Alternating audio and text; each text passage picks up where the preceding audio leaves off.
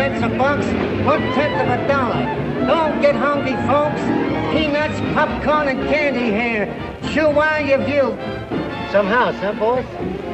Before they see SB Force's new Dixie nitroglycerin, they only break down the door. After they see her... Crowds just like they used to have when this was an opera house, huh, boys? Grand Opera brought crowds like this into this lobby. Girls, that's what the public wants.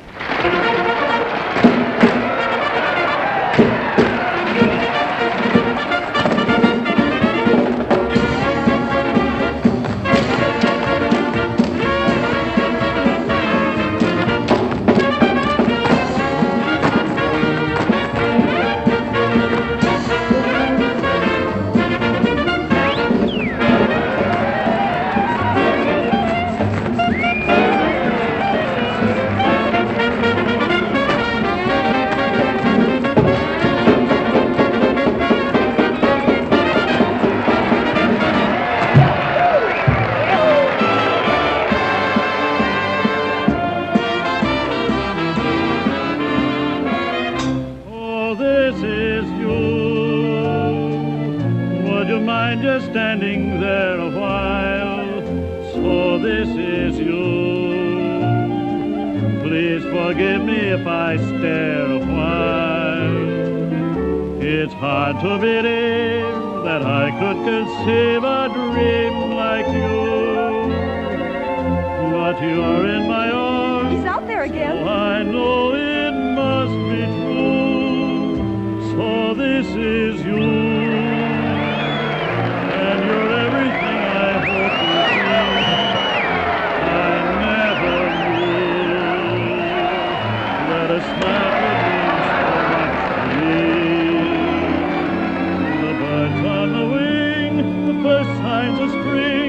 Moon above, all this at last, my love, is yours.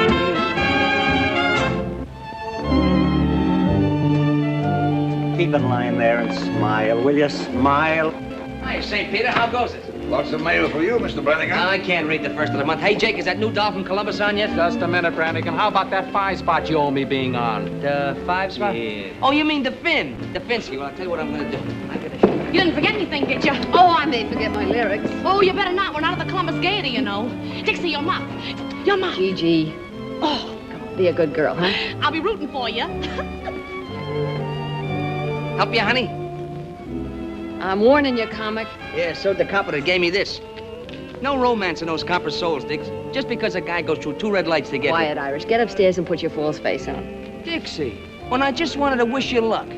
That's okay, comic, but keep it at a distance.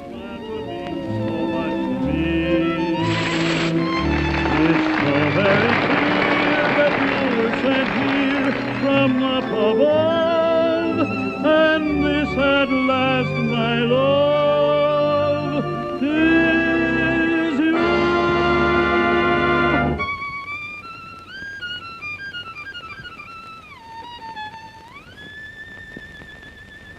Beautiful, Junior, but it's not for me. Come on and give me heat, 'cause I don't like my music sweet. I want to feel my impulse beat. Take it off the E string, play it on the G string. If this gives you a thrill, it's happening much against my will, and only 'cause I've caught a chill. Take it off the E string, play it on the G string.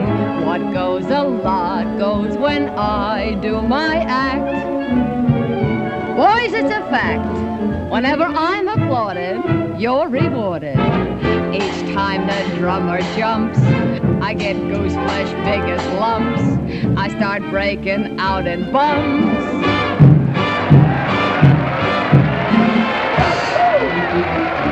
Brother, I'm making my eggs and bacon, earning my pay just by shaking this way 4 shows a day. Was when crime was if you stole some dough. Now that ain't so, 'cause if you lack attire, it's the Black Mariah. Lady Godiva. I know what you're waiting for. Been waiting a week. And I've a mind to do some more. I'll stick around. But I don't want to break the law. 'Cause listen, brother, I've got a mother, old and gray. But she's a Lulu. I support her this way, 4 shows a day.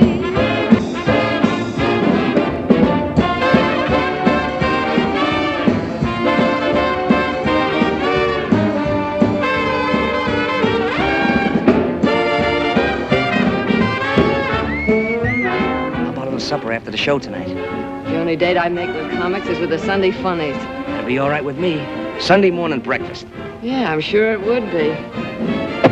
Hey, you forgot to take your hand out of that one.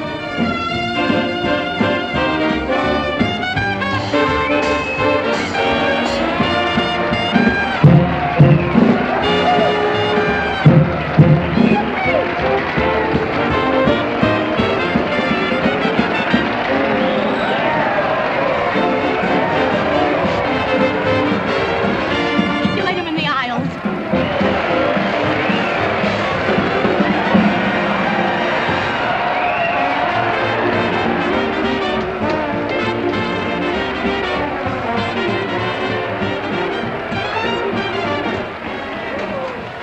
They'll never let her off that stage. Gee, you work fast. Nothing to it, Mandy.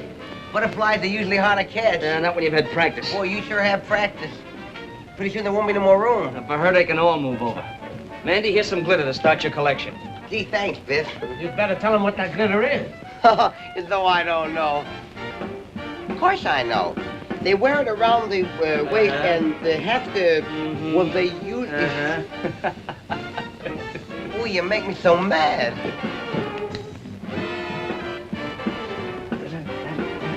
Da-da-dum. Da-da-da-da-dum. Da-da-da-da-da. Boom. Da-da-da-da-da. Boom, boom. Easy to call you, Dixie. Night, darling. Makes me want to leave the wife. Come for a couple lessons. That worm's lucky he did run away. Wait till I slap his face in the pickle persuader. They'll find his jaw on Staten Island. Yeah? What? What did I tell you? With diamonds in your hair. An SB Force personally grooming you for stardom. No thanks to your first comic. Oh, Fossey, are they all alike? Don't you ever make a new one? Not with comics, only with girls. And only SB Force can do anything new with them. Then I guess it's up to me. And I'm just the gal to enjoy the job.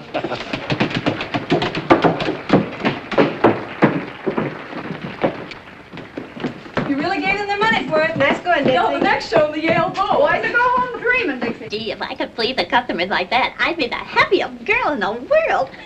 That's what keeps me young and beautiful, Alice. Don't we get any congrats from the Golden Voice Goddess?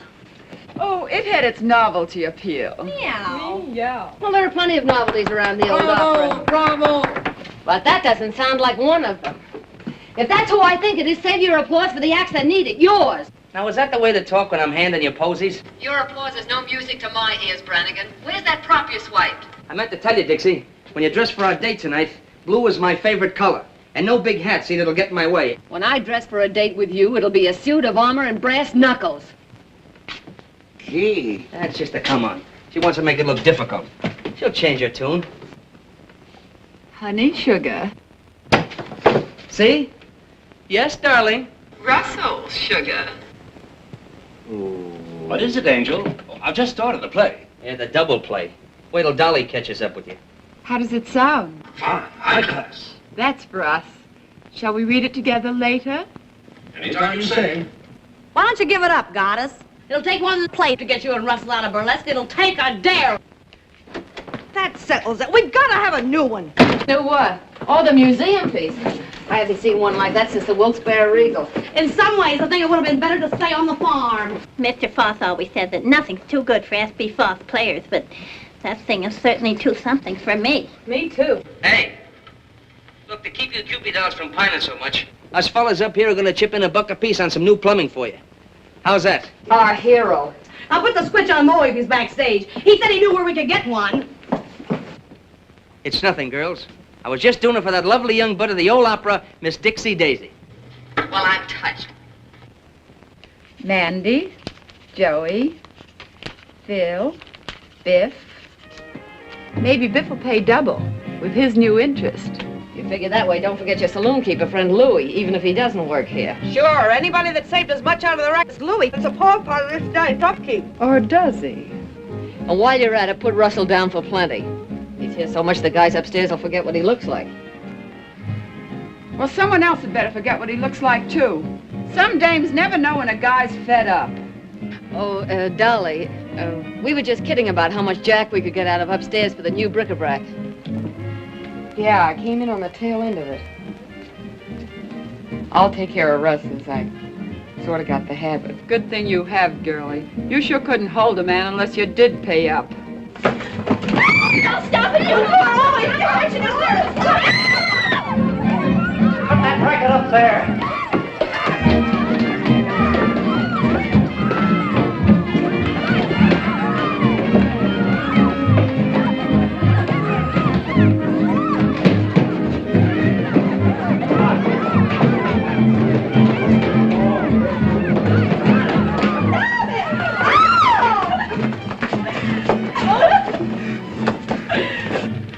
Oh, my vocal cords, my voice.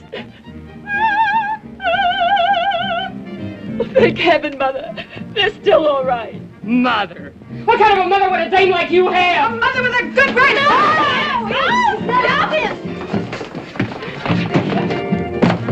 There's a package for you boys. Don't open it till Christmas. Ouch! Light him again, Dolly. Take her upstairs. Quiet, there's a number wrong with it. Oh, you look what crawled out of the antiques. Hey, what are you burning, that ground bird seed? We ought to put those two down in the basement with the rest of the crop. Opera singers didn't mind it, but burlesque artists, times have changed. They ain't got no manners. Think they're better than an honest man that works for a living and don't pose around on no stage. Excuse me.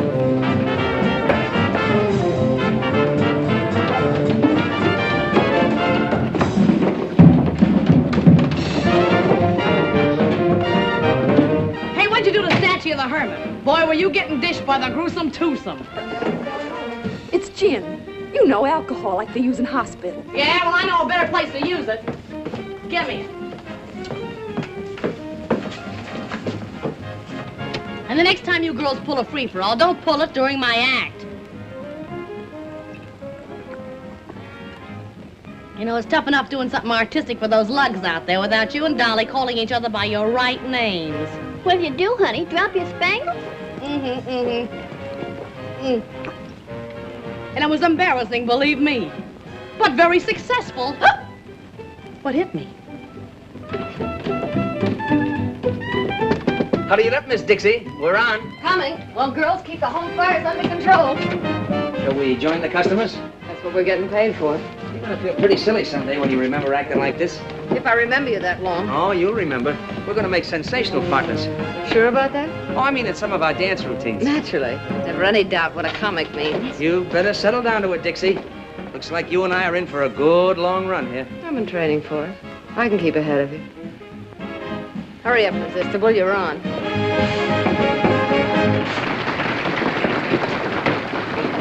Give me that.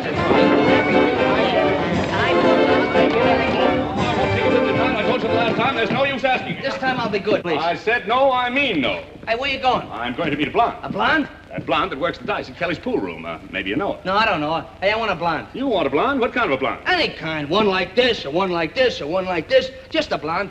Hey, how come you have all the luck with the girls? Because, my boy, I have something you haven't got. Oh, you got a magic thing there, a See secret this weapon? little article? All I have to do is wave that little persuader under the lady's nose. She gives me anything I want. Anything? Anything at all. Hey, sell it to me. Well, my boy, that's a very valuable article. My price would be $1,000. So long.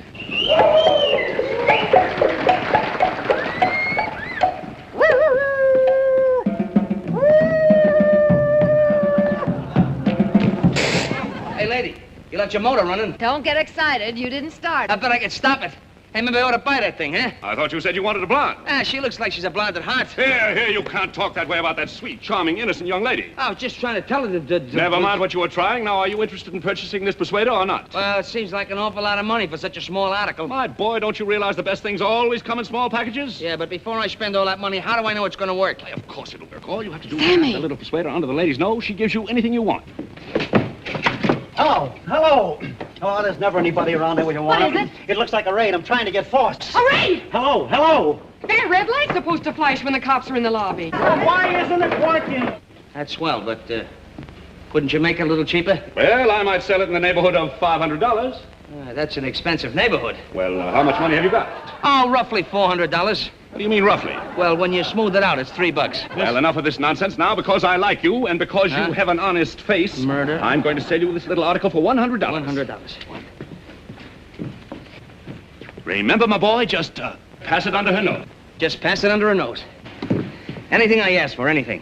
Now you've done it. They heard that hand you got way down at the police station. Something smells fishy around here. Why wasn't that light on? Because somebody didn't want it on. Look, cut as clean as a whistle right here under my nose. And by somebody who... Give me your money. When the lights blank out, make a break for the cold shoot. Know where it is? I don't hang around the same parts of this theater that you do. Give me a kiss. In the cellar next to the vacant room and cut the end of the blackout. Not a chance, Brannigan. I've been saving up for this all evening. Hey, wait for me.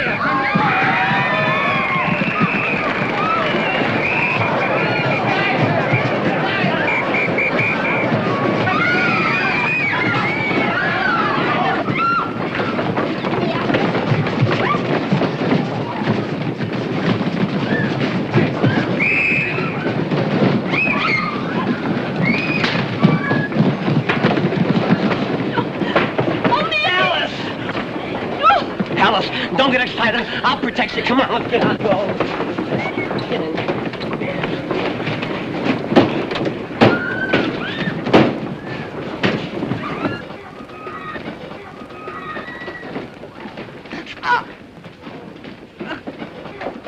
What's going on down there? Okay. Come on. On your feet. Get up. Get up, flathead! You're going your black feet!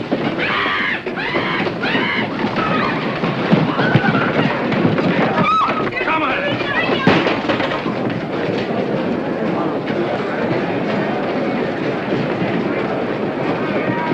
Wait a minute! Stop it! Pull up the curtain! Stop it! Don't fight! Excuse me! I'll fix everything! Be calm! Be calm! Be calm, I beseech you! Stop it! Stop it! Don't fight! Be calm! S.B. Forces never let his actors down. And you are not riding in the wagon. I, S.B. Force, out of my own pocket, have hired limousines to take you to jail. 3 cheers for Force, our boy. Yeah, he came just in the niche of time. Fall in! Well, you didn't have to. Didn't have to what? Nothing, never mind.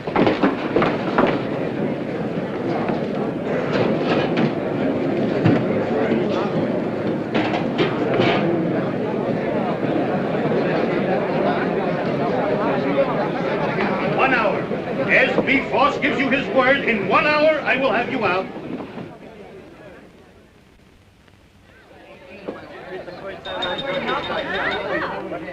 I said 1 hour, didn't I? Well, here we are. All ready for our little snack of steaks and champagne. What else could the cops do when not one of you did anything to warrant such a ignoble act like that raid?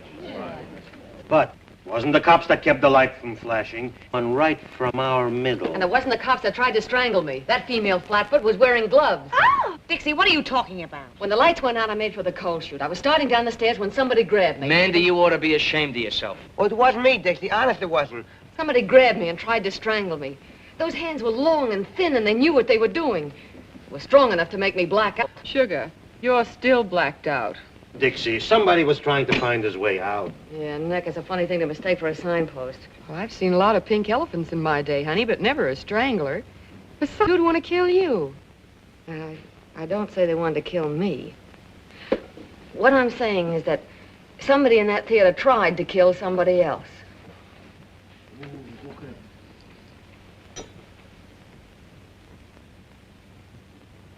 Maybe somebody does want to get rid of somebody else around here. Just what do you mean by that? I mean that 3 people get crowded at a table for 2. And when some people get crowded, they push.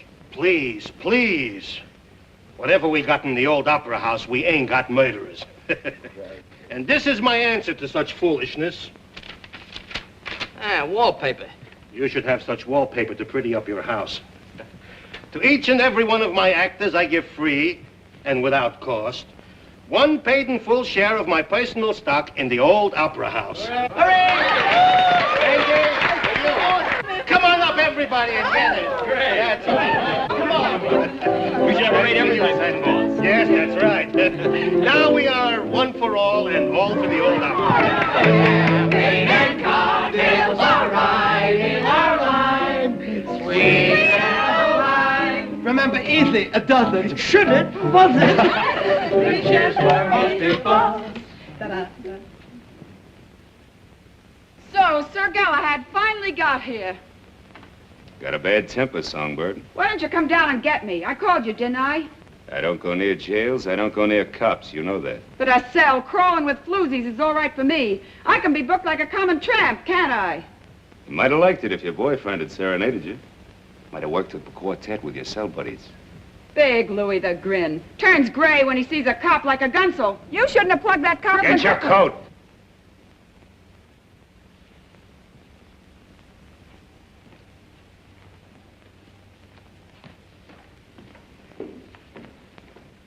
You won't get too lonesome for us, will you?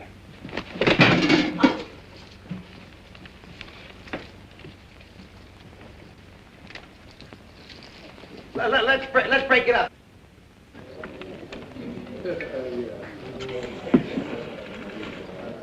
Needed that, didn't you? Don't worry, the cops haven't got anything on you yet. When they do, they'll catch up on a lot of things. Won't they, Louis? I don't know, will they?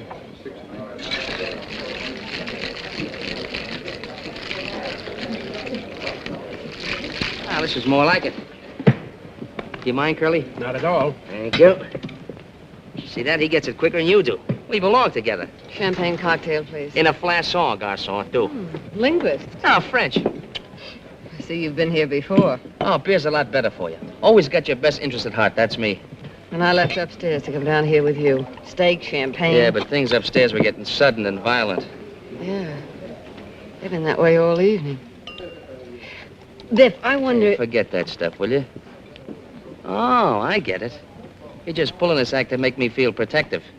Don't you ever figure on anybody telling the truth? Not burlesque dames. They're used to wriggling out of things. Did you get that one? Dixie, tell me something. You tell me. Who'd want to close the old opera? More important, who'd be after me? Well, Dixie, I guess I'll have to confess.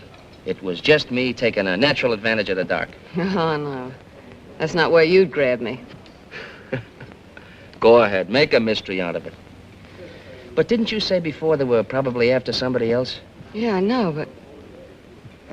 Oh, let's get out of here and get some fresh air. I want to think this thing out. If you'll promise to think something else over first. We're on that track again. Dixie, I don't get it. I've always gotten along before. Is it the set of my shoulders you don't like? The look of my eyes? No. No, your shoulders aren't bad. Your eyes are a pretty color. But... I guess what I need with you is a good four-leaf clover. Uh-huh. No, you need more than that, Brannigan. You're a comic. What is the matter with comics? I went into show business when I was 7 years old. 2 days later, the first comic I ever met stole my piggy bank on a railroad station in Portland. When I was 11, the comics were looking at my ankles. When I was 14, they were just looking. When I was 20, I'd been stuck with enough lunch checks to pay for a 3-story house. Now, they're shiftless, dame-chasing, ambitionless. I've got it. You're ambitious. Well, maybe I'd like to get away from comics. Maybe I'd like to be in a 4:40 show and have Sunday nights off. You'll do it, too, Dixie. You don't mean that. I can see it right now. Your name up there. What's your real name, honey? Deborah Hoople. Deborah Hoople. You think... Yeah, maybe just Dixie. Dixie Daisy and Broadway's latest hit. You know what I'm going to do opening night? Buy the whole first row just for me. Sounds nice, Brannigan. You'll see. Won't take long either. Come on, let's get out of here. Yeah.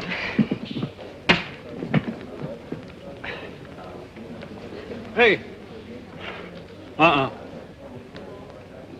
That's why I ordered beer. I said it was to your interest.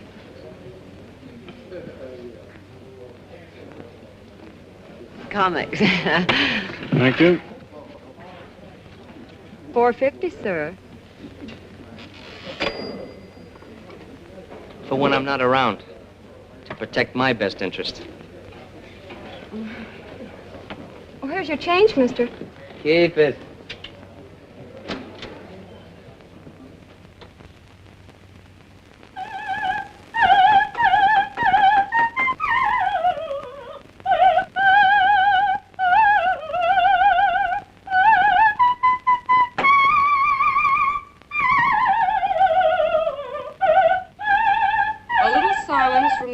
Tonsils will be appreciated. If the cops had heard her last night, they'd have used her for a siren. We artists all have to put up with jealousy.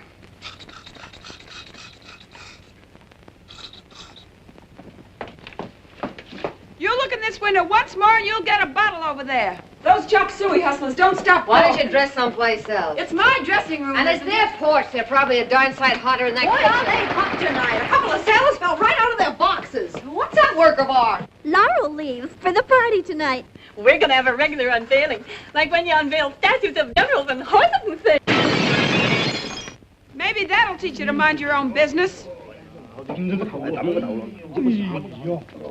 Not that it matters to you, dames, but someone had to teach them that a lady's entitled to privacy. You'll get plenty of privacy if that waiter's hurt. They have laws for people like you. Oh, yeah? Who gave you a cue? Stick to your own business and I'll stick to mine. Stick to my own business? That's a laugh. I've stood for your knives in the back to keep a little peace around here, but I'm through. If you're not jumping on us, you're knocking out waiters who wouldn't look at you if you were rolled in batter and French fried. And I'm through letting a corn-fed upstart get pushed ahead of me. Where does everybody get the idea you're so hot? Maybe the customers get the idea. You can have these customers. I'm getting out of this grindhouse. Are you decent? Oh, I wish he wouldn't say that. It sounds so cheap. Molly, let me help you. Oh, it's Get another Bo Brummel. Hey, is that good, that bow business? It ain't hot, is it? What do you mean, hot? I think of this pal of mine I used to work with in the old days. When we got legitimate, he took up plumbing. And what do you know? He gives me at wholesale. Good. And what's more, I saved you plenty by installing it personally. Just look at that. Just look at that. Ain't that gorgeous? Why, it's got class enough for the Queen of Sheba. Now, you'd really have something if you had a whole suit to match. Sweet. Come on, everybody down for the conga. You, play with that thing later. Come on, everybody. Come on. What's the matter with Sammy? Sounds like he swallowed a file. Probably so, because we didn't ask him to the party. Probably won't even have a party with Mother's darling throwing bottle grenades at the food supply. I'll try and smooth things over while you girls hand out the allure. Hey, Dix. Yeah?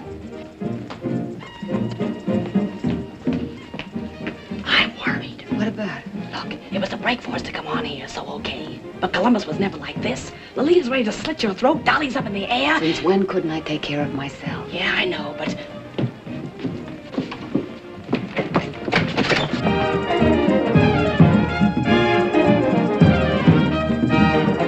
We almost got him that time.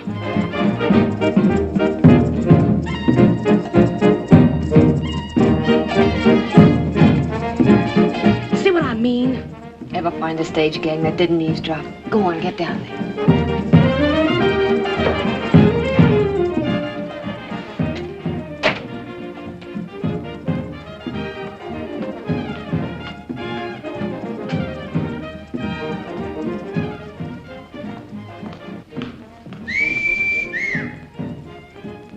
Now, was that a sight? I ask you. Hold it. If they could get moonlight on that stage, Force would be a millionaire tomorrow. Where you off to, Miss Venus? I'm on a peace mission. If you hear any screams, tell Force to hire a new woman. You won't lose any arguments. Not looking like that. You won't have time. You know, if this were real lasso, I'd drag you up here like a calf in a western. Only no calf ever had a hide as pretty as that. What would you do when you got me? You've had a little trouble putting the brand on so far. Ah, that's so far. After a sight like that, my Irish ancestors would rise up in their graves if Brannigan missed the bus. I hate to disturb your ancestors.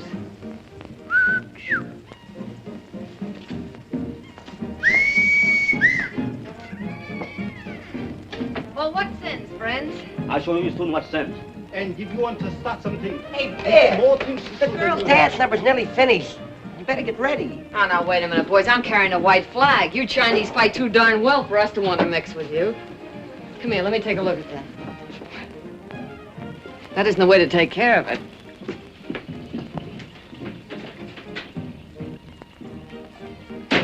You go back. We have nothing to do with you. Yeah, we'll have something to do with this. Here. No dinners? No more dinners, ever, no. Oh, now, look, we have to put up with enough with that dame without her starving us out in the bargain. She was born with an axe in her mouth. She ought to be put out of her misery like a mad dog. Come on. Tell me you'll bring us our dinners and I'll smooth your divorce into giving you some passes. Things getting a little bit difficult for you, Biff? Yeah, Mandy. You know how it is. Sometimes these things take time. They sure do. You gotta plan it out. Sometimes you finagle them this way, and other times you finagle them that way. That's why I like sweet dumb girls like Alice. No finagling. We'll bring the dinners. Strike the spirit and don't spare the ice until that's better. See you later. Wait a minute. Ginseng root. You eat it, makes you live a long time. Thanks. Thanks a lot. So he slips you one of those never die things, huh? Yes, Mr. Brannigan. It's a charm to ward off the evil spirit.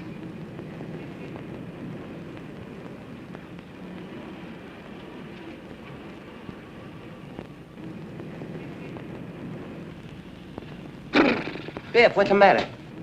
That was my ancestors rising up in their graves.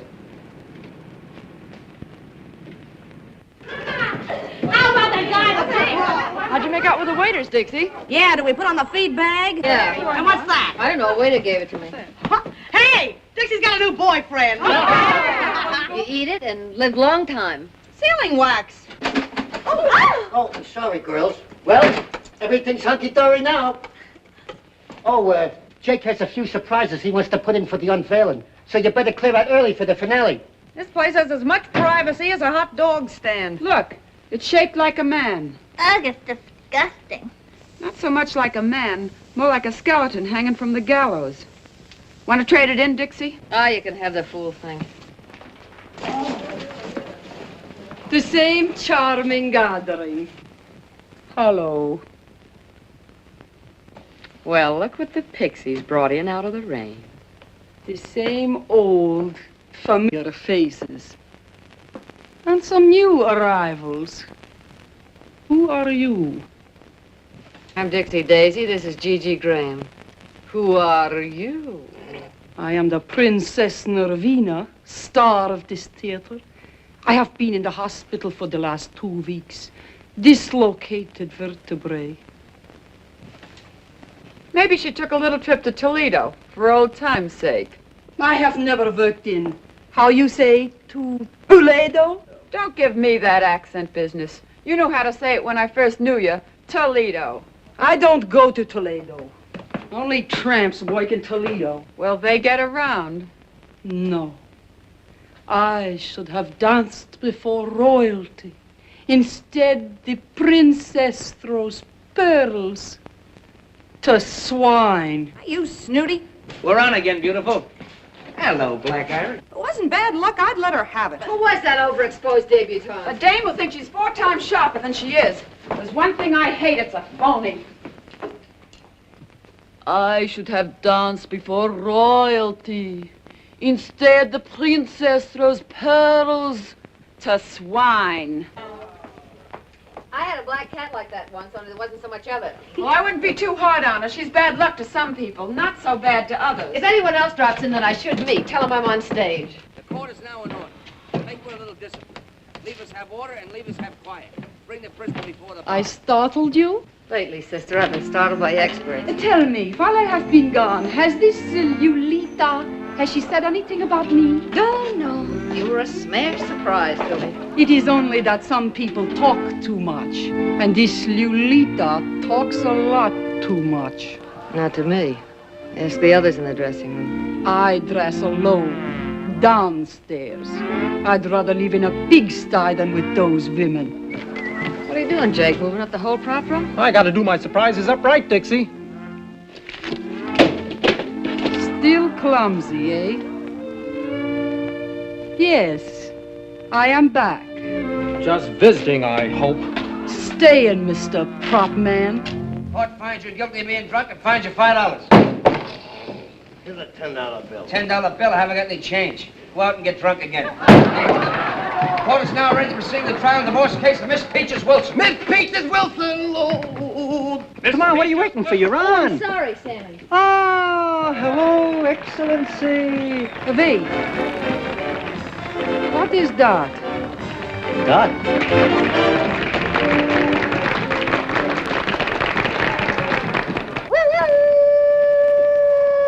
Timber! She does what you do. I like it better. You two can trade notes at that wingding they're throwing tonight. Do you think I would go? I, the princess? Free drinks, Highness. I might come. Now I want to see Mr. Foss. Is he here? Right in the same old rat's nest. Want me to tell him you're back? Tell him to come to my dressing room. Yeah. Child? Want to get a cigar? I'll be back right away. Come, Miss Peaches. We want the truth. The what? The truth. Oh, that old thing. Were you ever up before me? I don't know. What time do you get up? Now, Miss Peaches, the facts of the case are clear to me. You plead guilty or not guilty? Don't you think that's a rather personal question? Oh, you'll have to tell him. Why? Why? Why? Because according to the Constitution of the bylaws of the state of Tacoma, Section 63, Upper 7, car ready to fall, leaving for South Mississippi at all points where it's distinctly said, it all I hold you in contempt. I don't like you either. I don't like you either. Well, I don't like you either. Enough of that. Who's the carpenter with a hammer? How dare you refer to me as a carpenter? I am Justice. Yeah? Well, I'm Justice, too. Justice who? Just as good as you are.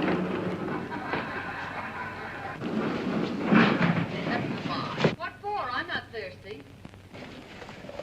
Hey, Louie, you know something? Them girls is lucky they know a couple like us. I bring in the fancy gadget, you roll the kegs. We're running this party. Yeah. Where you going? Back in to get the rest of the beer. That's all you're gonna get. I told Charlie to take it easy on the free drinks from my pals. Sure, Louie. Sure. Step aside. It's all dark and withered. Some gentlemen are passing.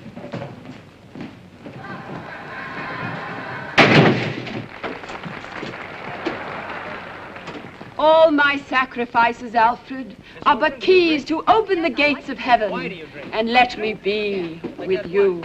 I'll bat him in the aisles with that one. I feel it. Here. says here in the complaint that you hit your husband over the head with a frying pan. Blacked both his eyes. Coming, Sammy. Hit him in the leg and scratched his face. Why did Some people don't learn easy, Songbird. Now, don't do it, Louis. Gotta take a lot of lessons before they sign. Now, don't do it, Louis. Quiet! Just kidding. You're terrific, Louis. No, it's so rough and tough as Big Shot Louis the Grin. When he's bad women and pushing guys around.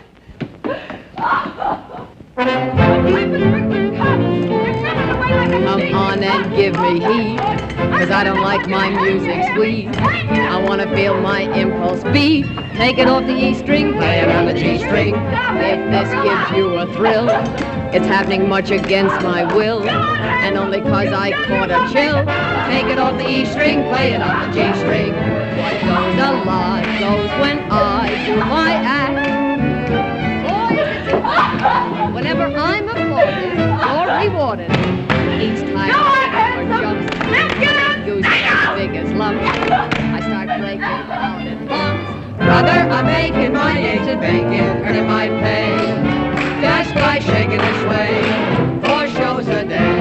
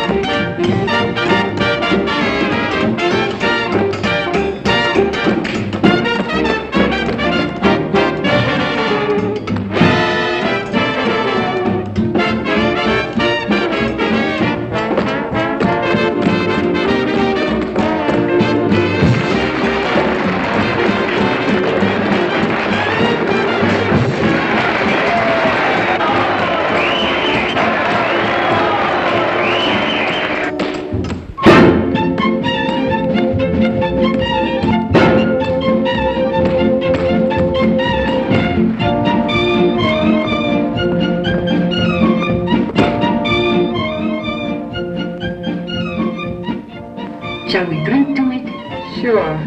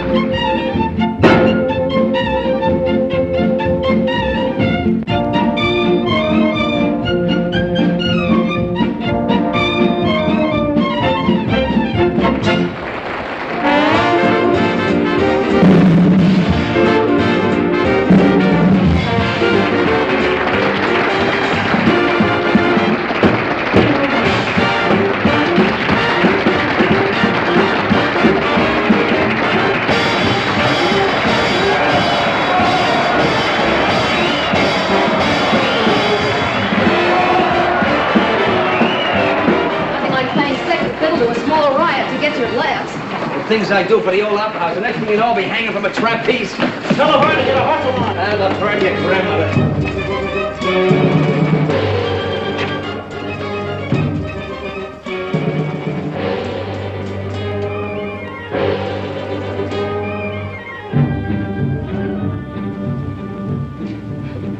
Jake must trust you comics as far as he can throw the prop room. What's up now? Oh, that sealing wax from the box the waiter gave me. He's got it on the catch of the door. Sometimes I think you don't have the right respect for your fellow workers. Maybe I ought to try Louis' masterful touch on you. Good thing the goddess didn't hear that. Hey, Sammy! Hey, Sammy, the prima donna isn't up here. Oh, what the deuce. She can't miss this number. It's the finale. Look, Stall. You have to stand on your heads out there to keep them looking. Stall. That dame causes more trouble around here than a forest fire. What do you mean she isn't here? Have you looked? Yeah. Look out, Jake sealed her. Oh, I know. If I wouldn't. Look. Around her neck. It's her G-string. It ain't there for an ornament either. Force. I gotta get Force. Best get the police quick.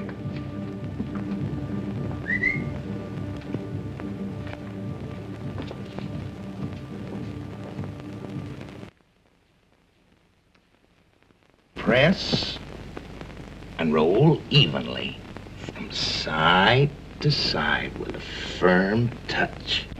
Without making a detailed examination, I'd say they were the same. Now, the first finger of the right It's the hand... finger I pressed against the wax. I was... Hey, you're holding up the parade. And what a parade. The only thing missing is the elephant. Is that another limb of the law? Don't worry about him. Save your explanations for his nibs. He enjoys hearing them. Miss Daisy, isn't it? Yes. I'm Inspector Harrigan. Sit there, please.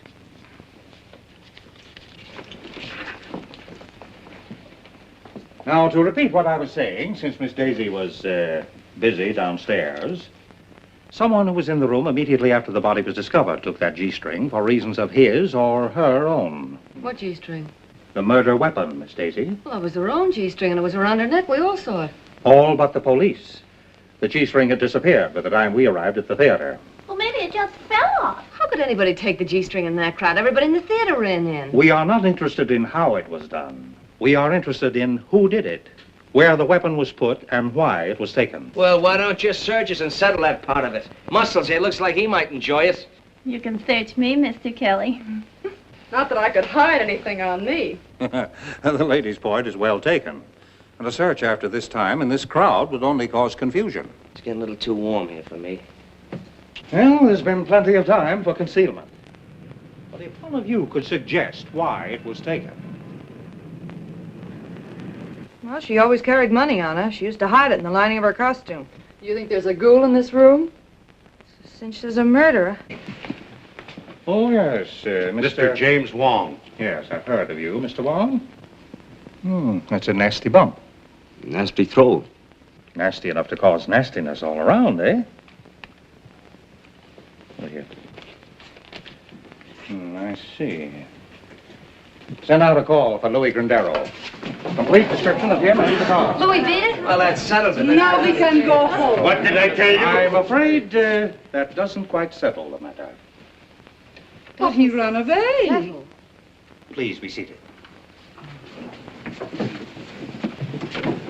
Grindero took his car and as much cash as he had in the saloon next door after receiving a call from, Okay, so I called him. When we was in the rackets, he did me a couple of turns. All I did was tell him she was dead. I don't care how Louis knew about anything. I know Lolita was so scared of what he was going to do that she was taking it out on us. I know he started something and He's got his promised more. reasons. He's scared of cops. The pen tore something loose in him, and ever since, he knew what they would do if they got him in again. He may or may not be guilty of this murder. He'll be examined as thoroughly as any of you when he is picked up. But Lolita Laverne was murdered between the time she came upstairs after her quarrel with Grindero and the finding of her body. Before I went up at the end of our act. Perhaps. During most of that time, the room was cleared. But the murderer had time to strangle Laverne, break Jake's seal, and replace it with one of his own. I know she wasn't in there when I put the seal on. If she had been, I'd have said something. Let us hope so. Well, do all of you still remember exactly nothing about your own movements or anyone else's? Oh, yes. Yes? Yes, Miss Angel? Well, once I went to the water cooler, and I was all alone. Yes? Well, don't you see? See what? There was nobody with me. Anybody could have gone up. Even you, Miss Angel. Oh! Oh, excuse me. Well, it all adds up to this. The stagehands could wander about the theater at will.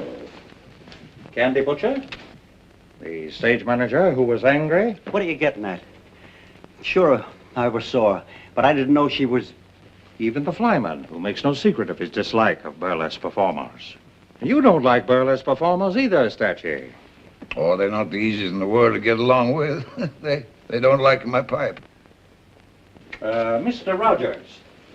Yeah? Where were you? I was first on for the finale. Before that, I was dressing. Mr. Brannigan, could you put that away? Oh, I can't do my thinking without this. Seems I can't do mine with it. Okay, I'll turn my back. Where were you? Me? Oh, I was just up and down. Up and down the stairs, indeed. I didn't say that. Did you mean it? I didn't say I didn't. I was up and down.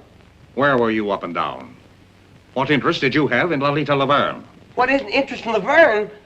Goodness. When you were up and down the stairs. I wasn't up and down on the stairs. I was up and down on the floor.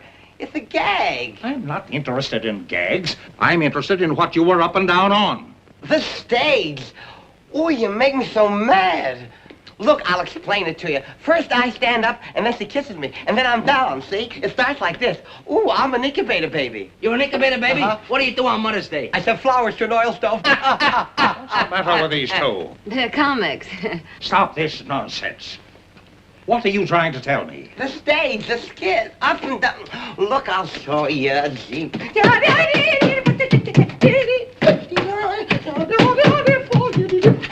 Stop this! Nonsense has held up the whole investigation. You've driven more important things out of my mind. You see, where was I? Oh, yes, Miss Nervina. I am the Princess Nervina, and I was in my dressing room until I hear the excitement. Is that so? Well, why didn't you ask her about Toledo? Laverne was always making cracks about Toledo. Making cracks, period. I told her I had never worked in Toledo. That is the truth. Is it not the truth, Mr. Foss? Isn't it? She never worked in my Toledo theater with Levine. As for cracks Laverne make, it is as this person says. Cracks, period. The cracks she make to her were enough to start a fight. Yeah? Well, I was mad enough to take a poke at her. And I'm mad now. You took a poke with a nail file, our report shows. Well, I grabbed at anything I could lay my hands on. That sounds natural. But a nail file, that could be used to kill a person, couldn't it? Sure. And if the weapon was murderous, the attack might be considered murderous, mightn't it? Wait a minute. You're running words around me like a brush fire. Not words, Miss Baxter. Facts. I'm not responsible for the facts. Mr. Rogers was responsible for the quarrel because of his interest in Miss Laverne. We hope to produce a play I obtained on a legitimate stage. Our interest was purely professional. Miss Laverne threw a bottle at Mr. Wong earlier in the evening. You resented that. I was mad. I was plenty mad. Bringing on a quarrel between Miss Laverne and Miss Daisy. Which had been coming on for a long time. Put that in, too. She said Laverne should be put out of her misery like a mad dog. Is that true, Miss Daisy? Yeah, well, it was a figure of speech. An unfortunate one, seeing it was acted on so suddenly. Now I have something to say. Yes? We are all in the room after the body is found. I am next to her.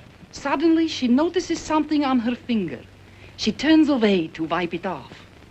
It is red. Like the wax on the door, I perhaps. thought we'd get to that.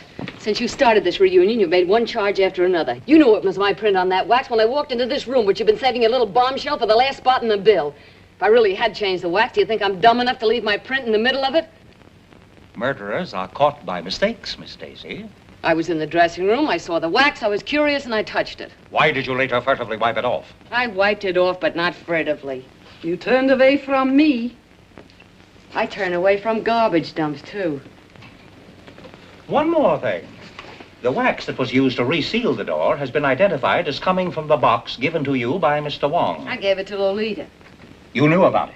Everybody who was in the room knew about it. I thought you were regular. I didn't think you'd try to throw the blame on us. I wasn't trying to. She and Laverne hated each other's insides. Her remarks have shown that. There are plenty of people I don't like. You, for one. But I don't go around killing them. I didn't say you did. I merely said that you hated the Laverne girl. That you were the only person admittedly in the dressing room during the time the murder occurred. That the wax used to reseal the door came from a box given to you. That your fingerprint was on the wax. And that you tried to take that wax from your finger without being noticed. Stop it! Dixie. Why, you two-faced snooper? Wait a minute, Inspector. There is some mistake. Inspector, there's a big mistake. Mr. Brannigan? You can't think this girl did that murder. Why, look at her. Sitting there, so beautiful and defenseless. Why, only last week she came to this theater and made more friends than a whole litter of kittens. Why, she couldn't any more... Miss Daisy is very beautiful, but she doesn't strike me as being either fragile or ethereal. Yeah? Well, furthermore, that woman wasn't out of my sight all evening. That's a silly lie. She just said she was alone in the dressing room. Well, while we're talking about this, why don't you give yourself top billing? You forgot to mention that you told us guys this afternoon that you'd kill Lolita if she kept running around with that Louis. But I loved her. I wanted to marry her. I loved her too much to kill her. Is there something you wanted to tell me, Miss Baxter? No. Didn't you want to tell me it's impossible for Russell Rogers to Laverne? No, no, no. Impossible because he's already married? Married to you? You're surprised that I know this. 2 years ago, when you were booked during a raid, may interest you to know your record was collected. We didn't want to make it known because we knew that Foss didn't hire married couples. Never loved me. Yeah, and what did you tell me? She wasn't crying the night she threatened to kill Laverne and me. Look at this. Those marks. She did that a week ago. Tonight I threatened to leave her. That isn't true. It's all lies. How long did you have to practice to make like such a heel? Please. This is the coroner's preliminary report. Lolita Laverne was poisoned. She would have died in 3 minutes if the strangler had not interfered. In other words, the murderer was so impatient he couldn't wait for his poison to take effect. Or, there are 2 murderers in the old opera house.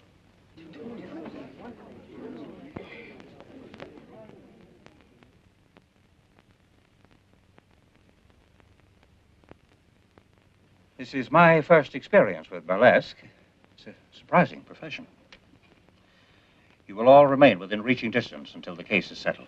Poisoned. If we can just get out of here, I don't care what happens. Baby! I thought there was to be a party tonight. Are we not to have it? That's what I like. The sensitive type. And this is one cookie that's not going back to that room till she's had a bracer. Not me either. I want to fix it anyway. Down in the prop room. Well, lead me to the prop room. I could use one, What is too. it? Where are you going? Biff. Biff. What? The picture of Laverne's mother, it's gone. Why, that's... Lolita's. I threw it out in the roof. Biff. Listen, Dixie, I found this in my pocket. Somebody slipped it there, but I didn't think they'd believe that. They aren't believing anything. So I backed up towards the window. Well, for once, a comic showed some brains. Get rid of it. Oh, no, Dixie. I couldn't do that. I've been thinking. I was a coward. Biff. This is evidence. Important evidence. This is the murder weapon. And they're bearing down on you. Do you think I could think of myself? I'm gonna turn it in. But if they won't believe you? I'll have to take that chance, Dixie. When I saw you in trouble up there, Harrigan putting you around, well... Yes, I know. You stuck up for me. It was swell of you. Maybe you changed your mind about me? Well, now, don't rush me. After all, you are a comic. It'd be swell to think you had. Maybe you're worried. Well, maybe for a few minutes you... Biff.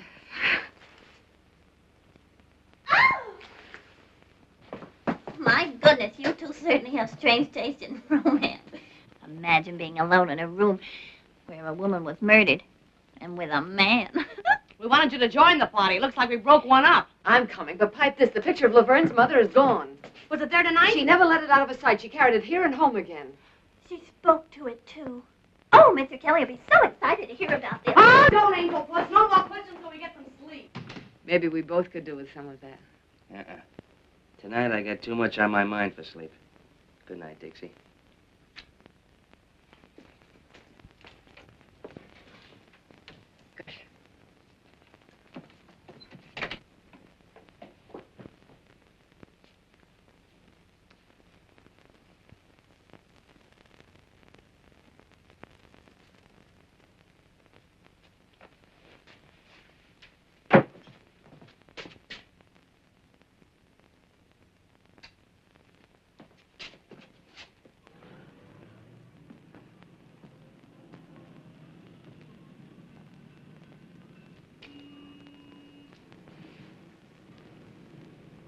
What you got in your hand there, bud? Oh, nothing. I just...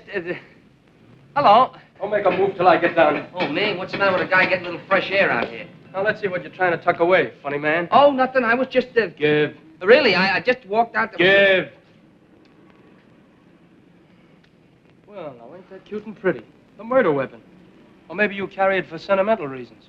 Why'd you kill Laverne? Now, ain't that just like a flatfoot? I found it in my pocket, planted. That's why I was looking for you, to give it to you. Oh, you found it. You were going to give it to me. Out here? Well, it's dark, and I had a look for you. Oh, you had a look, did you? Were you looking for me down the drain pipe? Do I look like the kind of a guy you'd find down a drain pipe? Maybe I wouldn't look in such a classy spot for such a dumb flatfoot as... The inspector's going to be plenty interested in a guy who tries to get rid of murder weapons. We'll just take a little ride down to headquarters. Oh, sure, we'll go down and see the inspector. Sure, that's why I was looking for you in the first place. Now, look, I'll explain it again. You see, it was dark, and I was looking for you. And I bent down to get a better look at the upstairs dressing room window, you see? My arm was hanging down by the drain pipe, and... What is that drain pipe doing there? I can confirm that, officer. I'm sure Mr. Brannigan only wanted to do his thing. He was so worried about important evidence. Well, I'm through talking. Go on. You burlesque people are on such a merry-go-round, you'll have me catching brass rings. This guy give you a chuckle, Dixie. He couldn't find a goldfish in a cold cream jar. You weren't using that drain pipe for a maypole. Oh, now listen, Dixie. I was just... Oh, well. Maybe that little kiss was worth it. Good thing for you. That's the last little kiss you get from this working girl. Maybe life in the electric chair wouldn't be so bad. Maybe you'll get a try. Come on. Goodbye, Dixie. So long, comic.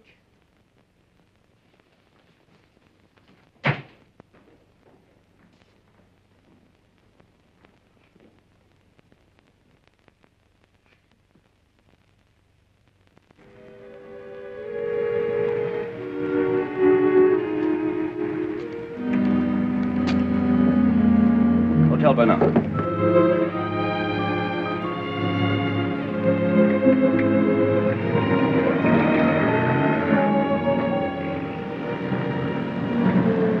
Taxi. Follow that cab.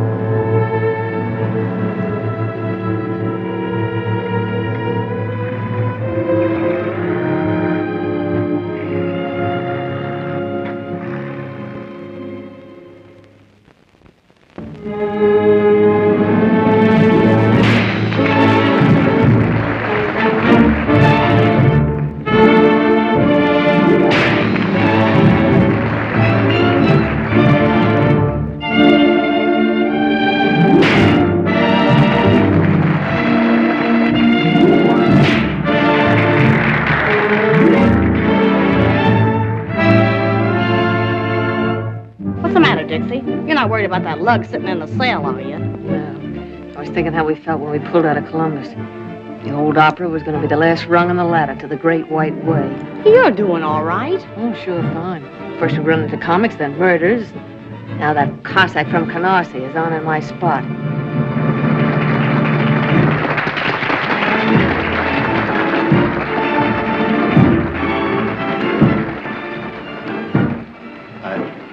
I was expecting you. Then maybe you were expecting my 2 weeks' notice. On second thought, no notice. Sue me. Is it so bad? Listen, I'm not working burlesque for laughs. This little girl's got her way to make in the world. When you brought me here, you promised me the moon. Now I'm getting green cheese and not liking it.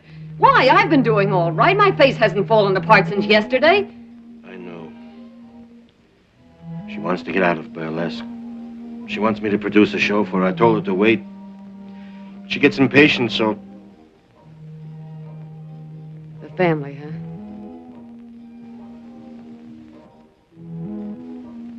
So that's the fire that started in Toledo. She went to South America and then she came back. Letters, canceled checks, copies of... Yeah, I get it. Dixie. I don't know what to do. Don't worry. Everything's gonna be all right.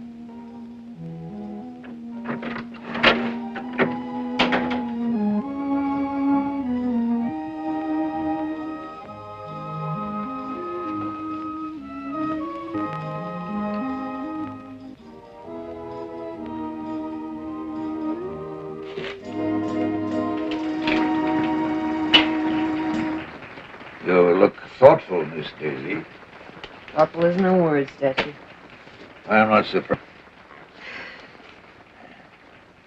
Every day's more and more trouble around the old opera. Not like the old days, huh? Oh, we had trouble then. Not murders, maybe, but I could tell you. Don't you ever look at the labels? After 35 years, I know what box belonged to. And one for Miss Daisy. Yeah, I suppose we are the oldest things in the theater. The box, the hermit, and me. Another one from the old Guy in row 3. That a new wrinkle, Statue? In the old days, the prima donnas would get notes, maybe from one of the boxes, in dozens of roses. And after the performance was over, we of the company would wait and see the prima donnas go out. And there would be crowds and the wealthiest men in the city waiting in evening clothes and carriages. I was very torn.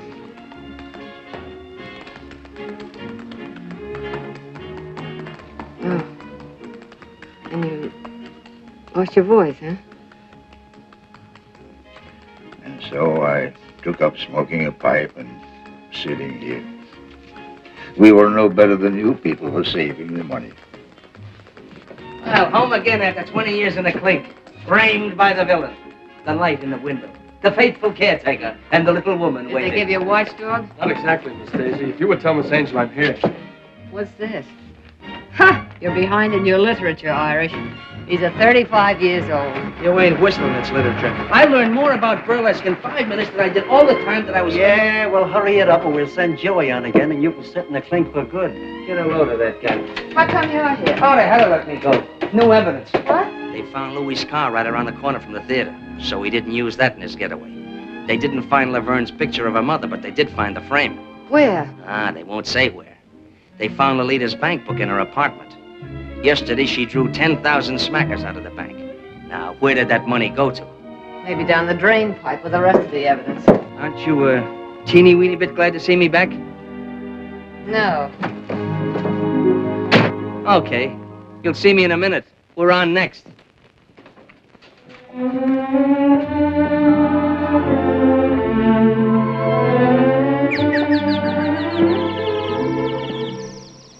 Imagine you being here tonight, Mr. Kelly. Everything is happening to me tonight. Tonight I do my first specialty. Well, I'll be right there to give you my encouragement. Oh, thank you. Of course, now I'll have to watch my weight awfully closely. Inspector doesn't like us to be candy on duty. After all, this is an important case. Please, Mr. Kelly, please don't talk about the murder. So gruesome. Who do you think done it? Well, it could be almost anybody. Oh, do you really think so, Mr. Kelly? Here are your pals. You want to huddle on some of those big discoveries? Come on, get up there. Okay.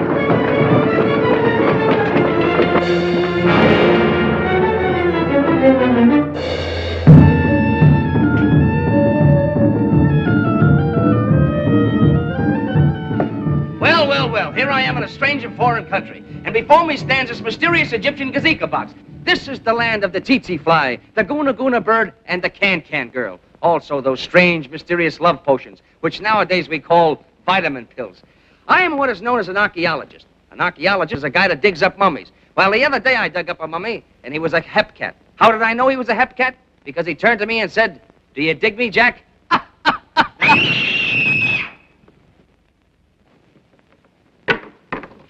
It's the princess! Another... Around the neck again. Bring the curtain down. All right, to the side. Look at it. Where'd that box come from? The prop room. Get in there. Oh, Mr. Kelly, don't leave me. Boss, somebody just knocked off the princess.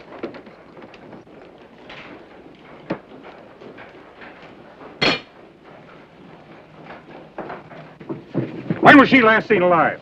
After her number, I guess. Inspector, could it be suicide?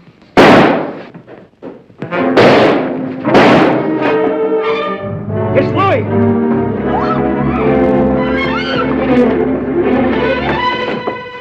Get back.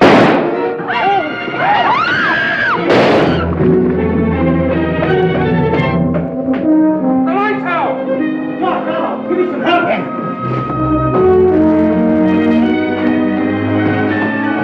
Put a spot on it. He was hiding in the prop room, and he got me first. Any other way out of that ceiling? There's another ladder over there. If you take them from both sides. Kelly, Bill, get over there. You're surrounded, Louis.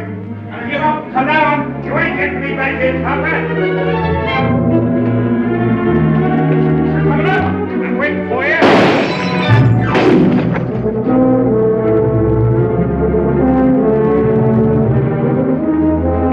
I didn't do it. I didn't kill her. Don't think you're gonna get me for it, coppers.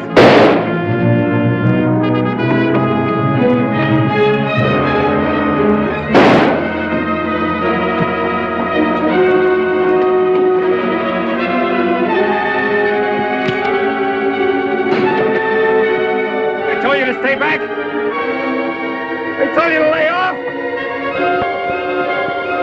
I told you you wouldn't get me.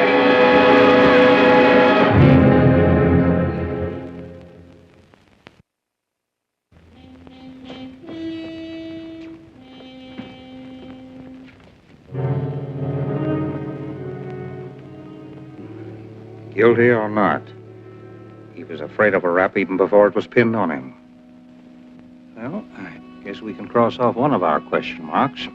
Or hang one more on our collection. Oh, don't look at me as if I were crazy. Put it down to women's intuition, but I'm sure feeling a chunk of it. Why should he kill the princess? If we knew all the motives in murder cases, Miss Daisy, there would be no mysteries. Besides, the prop room was locked. What's that? It was all right. If he was hiding inside, he couldn't have got out to kill the princess. Well, I guess we're going to have to go upstairs again. Round them up. Yes, come on, girls. Everybody upstairs. Come on. Hey, you. Upstairs.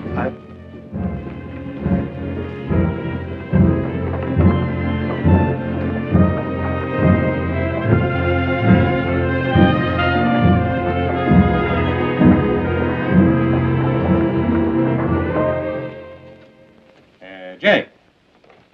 Yes, sir. Why was the prop room locked? Had to be. Why, only a month ago, a certain comic walks out with a bundle of my dishes that he says is laundry. Laundry. Why, that guy never owned more than one shirt at a time in his life. That's a lie. What's a lie? That you stole my dishes or you got only one shirt? Inspector, the way I figured is... Go on, Jake. Well, last night the prop room was open. Some of the liquor was stored there for the party, and Louis must have run in through the basement and ducked there. Then we trapped him when we went in for that bracer. And I locked the door when we left. He couldn't have got out after you left? No, sir. Well, seems like we're right back where we started. Well, Mr. Brannigan, too bad we didn't release you after this killing.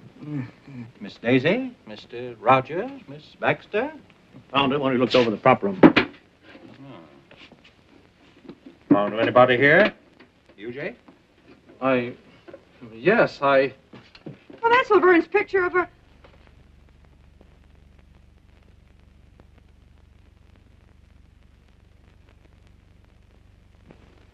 I found it. Honest, I found it like I did the frame, just after that ruckus about the body.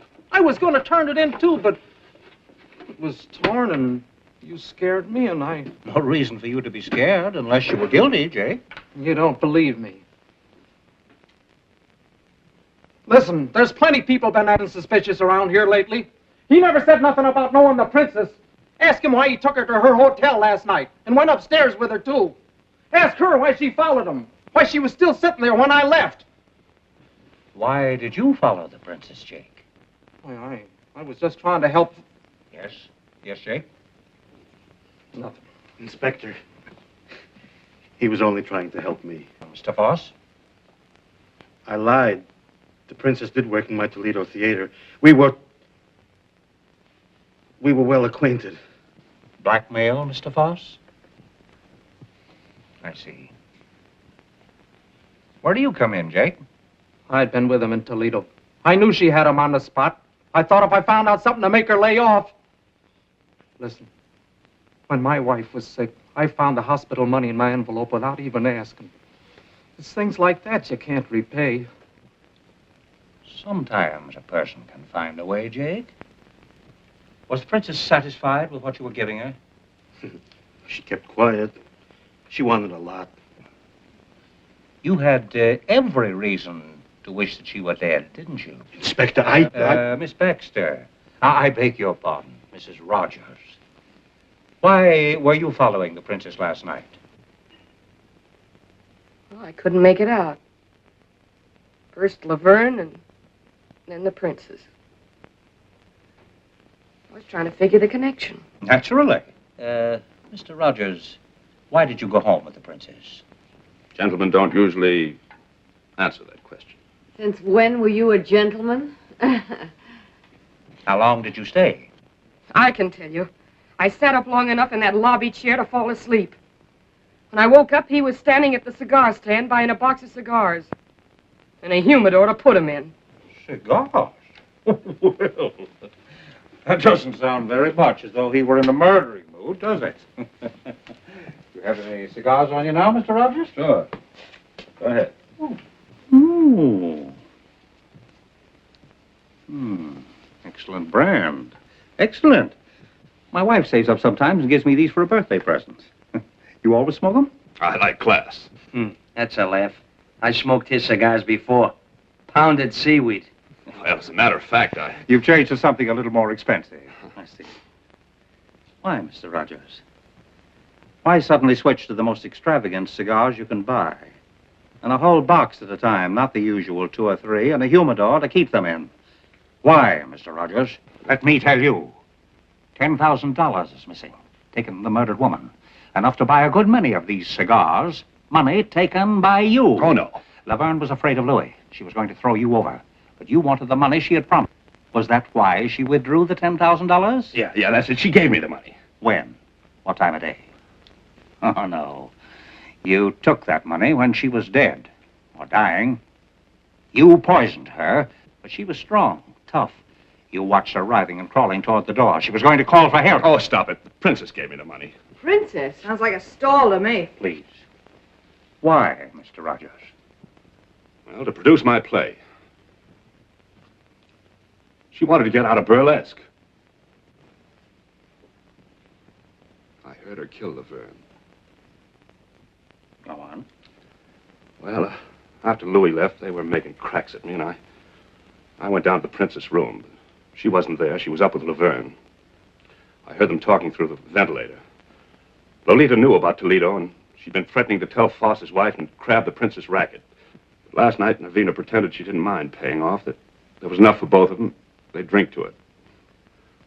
I heard her fill the glasses, and then Lolita gagged. You sat by through that? After a couple of minutes, I went up. The princess was coming down from the 3rd floor. When she left the room, she must have heard someone coming up, the strangler, and ducked upstairs. But on the way down, I saw her open the door and look in for a minute. Oh, don't you see? That's why she had to be killed. She saw... You, perhaps. Did you come up to finish her job? You knew about the money. Oh, Lolita said she had it on her, but it was gone when I took the G-string. I ought to scare your teeth for planting it on me. Well, I had to get rid of it. He makes me squirm. He's not a very strong character. Why should I kill the princess?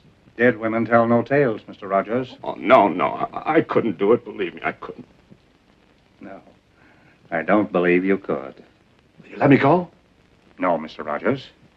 It's a very uncomfortable thing to be an accessory after the fact. Take Mr. Rogers down to headquarters. Book him. Russ! Oh, Russ.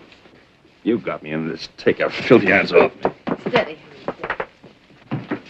Inspector, whatever I thought, well, I take it back. Well, it certainly makes me feel relieved. Me too. Well, I hope not too relieved.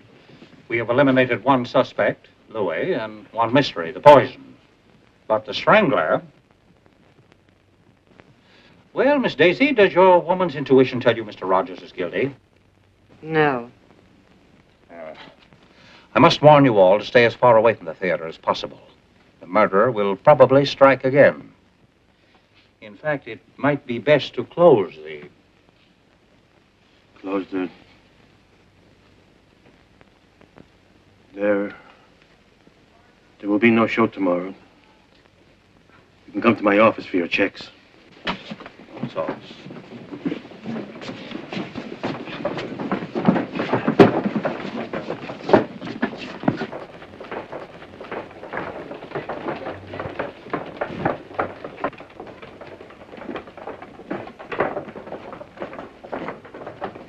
Wait a minute. I'm not exactly used to making speeches. It isn't my beautiful diction that gets me by in burlesque, but here goes. This murderer seems to have done pretty well what he tried to do. Close the old opera. First he pulled the raid, and when that wasn't enough, he really started putting on the pressure. Now it looks like he's going to get what he wants. And darned if I'm for letting him get away with it. Well, darned if I'm for sticking around to get strangled by my own beadwork. I've left a lot of jobs in my time, but I always stuck until the last kick in the pants if the job was worth having. And I'm not going to be scared out of the best job I ever had by a couple of ghosts. We're all stockholders, aren't we? We've got a right to protect our property. We've got a stake in seeing that the old opera keeps going. You know, once I thought I wanted to get out of burlesque. Now I'm not so sure. Maybe I'm not so snooty anymore. Maybe I just want to stick around with Gigi, and Dolly, Frosty and Jake and Sammy and Alice and Mandy and... Come on. Who's going to be the first to chip in with me? Dixie, I'm with you. Count me in. I'm with you, Dixie. Yes. We'll stick and stick and stick. And stick. All right, you're all bats, but I guess I'm bats with you. Well, I guess I'll get dressed. Yeah, let's go, man.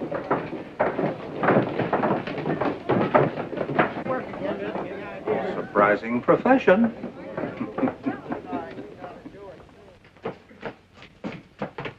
Don't hurry. Who says I'm hurrying? I'm not scared.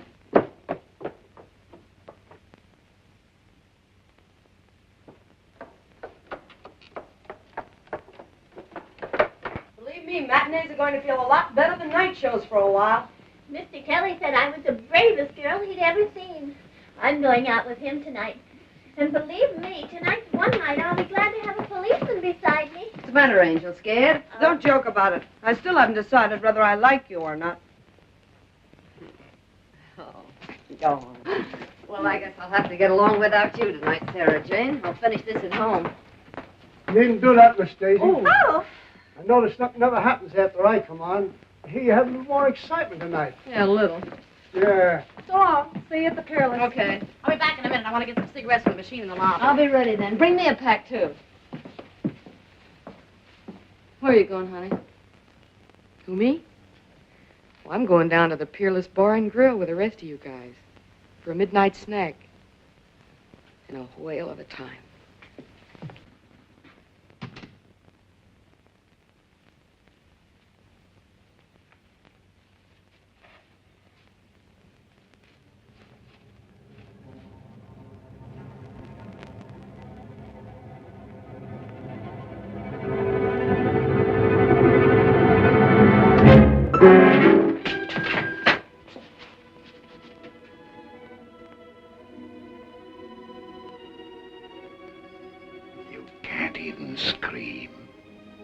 throat is tight. Your tongue is dry. A few minutes, your friend said. You're hoping there won't be time. It took only a few seconds for Lolita. A little longer for the princess, but she wasn't half dead already. And now, another lovely lady of burlesque, the loveliest of them all. I wanted to kill every woman on that stage, close the old opera. She'd gone forever. Once it was a place of glory. You aren't afraid of ghosts? I'll be one. Not so free with the murders, pal.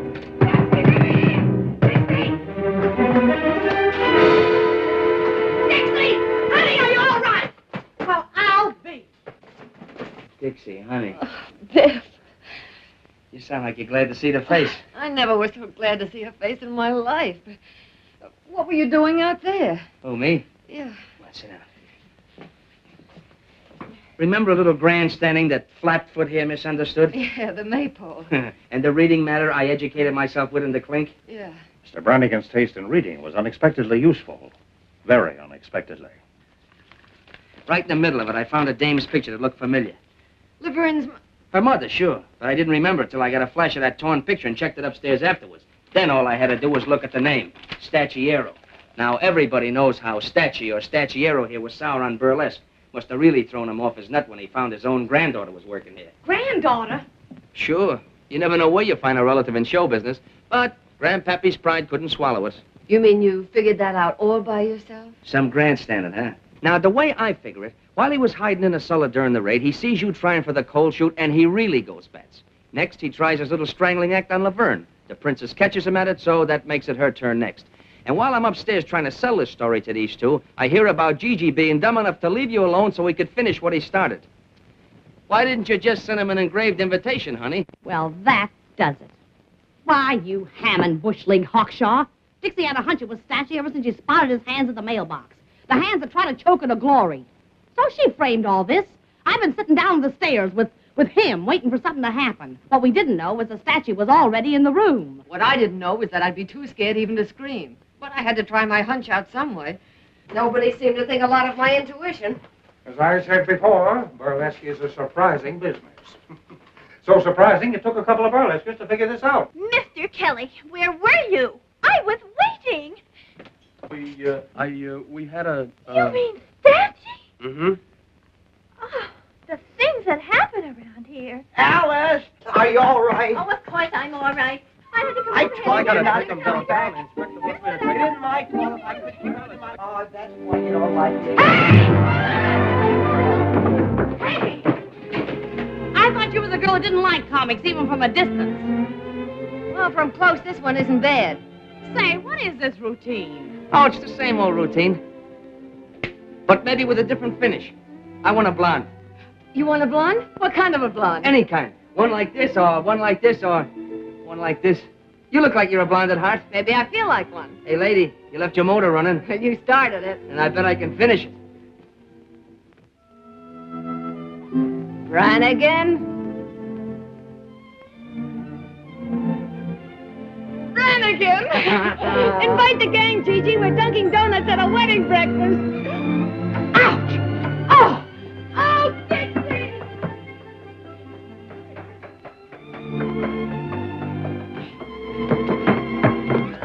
Look. Where?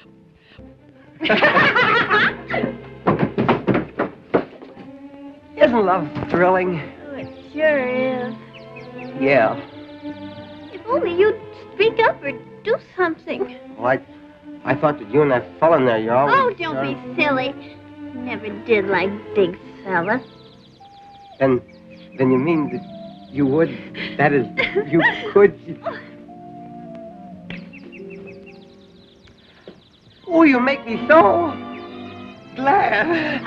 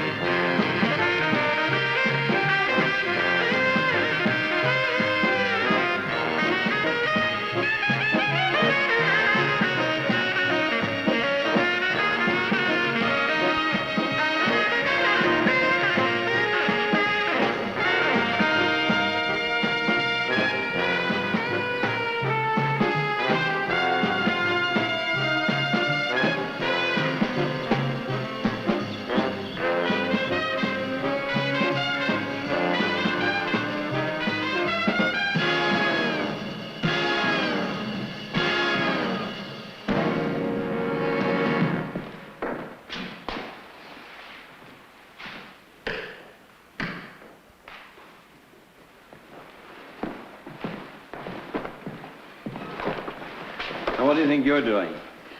Slide, slide, slide. I can't find those slides. They would start hiding now. Why don't you try your case? You put them in there 10 minutes ago. Look, this is no time for jokes. However, just to show you...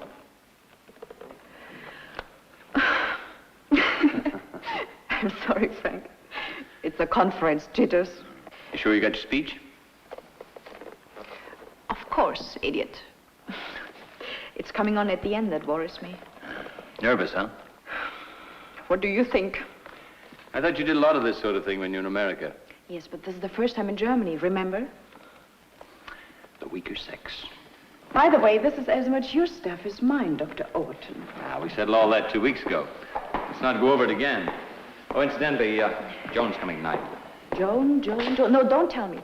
Joan. My wife. I'm sorry. I'm sorry, Frank. You're forgiven. Come on, the old man's waiting. Oh, I'm ready when you are. Can you imagine? The girl says she's nervous. I shouldn't be surprised.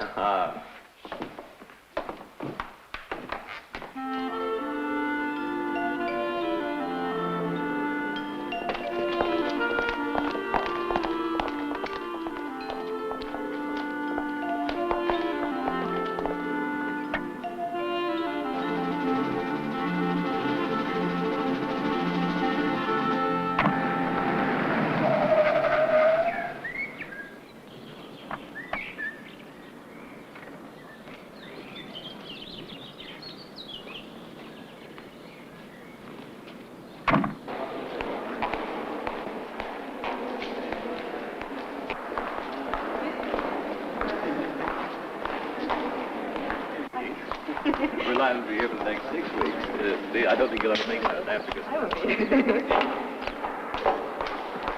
Well, there's the great man himself. Oh, it's a decent man. Hello, Robert. And you, Robert. Mr. Keith. And this, I'm sure, is our charming German colleague, Dr. Wieland. How do you do, sir? How do you do? I've heard a lot about your exciting work with Overton. That's why I came here to tell you what I think of it. Well, I hope you won't be too disappointed, Sir Keith. Park this for me, will you, Frank, and I'll catch up with you later. Right. I ran into Blazer the other day. Oh, did you? He was asking after you. That Bob is an old fool. He gives me a pain. Oh, forget him. Think of my worries instead.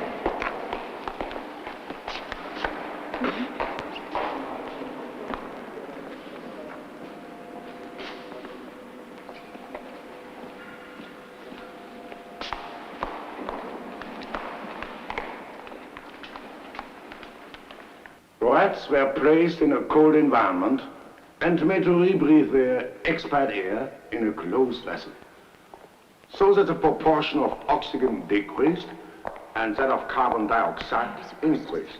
Right in front. Naturally, the body temperature fell to minus 70 degrees centigrade. As you might well suppose, the overall effect of this... Join us at the same time next week for Joan Overton's next interesting talk on current fashion. Well, Joan, my love, if you think that's a fashion talk, you should be hung, drawn, and quartered. Why? What's wrong with it? What's wrong with it? Telling all those nice kids to buy a good suit that will last years and just bring the changes on the accessories. It's positively immoral. Hello? How long have you had this cheap old rag? 3 days? And how long do you intend to keep it? Well, it depends if my loving husband likes it or not. He hasn't seen it yet. I bet he won't like it. Why not? Grow up, baby. Or do I have to make you a drawing? Oh, that. Oh, well, he's used to that. He won't mind. What makes you think so? I used to. Ah. You really think I've overdone it? If it were anybody else, I'd say yes. But as it's you... Come on, I've got my page to look after and it's getting late. Oh, let's have one for the road. You can't have. You can't go to a scientific meeting smelling of drink. You're joking. It'll be over by the time I get there. With any luck. Then why the finery? Female competition. Ah, now you're moving into my country. And what does that mean? Helen Wieland. Helen Wieland. Who's she? A beautiful scientist. The plot thickens. Come. Well, she was called in by the World Health Service. And Frank was asked to help her. And man, does she need help. I don't see Frank these days. What the hell do they do? Believe it or not, they stick chimpanzees into a deep freeze for a few months and bring them out alive. Both the parent chimpanzees have been deep frozen and kept in the cold store at a temperature of -80 degrees centigrade for 3 months before they were mated. We've been carrying out very exhaustive tests. None of the experimental animals have suffered any damage to the brain or major nerve centers whatsoever.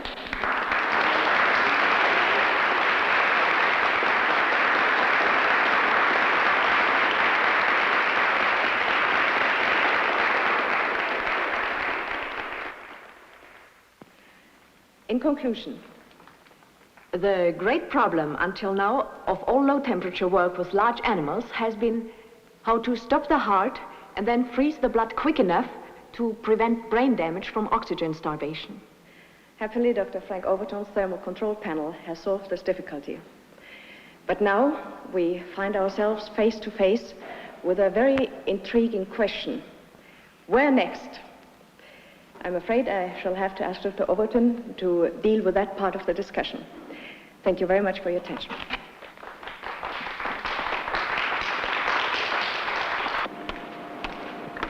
Oh, can you tell me where the low-temperature lecture is? First floor. Thank you. Excuse me, madam. Do you have invitation? Invitation? My husband's Dr. Frank Overton. Is that any help? That'll be all right. Thank you. Thank you. What's the maximum period of successful cold storage? Well, our maximum is 3 months, but in theory that could be extended to 3 years, 30 years, 300 years, just as long as you like. It makes no difference. They'd still come back as good as new. It's very simple, for where life is suspended, time actually has no meaning at all. I should like to know if you foresee any possibility of extending your experiments to the human animal. It occurs to me, for instance, that some of our aging politicians might welcome the idea of going into cold storage until the next general election. We'd be very happy to oblige the opposition, although I'm afraid they might like a trial or a test run first. Perhaps the questionnaire would like to volunteer to be the first guinea pig.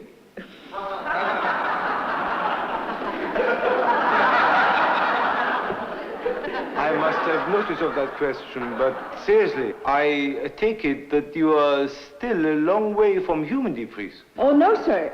You go ahead, you go ahead. I'll handle the brick bats. Well, the question is, are we still a long way from human deep freeze? The answer is no. We are right on the doorstep. Dr. Overton and I are convinced that we could take a suitable human being, freeze him, and revive him with all his faculties intact. All we want is a chance to show we can do it. How come you can throw no pain down here? We haven't any problem with the chimps. But you can't compare a man with Ladies and gentlemen. Ladies and gentlemen, I am sorry. But our time is up, and I'm afraid the fascinating subject of deep freezing the human animal must itself go into cold storage for the moment. It only remains for me to thank all our contributors for this very interesting symposium on hypothermia. You haven't noticed it. Haven't noticed? How could I miss it, darling? You get your drinks. I'll have a scotch. You mean a sherry? Oh, Frank, do come and tell. My voice is giving out. Very nice to see you again. Goodbye.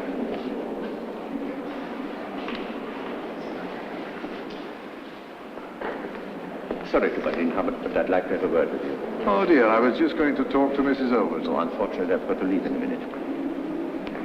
Oh, very well. Darling, no sherry, only champagne. Oh, I hate it. I'm sorry to hang you up like that. It was my fault, Mrs. Overton. I didn't realize Frank was getting you a drink. Do call me Joan. It's much friendlier in the circumstances. Oh, yes, I'd like to. I expect you know my name is Helen. Yes, I saw it in the program. I'm sorry I couldn't get here before. I'm sure your speech must have been fascinating. Darling, would you get me another? I think we ought to get something to eat. Oh, you poor darling, you must be starving. Why didn't you say so before? You must come and have a meal with us sometime, Helen. What do you mean sometime? No time like the present. Oh, you're very kind, and I'd love to, but the speech making has worn me out. I can hardly wait to get back home. Thank you very much. Are you sure you won't change your mind? No, not tonight. Goodbye. Goodbye. Oh, dear. That's too bad. I wish you'd join us. You know, I think your Helen's got something. Perhaps we should go home after all. I thought you wanted to show off your new outfit. Darling, I only wore it to please you. Let's go. I hope I've made myself clear. I cannot have the unit associated in any way with deep freeze experiments on humans. Of course, but it's a point we must reach one day. Not while I'm in charge, I hope. By the way, are you free next Friday morning? I'm not sure why. They're going to refreeze Susie. Susie? Yes, the mother chimp in that family group that Helen Beelan showed us. Why don't you come along and watch? Well, I'll see what I can do. So long.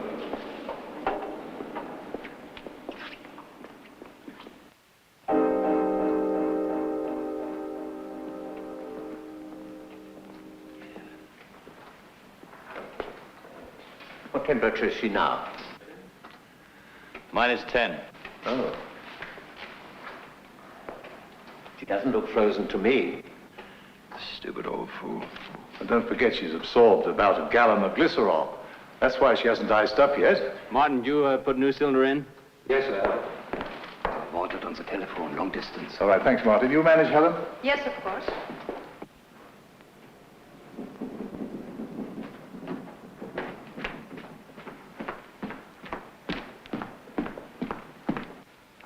Now we are taking her right down to -80. Is that carbon dioxide? Yes, we freeze it around her. What's the point? Why not pack her in dry ice straight away? First thought, yes. But on second thoughts, no. You see, Sir Keith, the body surface would cool much quicker than the interior if we did that. Now, this way, all the body processes are arrested simultaneously. Then she'll stay sweet and sound until we wake her up. I see. Are you ready, Martin? Yes, sir. All right, let's go.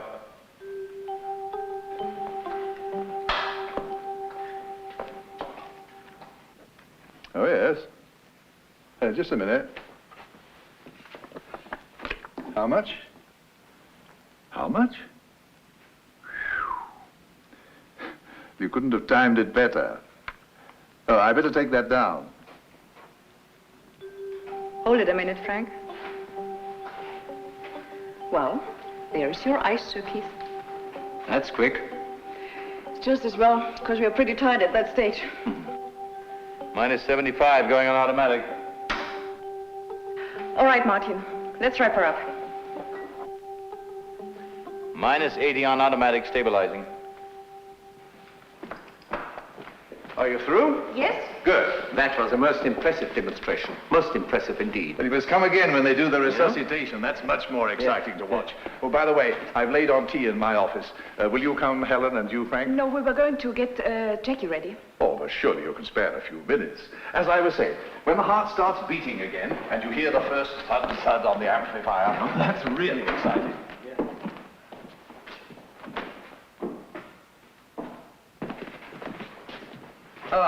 As the tea doesn't seem to have turned up, while I read you a message I've just received by telephone, perhaps you'd like to drink a glass of champagne in honor of the winners of the Alexis Carrel Award.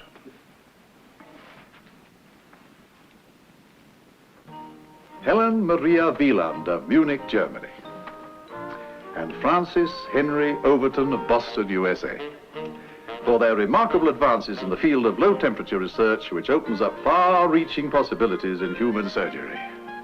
Carol, It's almost on par with the Nobel Prize. Certainly in terms of cash. They'll get $25,000 each. 20. Frank.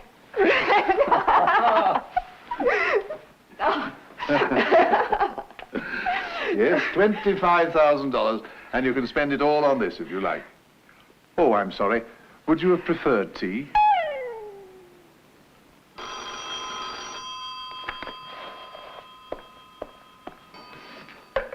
$12,4596? Frank! Hi, darling.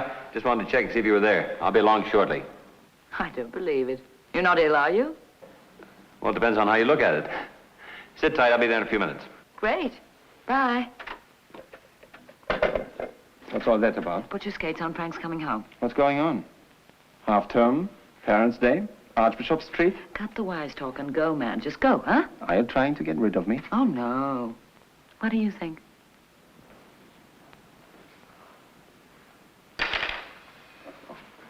Oh, Joan is really excited. For the first time in her life, she can have anything, do anything she wants.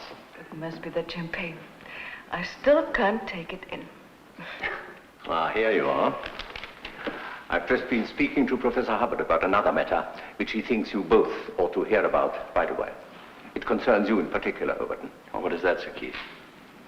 This splendid piece of news has come just at the right moment to set the seal on your work with Dr. Wieland. Worthy Victor's garland, so to speak. So now we must give you new fields to conquer. Professor Bradshaw wants you to take over the remote control sampler for their radiation investigation.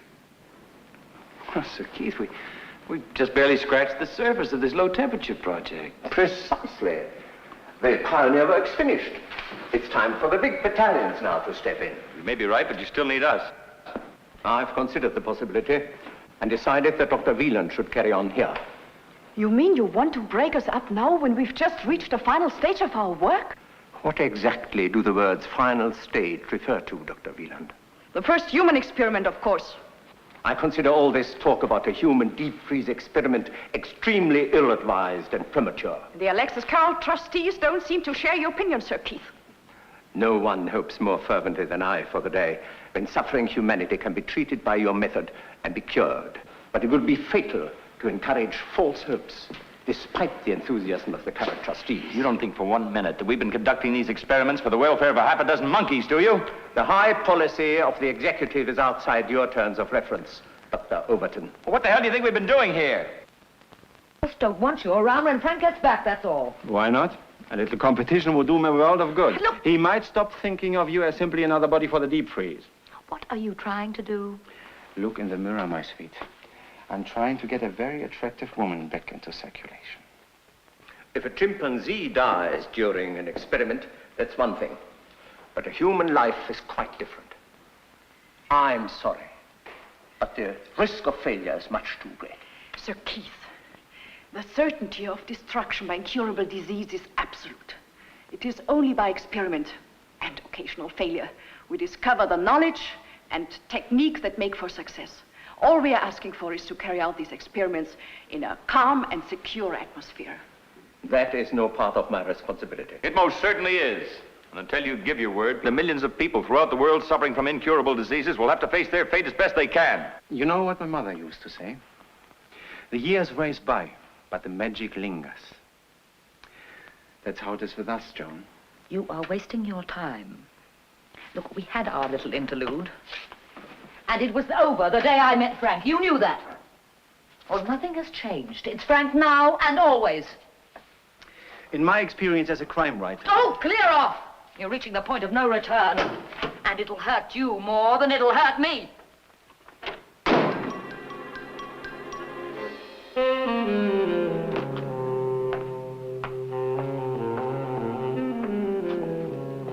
I think that young woman is most persuasive. Possibly because her fiancé died of cancer. Ah, that accounts for it. I think if I knew I had only a few weeks to live, I'd volunteer for her. By the way, Hubbard, I think you ought to step in. Huh? You must tell them that human experiments are out. They'll take it better from you. In the meantime, of course, I shall consult various authorities. Well, I must be going now. You mean you'll sit on the fence, and if someone makes a fuss later, I shall take the rap? My dear Hubbard, I had no such thought in mind. Well, put your veto in writing for the record, and if you do that, I'll pass it on.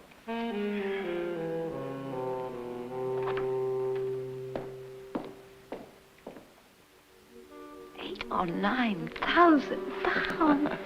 In dollars, that's 25,000, any way you look at it. Oh, Frank. Oh, what can we do with it? Whatever you'd like. What would you like? Methods of things. We could have another car, you know, a little one for town. Sure. And then we could have a fabulous holiday. And we could have a little period cottage for the weekends. You know, it's something I've been thinking about. Not the weekends, but a place in the country. You know, long walks and fresh air. I could commute. Give me a chance to catch up on my reading. Yeah. And what about my job? Listen, what about your job? Don't you think it's about time you were quitting it? Oh, yeah, but... You know, all the money you make, it either goes in taxes or you spend it on clothes. I don't know. We've been married 5 years. I'd like to start thinking about having kids. Kids? Why, yeah.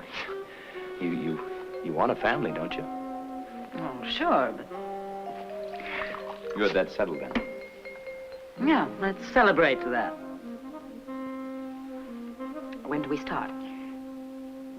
Start what? Why, looking for the house. On weekends, it'll be fun driving around.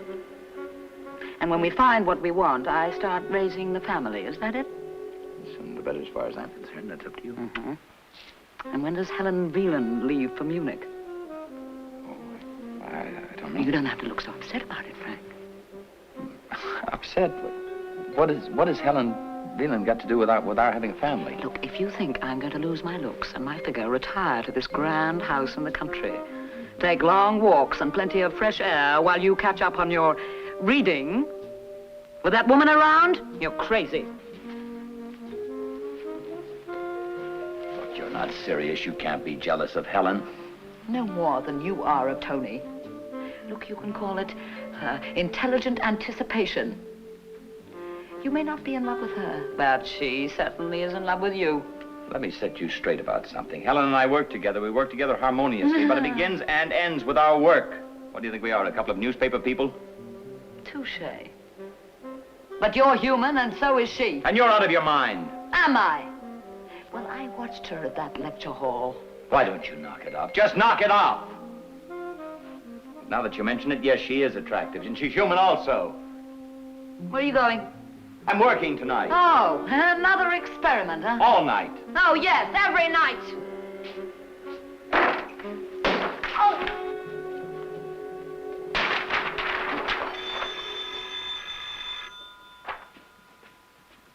Hello.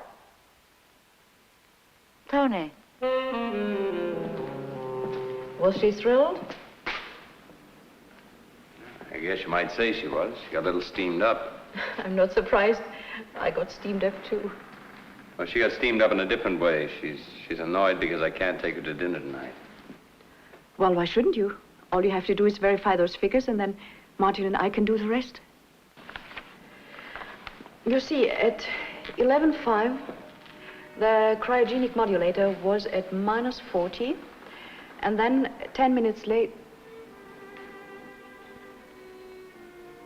10 minutes later...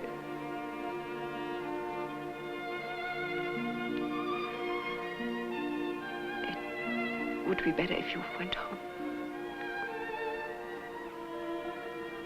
You want me to? Yes.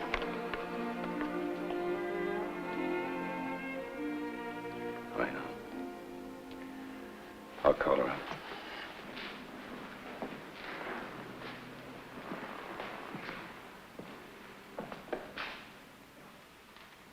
I better see what Martin's up to.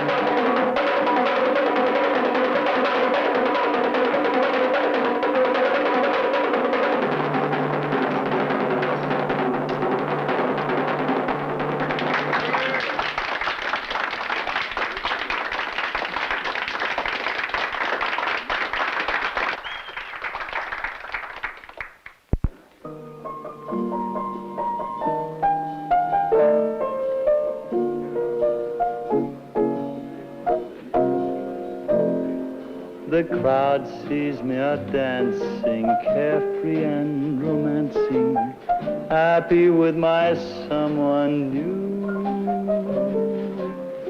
I'm laughing on the outside, crying on the inside, for I'm still in love with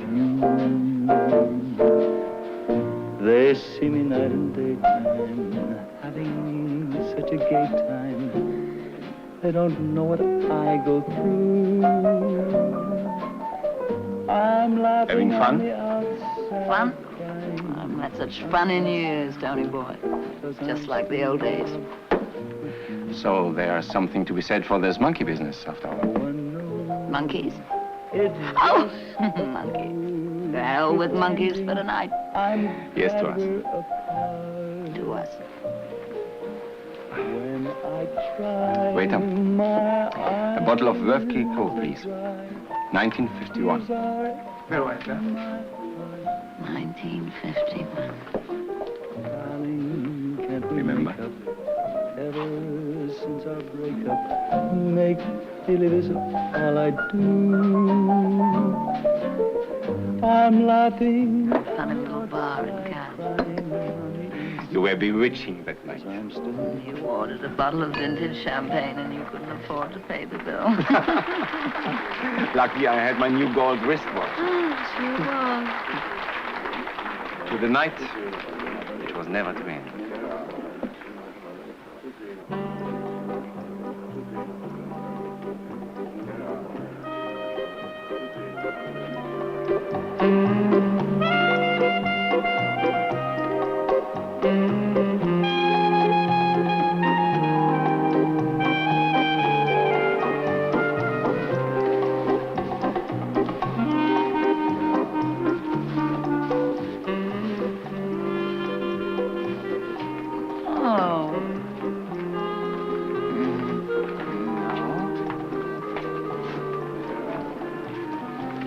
Excuse me, Mr. Stein, you wanted on the telephone, please. Oh, hell.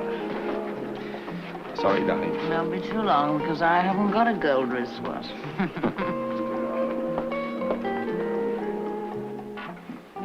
Stein here. Hi, John. What do you want me for? What do you mean it's urgent? It's a whole night's work. I'm damned if I'm going to do it. All right, you get JB to the phone. I'll tell him myself.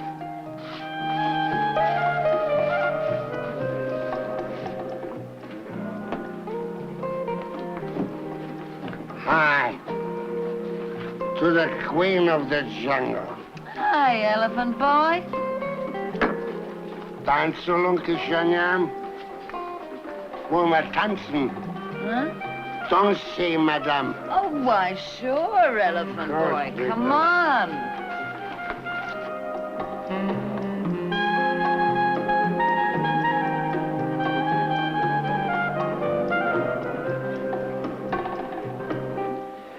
But look here, JB. Surely the paper doesn't own me body and soul. It's damned unfair. Ah, all right. But it's the last time.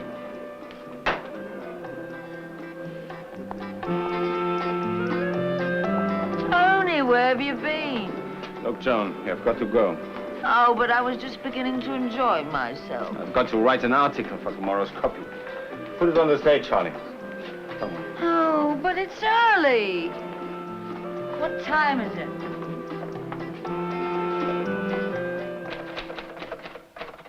What you doing? Writing your memoirs? Do keep quiet, Joan. Be all right if you had some booze. Haven't you had enough? That's a great question. Well, you have drunk me dry of whiskey. Huh. But there's gin somewhere. If you find it, you can start on that.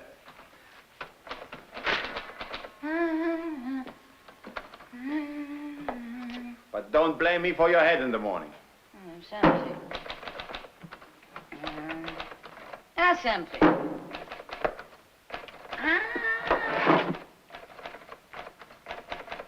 Hey! What's this?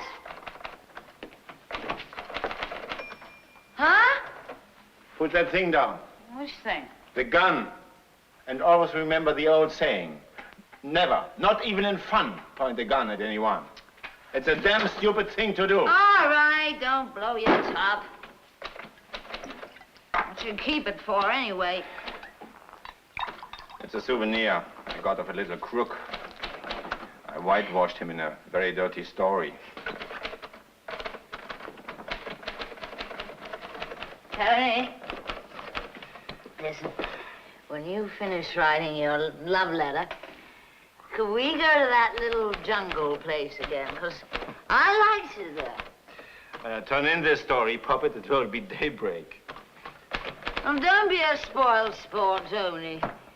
You said we were having fun. Look, you said it was just like the old days, remember? Why don't you go home? And as you have decided to wander about, all right, do that. Go back to your jungle.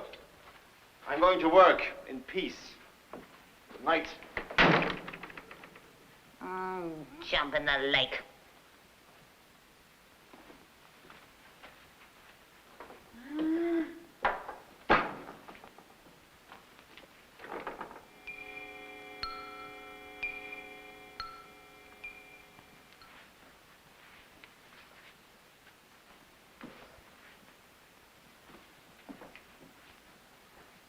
Good night!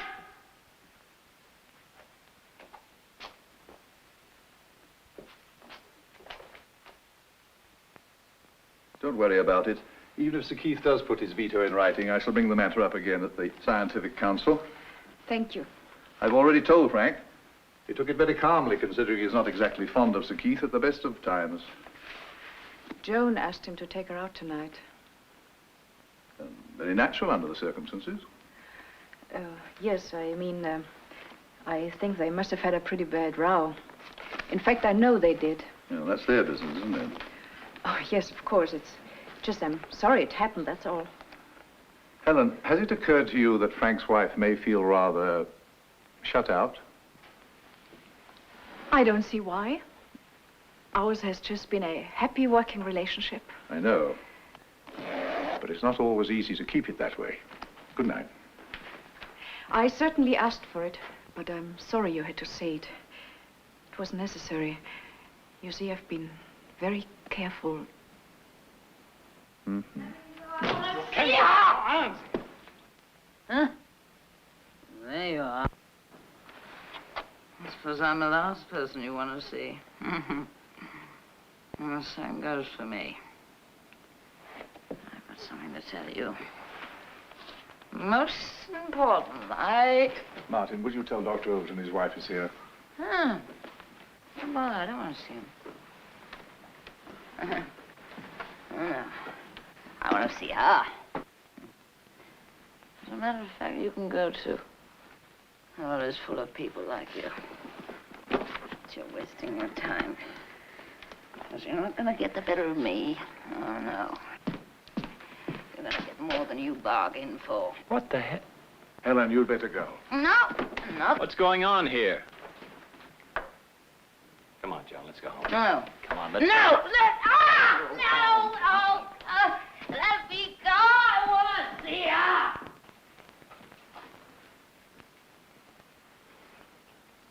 Poor Frank. Ring him up when I've gone. Tell him not to worry about it. Nobody will ever refer to it again. Do you hear, Helen? Yes, I'll do that. What a queer sort of day it's been. Now everybody knows what you have to put up with. When you leave me, they'll say, what a bitch. Surprised it lasted that long. That'll suit your book, won't it?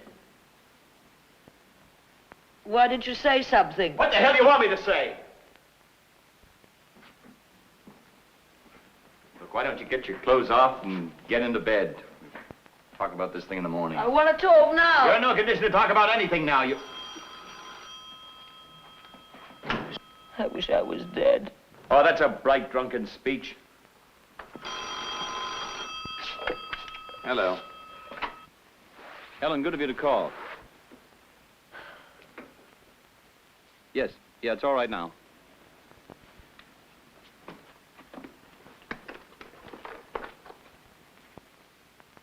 Professor Hubbard asked me to let you know. Oh, that was nice of him, Helen. Thank you.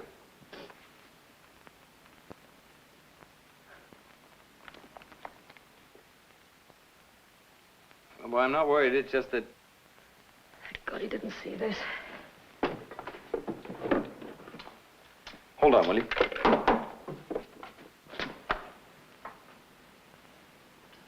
What are you doing with that?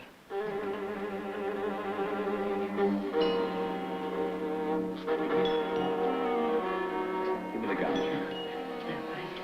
Don't. Give me the gun, Joe. Gun. Frank? Frank! Helen? Thank God. I thought I heard a gun go off. No, nothing. No, she tripped over a lamp and the bulb exploded. I'll try and get over later. It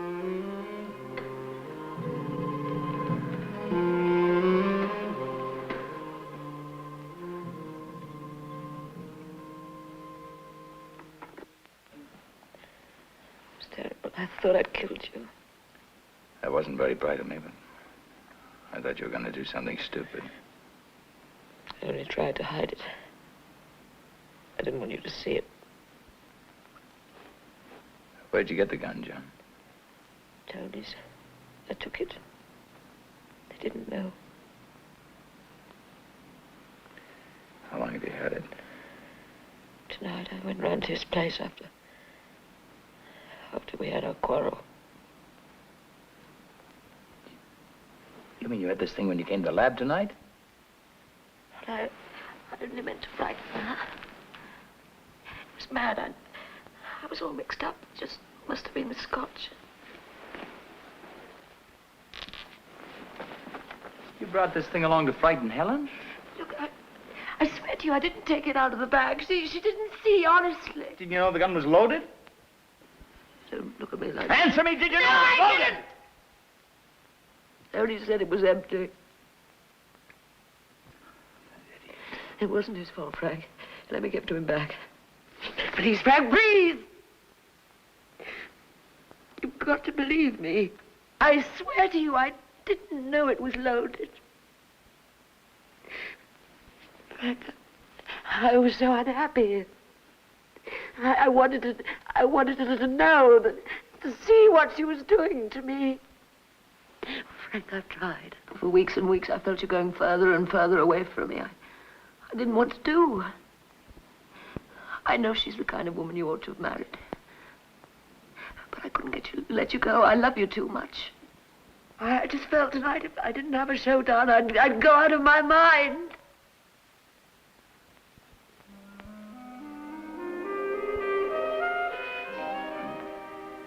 I'm probably more to blame than you are.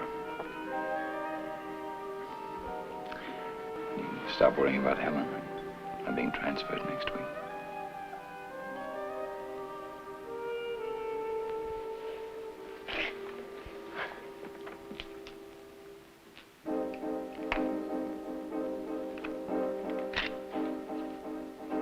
Well, it's empty now.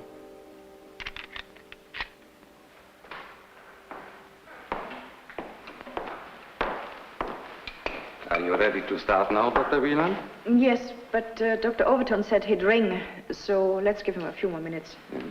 By the way, is there any more coffee? What? Again? Yes, again. I'm an addict. Coffee.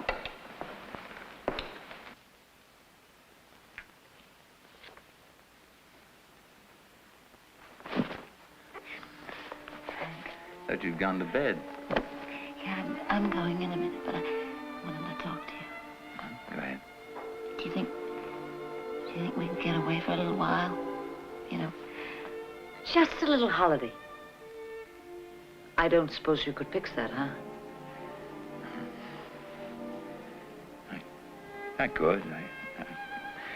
It would mean helping Helen with that experiment tonight. can't let her do it alone. I mean, all night, which you're not very fond of.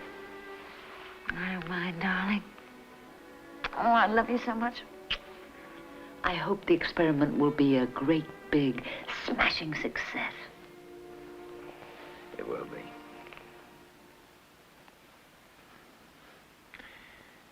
It better be.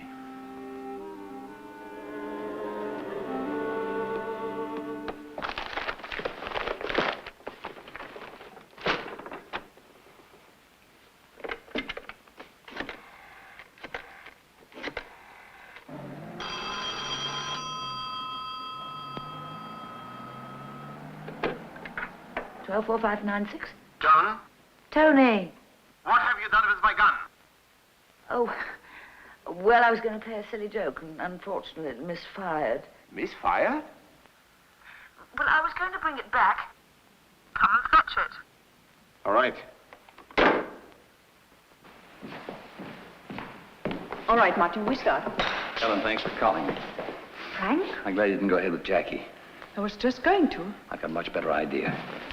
You realize, of course, that once Vernon puts that veto in writing we're sunk, we can't go ahead without getting Hubbard into hot water. We've got to be there first.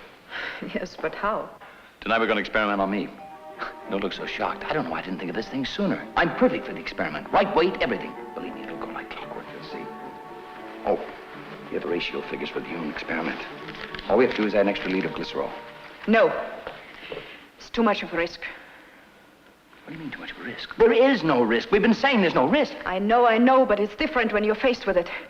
I mean, we could be wrong. Will the human heart stand it? And what about brain damage from oxygen starvation? And what about your wife? I'm doing this for Joan, too. No, Frank. No, I won't do it. I can't. Not with you. I'd be too scared of something going wrong. Unless, of course, that's what you want. You're outnumbering yourself. Helen, do you realize what this means if this experiment is successful? And it's bound to be successful. It opens up unlimited possibilities for the world of surgery. And think of future generations, Helen. It'll free them of malignant disease. Look, it's something we've discussed 1,000 times back and forth. It's something we're agreed upon. It's something you do yourself. Well, isn't it? Answer me. All right. You win. Naturally. Martin.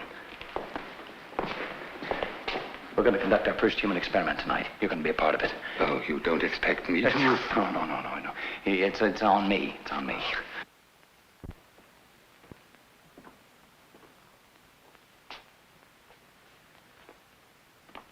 Joan, are you going to be long? Coming right away.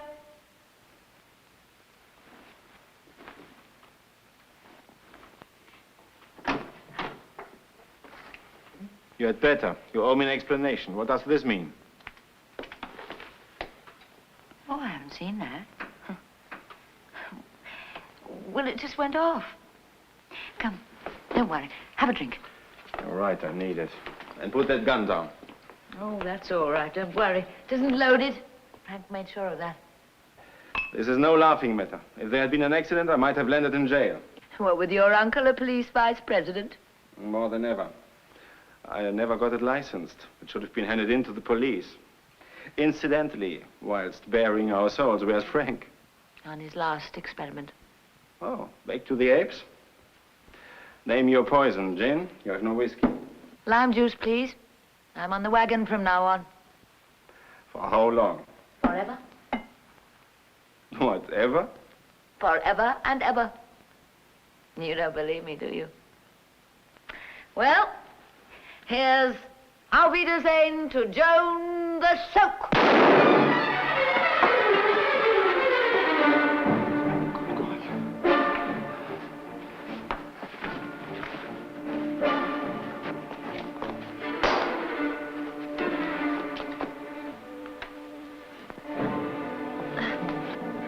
Don't move. I'll phone for an ambulance. You'll be all right. Don't worry. Joan. Don't. Wait. Tony. Don't. I'm here, Joan. Why did Frank say it was empty? Why? It's an automatic.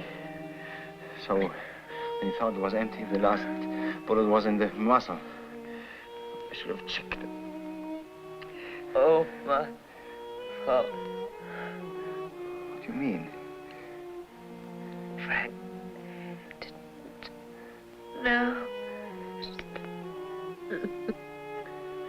Oh, you mean Frank doesn't know it was my gun?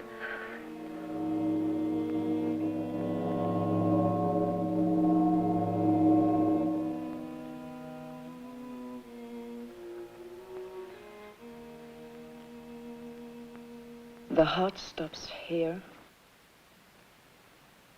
and the blood freezes here at -1. And this is where every second is going to count. We have got to close this gap faster than we've ever done it before. Must have a bigger safety margin. Because of his brain. Yes. This is where there's a risk of damage if we're unlucky. You better hurry up, Helen. I'm going to fall asleep on you. I'm coming, Frank.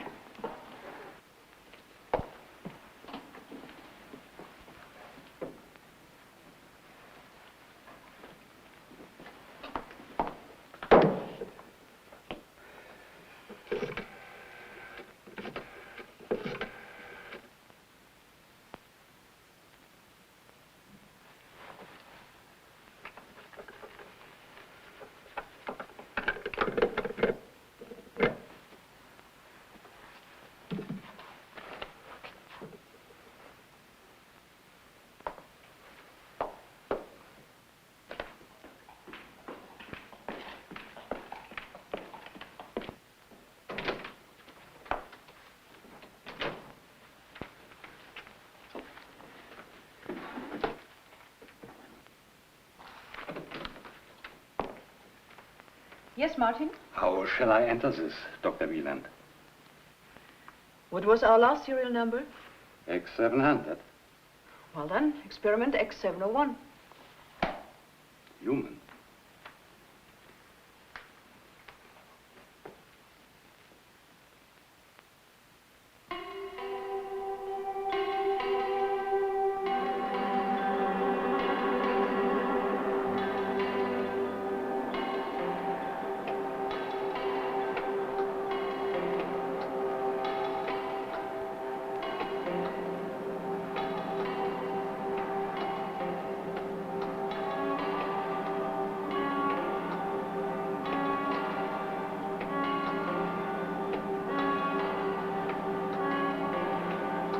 Zero.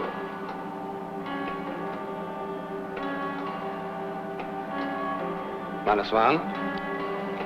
Set for -10 on full current. Good.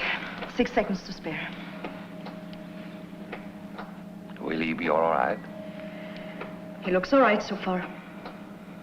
Looks different from the chins. Doesn't he?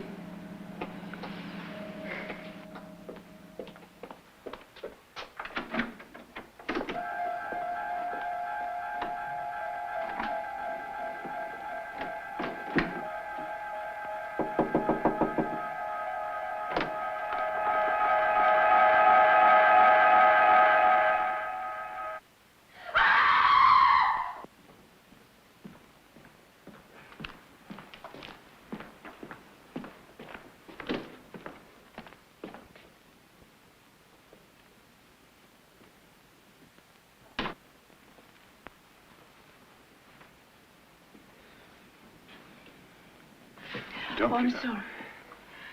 You're tired out. What's wrong? Trouble with the experiment?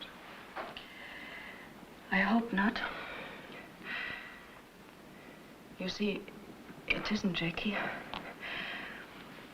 Frank came back last night. He insisted Frank? We talked about Sir Keith trying to stop us from doing a human experiment. He said we must get in first. Must. Is that all?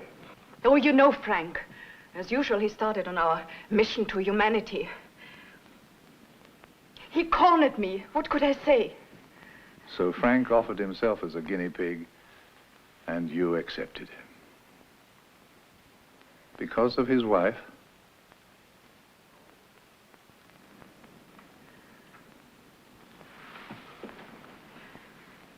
What's she got to do with it? Does his wife know? And when are you going to bring him back? Tonight. Martin will come at 7 o'clock. Yes. But what does he want? Oh, I see. Oh, and send him in. There's a man from the police. He wants to see Frank. He can't, can he? Any idea what he wants? No. No. Oh, well, then you better go home. I'll talk to Oh, him. no, please let me stay. Why don't you tell me?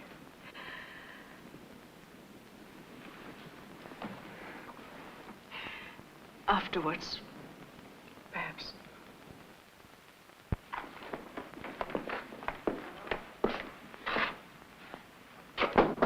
Come in. Good morning. Sorry to bother you. I'm Detective Inspector Prento, and this is Sergeant Green. Well, I'm Professor Hubbard, and this is Dr. Wieland. Morning, madam. I understand you want to see Dr. Overton. If he's here, sir. He is. I thought he might be. His car is outside. But he's not available at the moment. Oh, we'd better make him available. Well, that's not so easy. He's involved in an experiment. Then he had better stop for a while. I've got some important questions to ask him. I'm afraid he's unconscious. Perhaps you better tell me what you want him for. At this stage, that's none of your business, sir. Then you better make it my business, Inspector. We may want to keep Dr. Overton unconscious for weeks, even months. Do I understand, yeah, that you will hinder the police in the execution of their duty? No, I'm asking you to tell me what you want to talk to Dr. Overton about. Very well. We think Dr. Overton can help us in connection with his wife's sudden and violent death by shooting. No. Perhaps Dr. Wieland could be more helpful. One moment, Inspector. This lady is a member of an international organization. Shouldn't you warn her that she doesn't have to answer your questions at this stage? Yes, of course. I was about to do that. Well, Doctor. I can only say I'm very shocked to hear the news. He's a dear friend and colleague. Yes.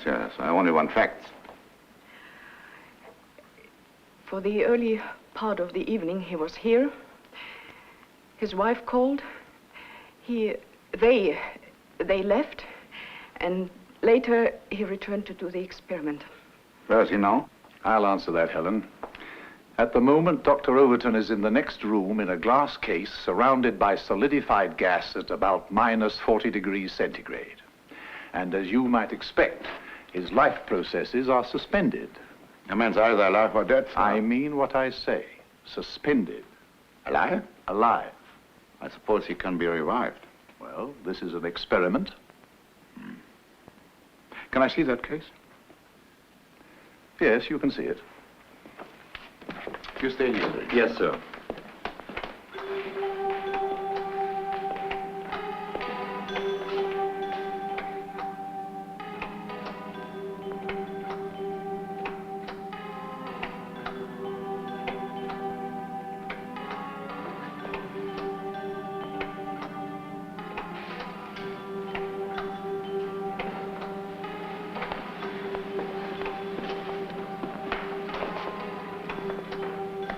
Are you prepared to swear he's inside? Yes, And alive? I hope so. I can't raise the dead. It would be very awkward if he passed on. What you have told me is contrary to human experience. I hope that is the truth. For your sakes. Scientists are as interested in the truth as the police inspector. Have either of you any reason to suppose that Dr. Overton undertook this experiment in the hope of escaping from the consequences of his actions? Dr. Overton is a brilliant medical scientist. If he wanted to escape anything permanently, all he would have to do is inject himself with some drug, go to sleep peacefully, and not wake up again. That should answer your point, Inspector.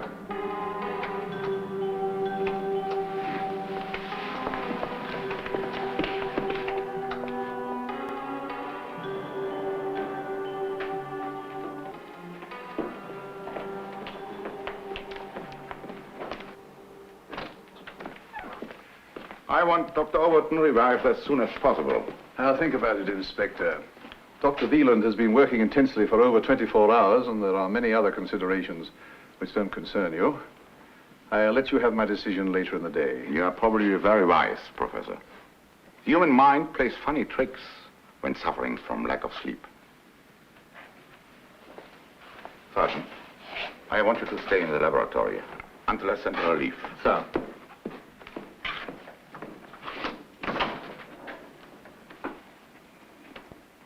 What are our chances? I can only use the technique we developed. And pray.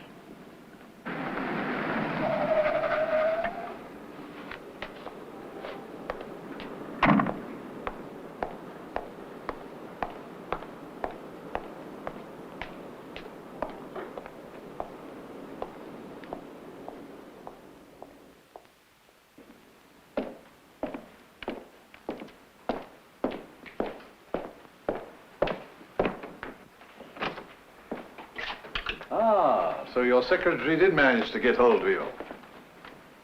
He did indeed. I've been traveling the whole day. I thought you wouldn't want to miss the fun. I'm certainly relieved to see that the whole place isn't swarming with reporters. No, because we've persuaded the police to let us finish the resuscitation in peace. In peace? But don't you realize the full implications of this business? We don't know the facts yet. The facts are obvious. Overton shot his wife, returned to the laboratory, and with Fräulein Wieland's willing connivance embarked upon this experiment, either as a red herring or a wild act of penance. The police haven't ruled out suicide. Merely because the wound could have been self-inflicted. But how could a dying woman dispose of a weapon? And why on earth should she? So the gun wasn't found?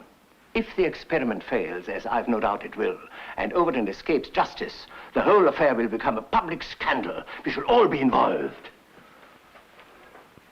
Fräulein Wieland will no doubt be charged with being an accessory after the fact. Your control of your staff will be severely criticized. Not to say anything about my own authority.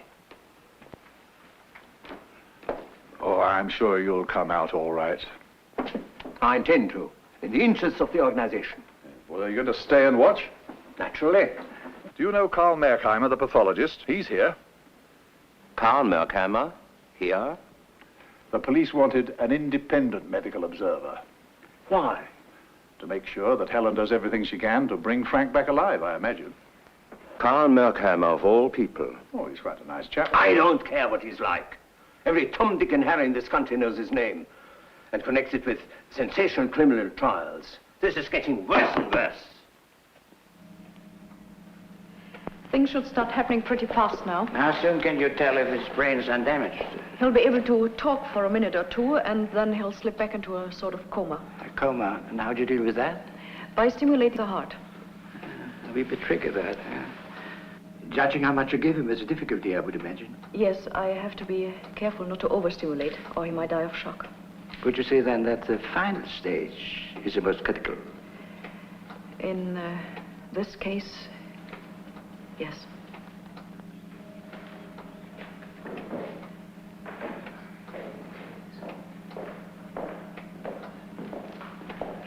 This is Dr. Merkheimer. Sir Keith Vernon. Oh, how do you do? What are these for? Emergency use. If he looks like passing out? No, in case one of your lot comes over queer. Martin, are you ready? Coming, Doctor. They will soon be opening up the coffin. Stick by the door and keep it quiet. Can't I watch, sir? That keen, aren't you? Only scientifically minded, sir. Sorry. You have a full house already. On the door, Green. -1 standard pressure. -1 standard pressure. Thermomodulator cut 50. Thermomodulator cut 50.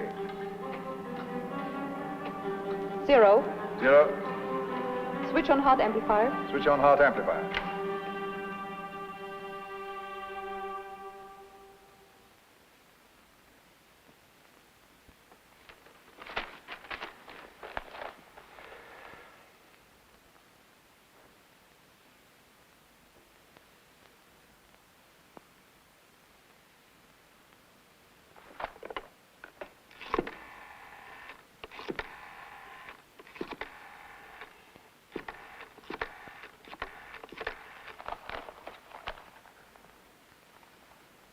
Give me the police vice president, please.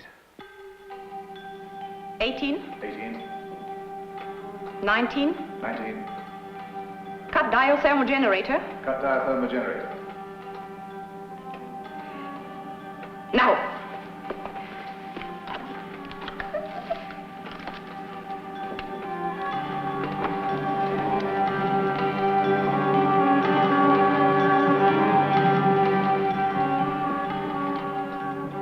Skin texture has returned already.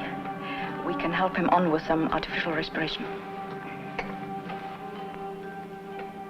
The amplifier on? Yes. We'll start at 600 cc and give him a pulse rate when you get one.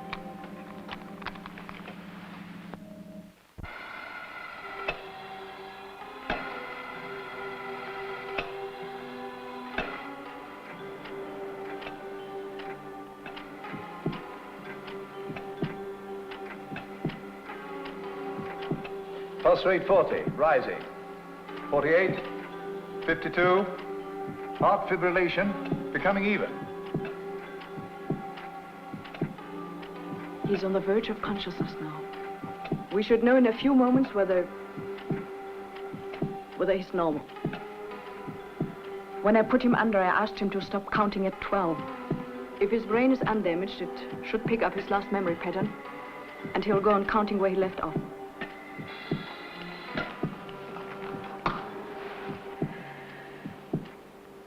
Frank?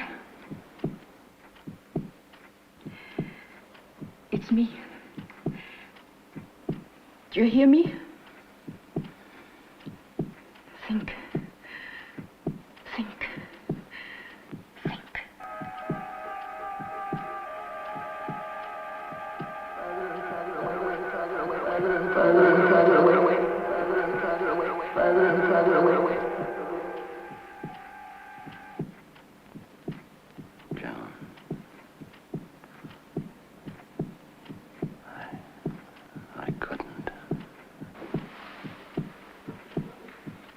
I didn't mean to.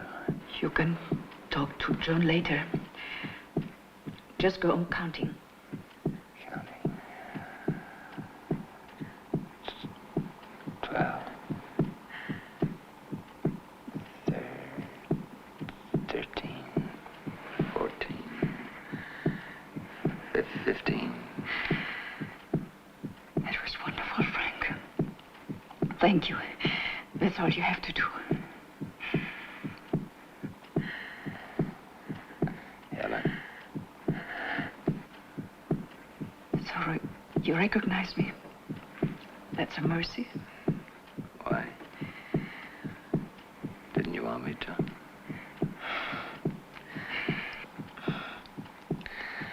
I'm a very clever fella. Walk the dog, play baseball, tiddlywinks. You're wonderful, Frank. But now, relax and let me do the rest. Anything you say, Doctor. Pulse rate 58, blood pressure 90 to 70, falling. Electros. Electrode. Gloves.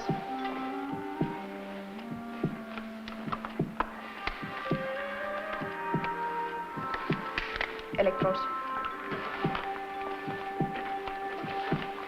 We'll start at 250, time check every 30 seconds. Start at 250. Time check every 30 seconds.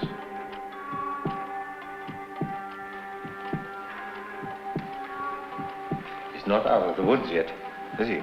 No. Not yet. 4 minutes at 4:30, pulse 62. Step up complex C to 500. Step up complex C to 500.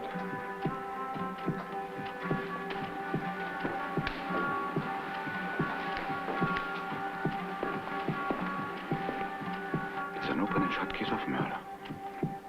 Yes, sir. I took down his test valves as evidence. We are going to need it. 4 minutes at 500, pulse 64.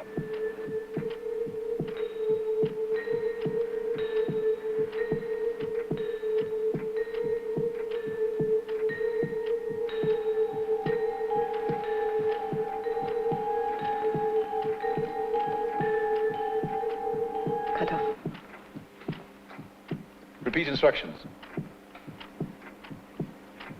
Cut off. The amplifier?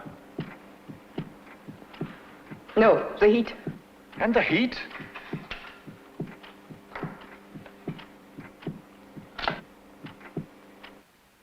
You are not making this up, Tony. I wish to God I was. So do I. How could that happen? Well, it's an automatic, as you see. So when Overton checked the magazine clip, the last bullet was in the muzzle. It's an easy mistake. Well, there's nothing we can do until Prento tells us that Overton is out of danger. Out of danger?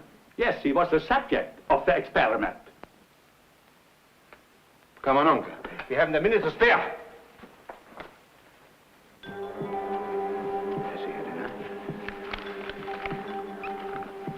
Yes, I'm not prepared to risk any more injection.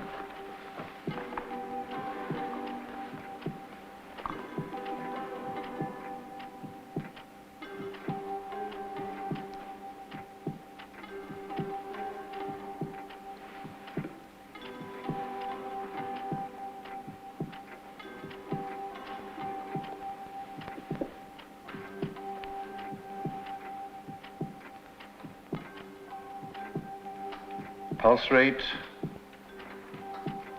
56.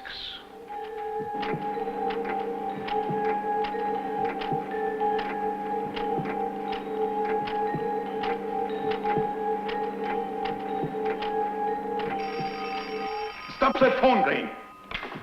Hello? Will you ring off, please? Who did you say, sir? Could I ask him to ring you back, sir? Stop that chattering! Get off that phone! I'm sorry, sir, but it's a bad moment. Marty.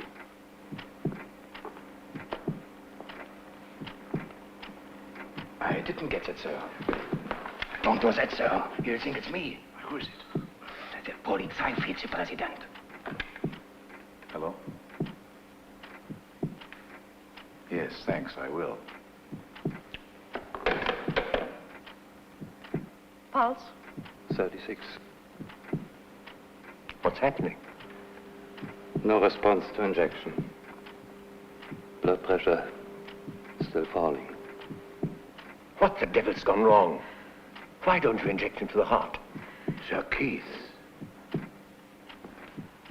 police vice president wants you, Inspector. Dr. Overton's wife shot herself accidentally. A witness has come forward.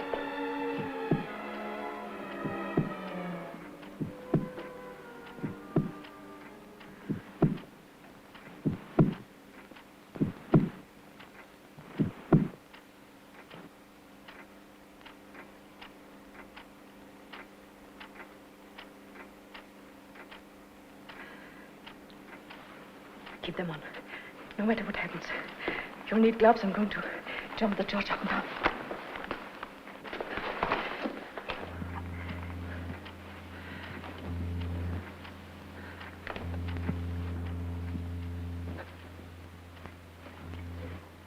Contacts scorching. Contacts scorching.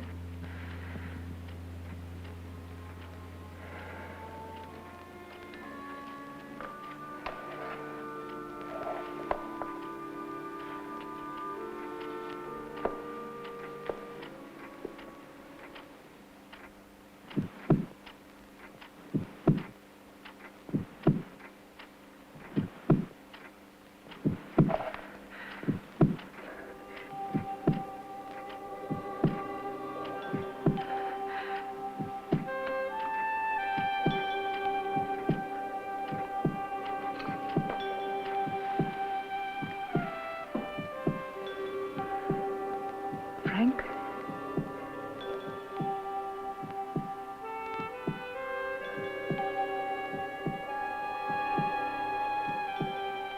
Hi there. For a minute, I thought I'd lost you.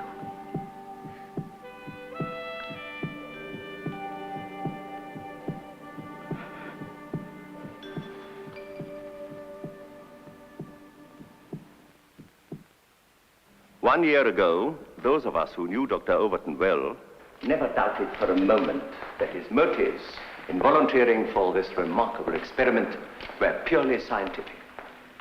I, perhaps more than anyone else, am delighted and relieved that it was successful because of the heavy load of responsibility that falls on any commander who encourages his crack troops to venture into no man's land.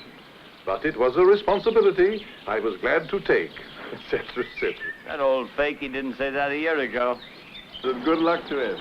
Life would be a lot duller without the Sir Keiths of this world.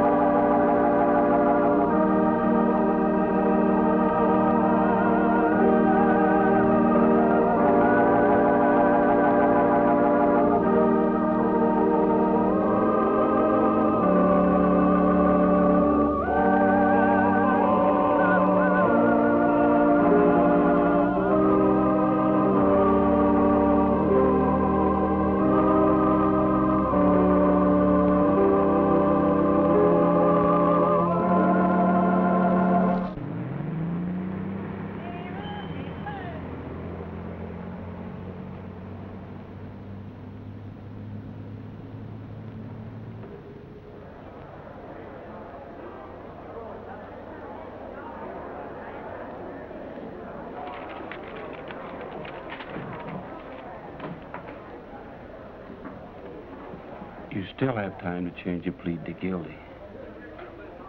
Now, look, Paul, if you'll do that, I might get you off with life.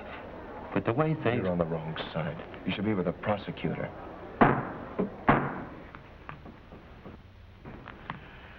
You may proceed, Mr. Prosecutor. Your Honor, the state calls as its next witness James Stover. Call James Stover. James Stover will please take the stand. Mr. Stover, what is your occupation? I'm an investigator in the Scientific Investigation Division of the Police Department. Isn't it true that you're also the fingerprint and identity expert for SID? That's right. Now, Mr. Stover, I want to call your attention to Exhibits A to J, admitted earlier. Particularly, I want you to notice the telephone, which has already been admitted and established by other witnesses as the death weapon. Have you ever seen it before? Yes. When? Just after Mayor Palmer was murdered. I was called in to make a fingerprint examination. Now, what did you find? The phone was unusually free of prints, as if it were new or had been recently cleaned. I did find something, however, may I? Oh, certainly. I did find fragmentary palm prints here and here that didn't match either those of the victim or the accused. But here, we found and developed a set of perfect prints of the fingers of a right hand. This would be the natural spot to find such prints if the phone base were held to strike a blow. We left the prints on the base. Now, Mr. Stover, I want to ask you a very simple question. Were you able to identify these prints? I was. And to whom do they belong? They match exactly those of the defendant, Paul Moody. That's a lie. I never touched that phone in my life. Please, Paul, sit down. That's no good. Any repetition of this outburst, and I shall ask the bailiff to clear this court. You may proceed. Have you ever seen these before?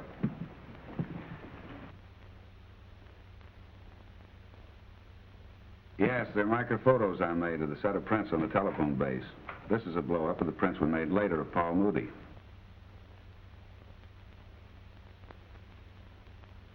It doesn't take an expert to see the similarity. And the prints on the phone were so perfect that there isn't the slightest doubt. As an expert witness, what is your conclusion concerning your findings? In my opinion, the murder weapon, the phone, was held in the hand of the defendant.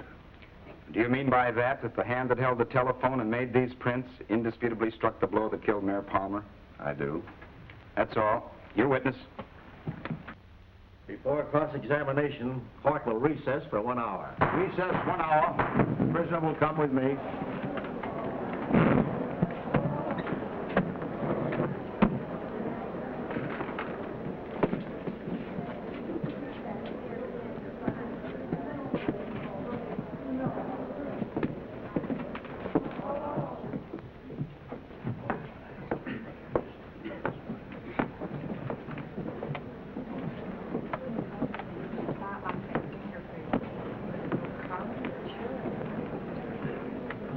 Did you get everything you need in there? Yeah, I got all the shots. Swell. It's just one thing, the bulbs didn't go off. I don't think it matters, though. It's a new kind of an effect, the shadowy effect, you know. Shadowy effect. Yeah, low-key. Yeah. My luck, they had to send me to a murder trial. I could have been at a beauty contest today. Beautiful dames and cheesecake and coffee. A lot of... Wanted for murder, Sid Melton. Wanted? He should be in the wanted. Boy, that investigator really put it to him, didn't he? He sure did. I didn't think that boy was guilty at all, but he hasn't got a chance now. He'll go right to the gas chamber. I'd hate to have that Stover guy testify against me. There he is. Well, Mr. Stover, I wonder if you can answer a couple of questions for the Independent. I guess so. Tell me, how does it feel to kill a man legally? How should I know? Because you just did. In there. You sent Paul Moody to the gas chamber just as sure as we're standing here. Look, I'm just an investigator. All I do is find the evidence and interpret it as accurately as I can. There was a mistake in the Smith case last winter, and Smith was hung. Suppose you made one. Would the evidence speak up and tell the court you were wrong? Let's not be ridiculous. If I hadn't identified those prints, any one of 1,000 others could have done it. They were as perfect a set as I've ever seen. All I know is fingerprints are made by human beings. And wherever a human being enters a case, brother, you're going to find mistakes. Well, you might be right in most cases, but fingerprints don't lie. And if Moody is convicted, his fingerprints did it, not me. Say, Mr. Stover, will you hold it for a still, please, huh? Just one still. This is an important shot for me, and it'll do me a lot of good if I get it. Just hold it, please, will you? Hold it. Hold it? Still? Yeah? What happened? Some surprises. Usually doesn't happen. Will you hold it, please? Don't leave, Mr. Stover. Just brief him. Talk to him a moment. And see, what can it be? It usually doesn't work. If camera shy. You see what I mean? Shadowy effect. No glare. Shadowy effect. No pictures. No job. Believe me, I wouldn't want to be in the spot of that fingerprint man. He's so calm and sure of himself, too.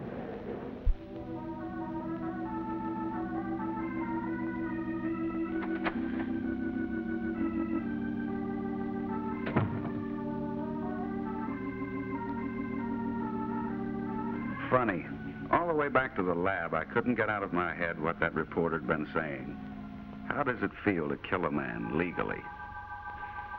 Sure, the evidence was airtight, but I had been the one who found it and interpreted it. Just to reassure and reconvince myself, I began thinking back over the case.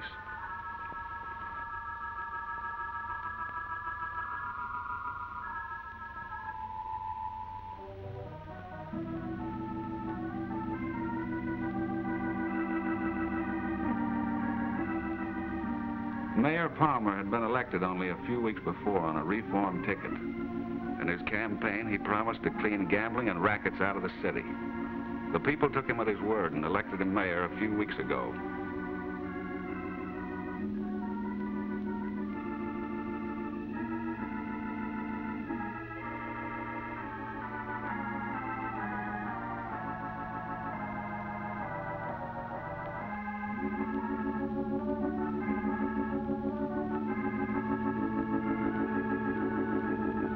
Everybody knew there was corruption in the city government. King Sullivan, the boss of the wide-open rackets, had to have official protection to operate. It was so bad, Mayor Palmer had requested help from Washington.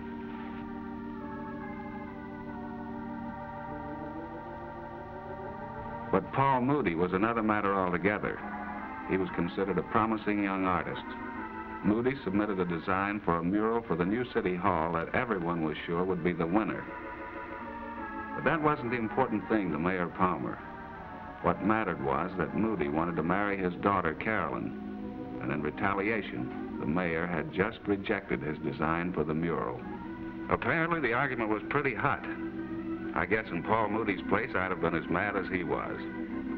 You see, Moody admitted everything, up to a point. Everything except what happened next.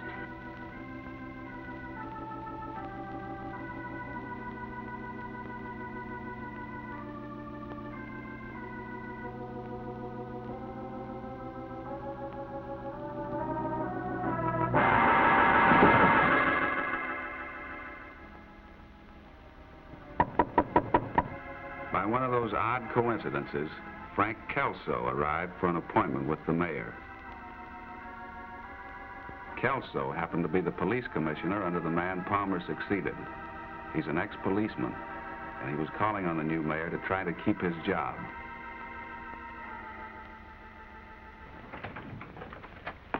Hi, Jim. Hi. This the murder weapon? Evidently. Nobody's touched anything. I discovered the body and went in the next room and called Grayson. Boy. Oh, boy, I'm in time. Oh, you again. Yeah, just one shot, huh? Look, I don't want my picture in the papers. Oh, don't worry. We'll retouch it. Just one shot, huh, Lieutenant? Well, why should I? Because if I get an exclusive like this, it'll mean a raise, and I need the money to support my doctor. He's a very sick man. Yeah, wait a minute. Maybe I better use a red filter. You know the way things are going today, you never know. We'll do it. All right, but hurry it up. Yeah. Open your shutter. Oh, the lens, you silly fool. Hmm? Oh, yeah. Okay. Don't you think it's a little close? Well, I could open the window. Oh, no. Oh, I see. Huh? Didn't work. Well, cheap bulbs, you know. We'll wait. Yeah. Hold it. Uh-huh. We'll use one of your old pictures from the morgue. You looked better then, you know. What have you got? Perfect prints, fingers of a right hand on the base here. Good work. Give me the camera, Mac. Grayson, do you have any idea where to begin this? Not yet. I have. You have? You know that young artist who submitted the city mural? Paul Moody? Did you hear that Palmer turned him down just today? No, I hadn't. I think it'd be a very good idea to have a talk with Moody. You may be right. Jim, how much longer will you be here? Oh, 20, 25 minutes. Why? I want you to pay a little visit with me. The commissioner and I'll check the rest of the house. I'll be back and pick you up. Good. How do you like that? You'd think science would have perfected these things. Well, it doesn't matter. He moved. Don't you know anything about exposure? Don't I know anything about exposures. Every time I stick my head out of the window without a head, I catch a cold. You belong to the union? I never see you at any of the meetings. If that's any good, I want a half dozen.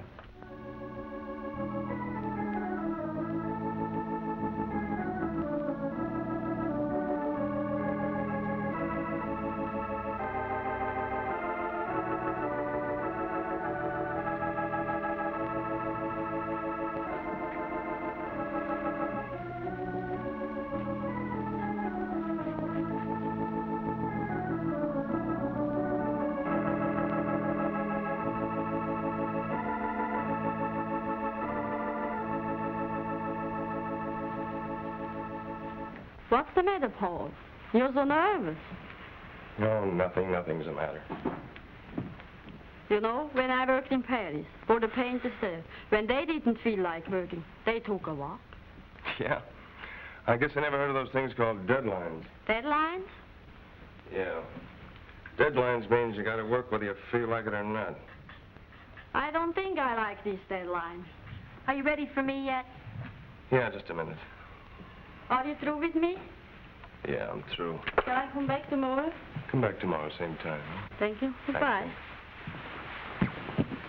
Are you sure you want to work today, Paul? Oh, I've got to work or do something to keep from blowing my top. Of all the rotten things to do, why, your design for the mural made the rest look like kindergarten sketches. Nadine, you know why he turned it down. Sure, because of Carolyn. But he shouldn't have let that influence him.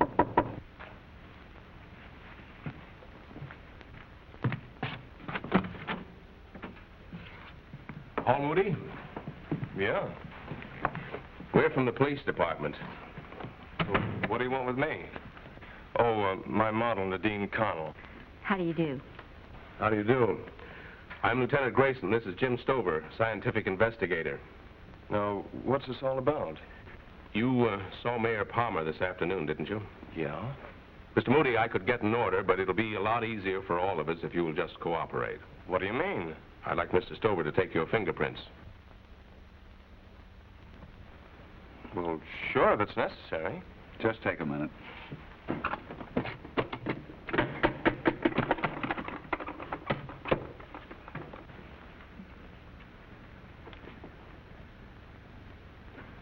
All right, you want to wipe your hands off?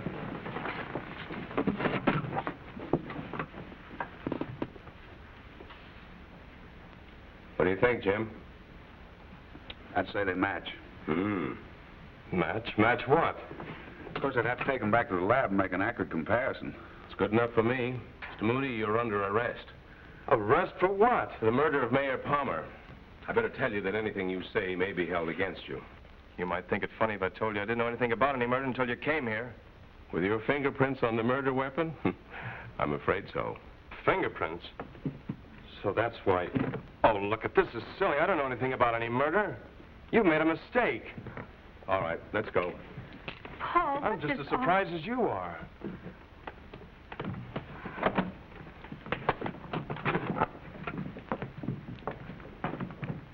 I hadn't made a mistake. I knew that. And those fingerprints convicted Moody just as sure as if he'd been caught with the telephone base in his hand. Yeah? That you, Jim? Uh-huh. The state's attorney sent a couple of people to see you. Okay, send them in.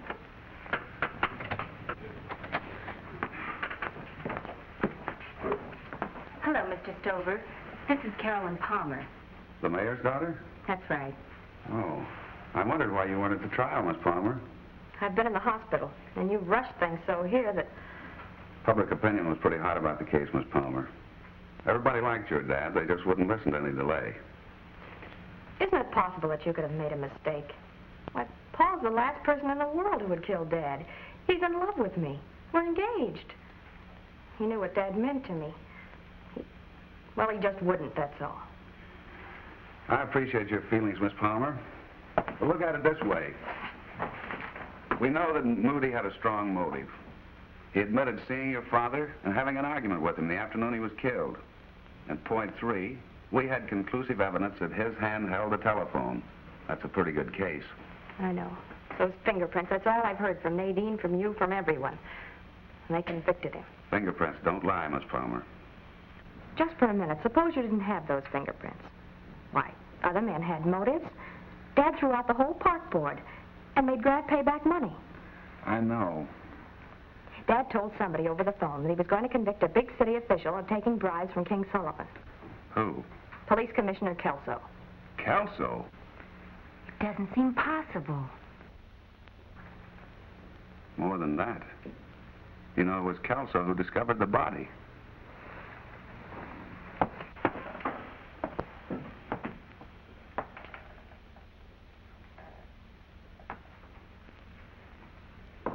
There might be a chance if Moody could only explain how his fingerprints got on that phone. Look, if I can find evidence in Dad's things that Kelso did take bribes, will you try and help Paul? You know what the toughest part of that deal would be? What? Proving myself wrong. But you wouldn't want to be responsible for killing an innocent man? Moody wouldn't stand a chance no matter what you found unless I can prove I made a mistake about his fingerprints. Well, will you do it? I'll do my best. I didn't like what a newspaper guy said to me about that. If I could prove myself wrong, I'd sleep a lot better at night. If I can't, well, I'll sleep a lot better then anyway.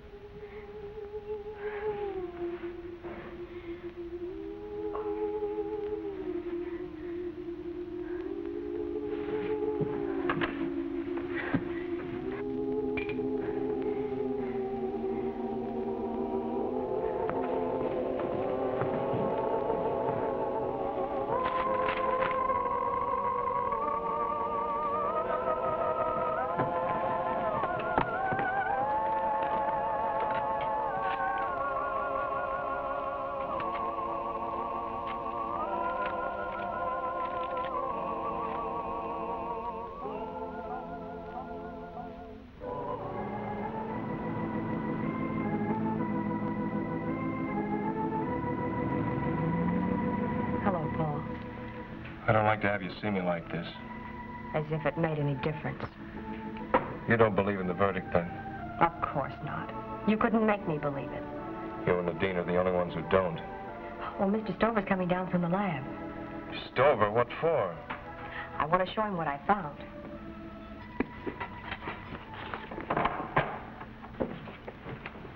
Here he is, Carolyn. Hi. Hi. Hello, Moody. Hi. Nadine said you wanted to see me. I certainly do. I surprised somebody going through Dad's safe last night. Now, there wasn't anything but money in the safe, and he didn't touch it. So he must have been after something else. Well, that's logical. You didn't tell anybody what you were going to do. No one but you. And there must be a leak somehow. You see, all of Dad's papers were at the bank. Well, this morning I went through his safety deposit box, and I think I found it.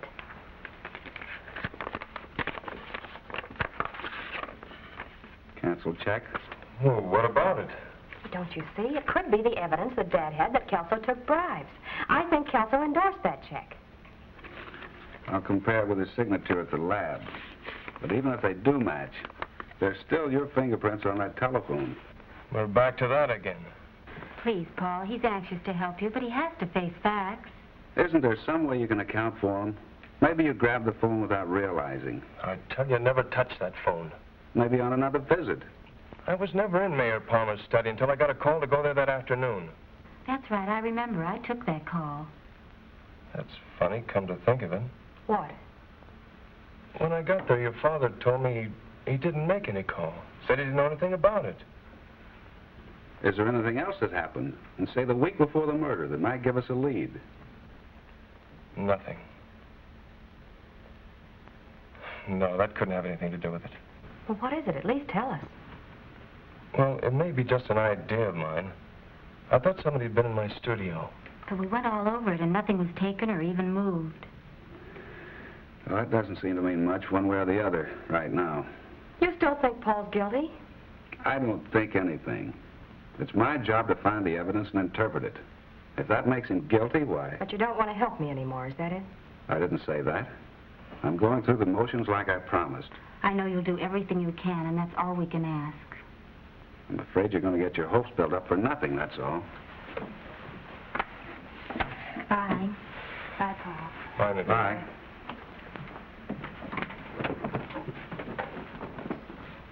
You're wonderful, what you're doing.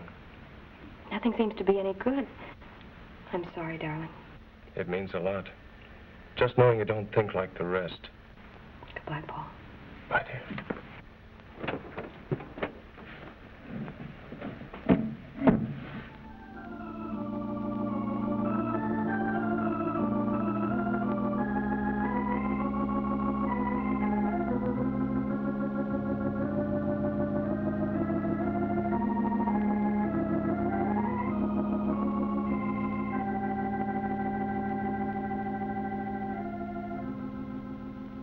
Bingo.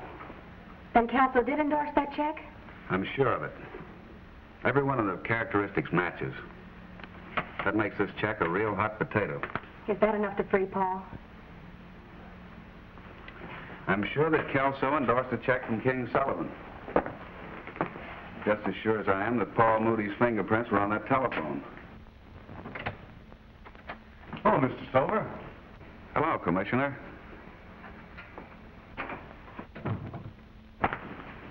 I haven't had a chance to congratulate you on your fine presentation of evidence in court. Well, Miss Palmer. Thank you. I've always been very interested in fingerprints. Made quite a study of them while I was on the force.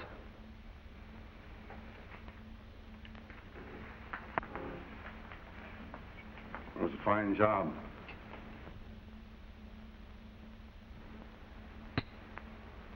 You certainly gave the jury a lesson in scientific crime detection.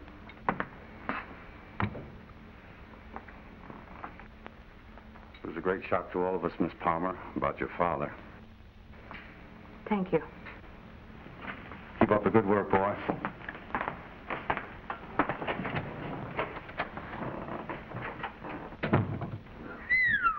That was close.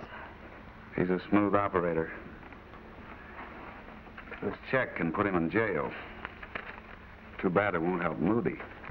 But isn't there any chance you could be wrong about those fingerprints? Come over here. Let me show you something about fingerprint identification. You know what prints are. Impressions of the papillary ridges of the tips of the fingers. Say each of us has 10 prints apiece. Every one of them will be different from the other. I know that. Each one of those prints has up to 50 identifiable characteristics. If we can find even a fragment of a print, we can identify it positively. In this case, I had 5 perfect prints on that telephone. Take a look at just one of them.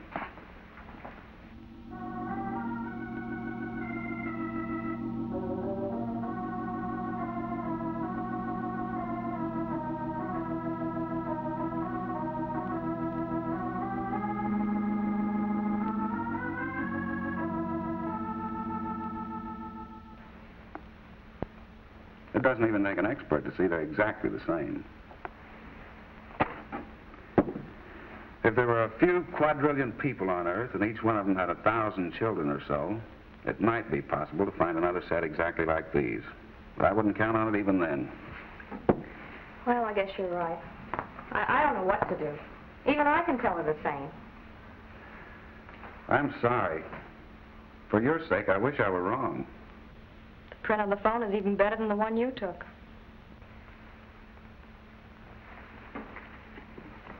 What did you say? Why, that the print on the phone is better than yours. And suppose I hadn't seen it. Jim, what's the matter? Funny how you get so wrapped up in your own convictions you can't see anything else. It almost made me kill a man. What are you talking about? Like that reporter said, legally. I wondered why Moody kept insisting he never touched that phone, even though it hurt his case. You want to know why? Because he was telling the truth. You mean Paul didn't touch it? Somebody forged his prints. Forged? Well, how do you know? There are no pores on these prints. Well, is that possible, to forge them? There are several ways to duplicate prints. The best I've ever seen were done with a moulage process. Oh, just anybody can't do it. It takes a real expert who knows just how we work. Could Kelso have done it? Well, he's an ex-policeman. He said he's always been interested in fingerprints. If he practiced a lot, maybe... Wait a minute. Now I remember something else. Where are those palm prints I got off the phone? Where was it exactly that Kelso leaned his hand? Well, right here on the corner, I think. Yeah.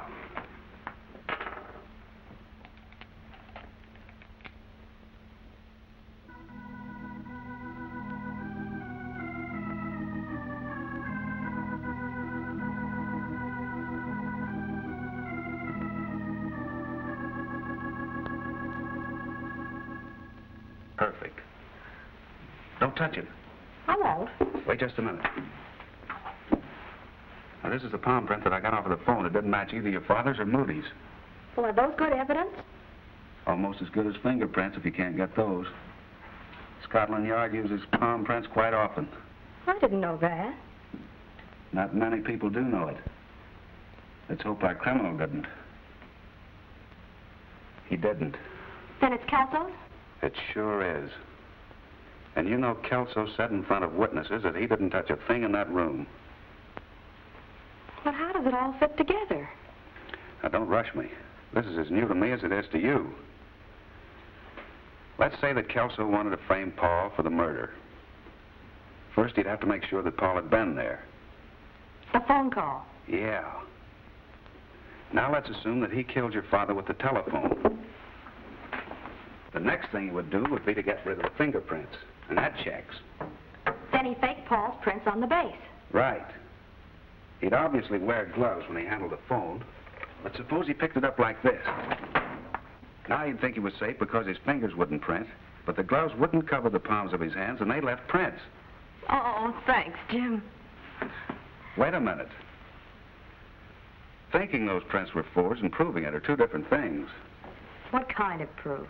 Oh, we've got to have evidence that he had access to Moody's prints for one thing, and that he knew forgery. Say, Moody said he thought somebody had been in his studio, didn't he? That's right. I'm not an art lover, but I'd like to get a look at that studio again anyway.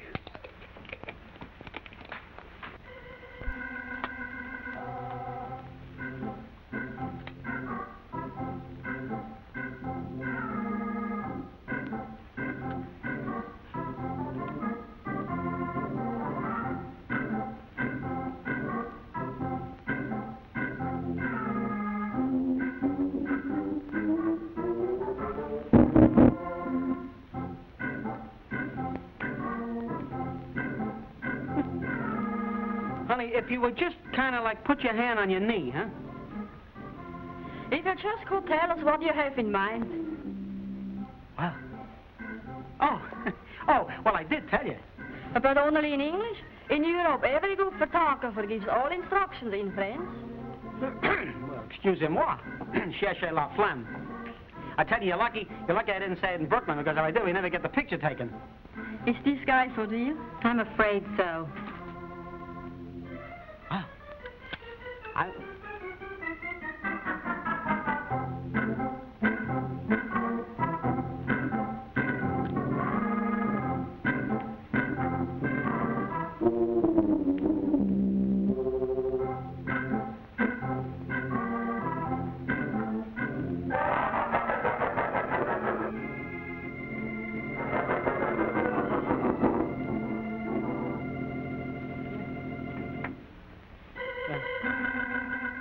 Even if you can get our pictures in the paper, I don't see what it has to do with the case.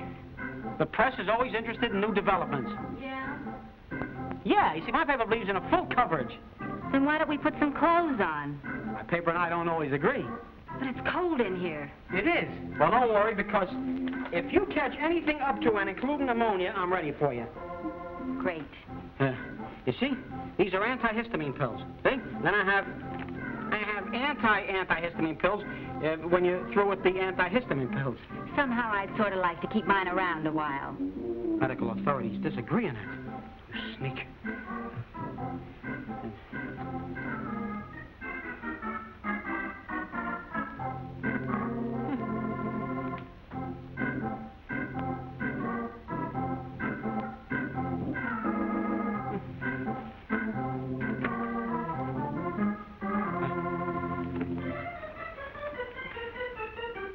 What's the notebook for? Oh, that's if I don't have the medicine you need. You see, I write a prescription for you. E pluribus unum, a vini, vidi, vici. Hey, that's it. That's it. Hold it. That's great. Hold it. This will be real George. Hold it. If...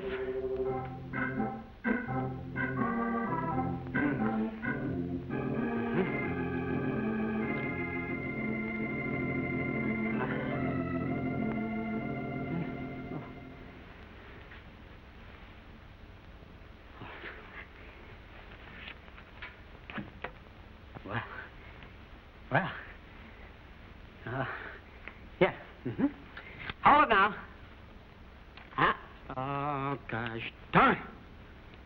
One of my pictures are in bad taste.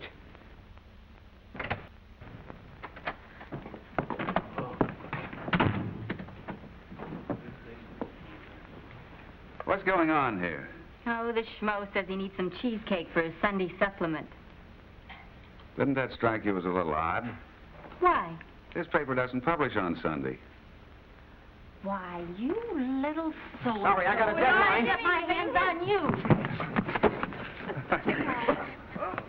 Well, what do we do now, Professor? Well, it's a lot to hope for, I know, but we've been lucky so far. I'd like to prove that Kelso came up here and lifted a set of Moody's prints. Uh-huh.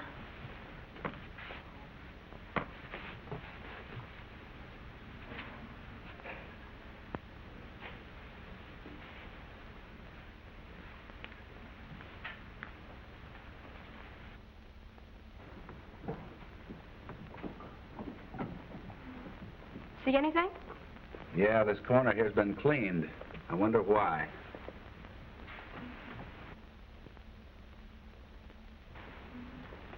What'd you find? Unless my sense of touch is slipping, this could be some of our own formula fingerprint powder. Chalk and mercury. I'll check it in the lab. Give me my kit, will you?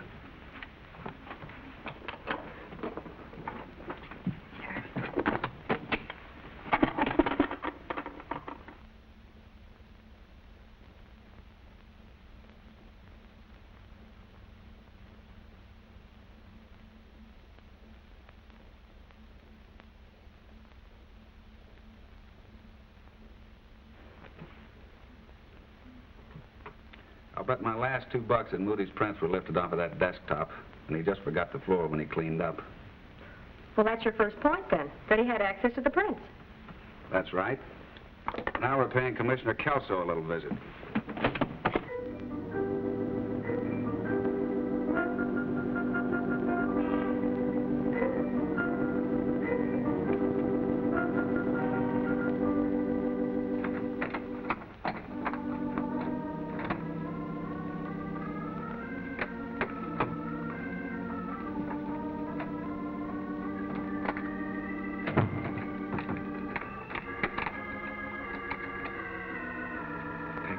To catch a thief.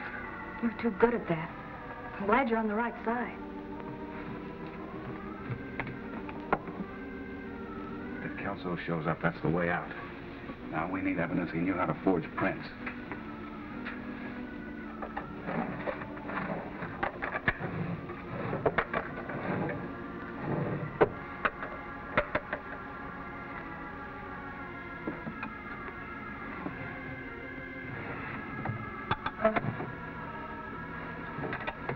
All new to me. I'm a little nervous. I'm not exactly an old hand at it myself, look.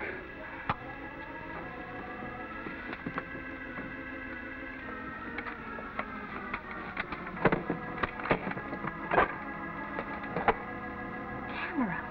Yeah.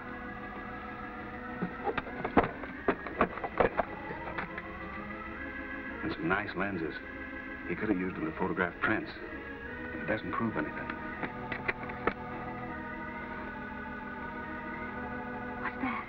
Just a glass slide. Out of an enlarger, probably. But wait a minute. You don't. This isn't our apartment. Yeah, but they all look alike. I told you not to take that last drink.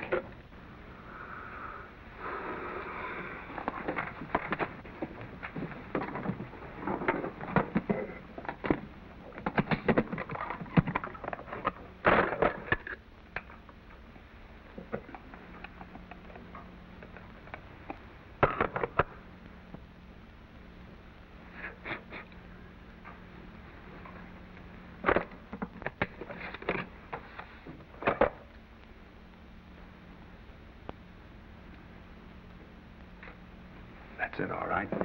Whose prints are they? Paul Moody's. Paul's? Oh, no. But don't you see, he couldn't possibly have made these prints himself. They had to be put here by somebody else. You mean they were forged? It's my guess that Kelso used this plate to experiment with before he put the prints on the phone. He got rid of everything else, but he forgot to wipe off this piece of glass. Is that enough for a new trial? I think it'll get a confession out of Kelso.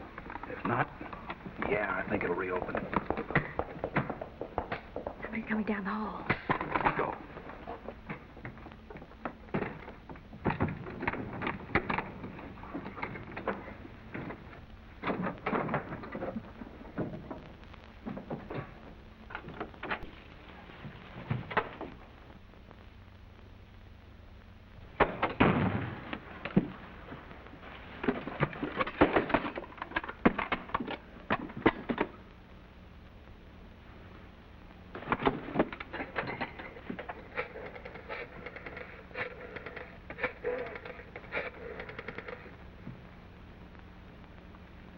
Hello, Connie. Frank. Look, honey, get in touch with King and have him meet me in your apartment tonight. Tell him to bring along plenty of cash. Yeah. What? Oh, tell him the roof just fell in, that's all. I'll be over in a little while, honey. Right.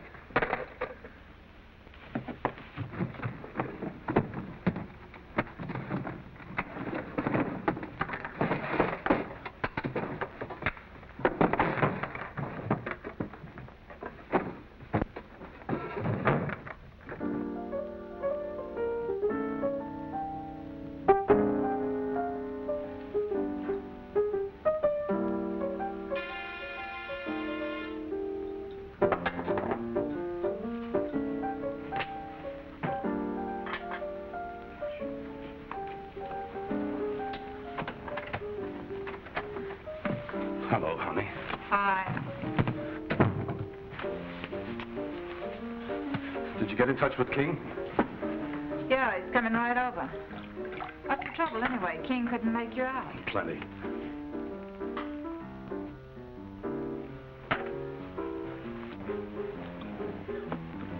Look, honey, I've got to get out of this country fast. That's so. I want you to come with me. Me? You know I get mixed up in this thing only because of you. I didn't ask you to. I know, but think of the fun we could have. South America, maybe, or even Europe. I like it here. But you said that any time that... Get wise, Buster. You think I'd waste my time on you because I wanted to? I take my orders from King just like everybody else. Oh, you dirty...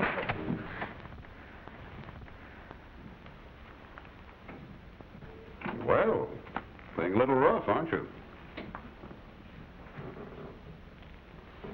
What's all this about you all of a sudden having to take the trip? That's about it, King. Everything's gone wrong.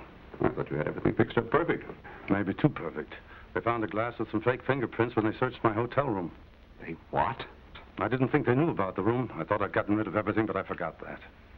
You got the cash? Well, now, let's talk this thing over sensibly. I'll admit you have a problem, but why should that cost me a lot of money? Why? Why, we're both in this together. Oh, I don't quite see it that way. Do you? Rod? All I know is you killed a guy to save your neck and planted some fake fingerprints. But where do I fit in the picture? Explain it to me. I'll tell you where. I killed Palmer to protect both of us, and I'm not going to take the rap alone. Oh, you're not? No. And if I can't tie you in any other way, I've still got those licenses in my desk drawer from the liquor commissioner. Okay, I'm convinced. I see things different now. You do need a trip. Don't you think so, Rod? Bad. Why don't you bring the car around? Right. Well, how about a little drink while we're waiting? Sure, King. Glad you explained things so I'm sorry, Mr. Sullivan. I don't give up so easily. You won't need the car. I should have my head examined for getting mixed up with you two. If I get caught, you don't get away either.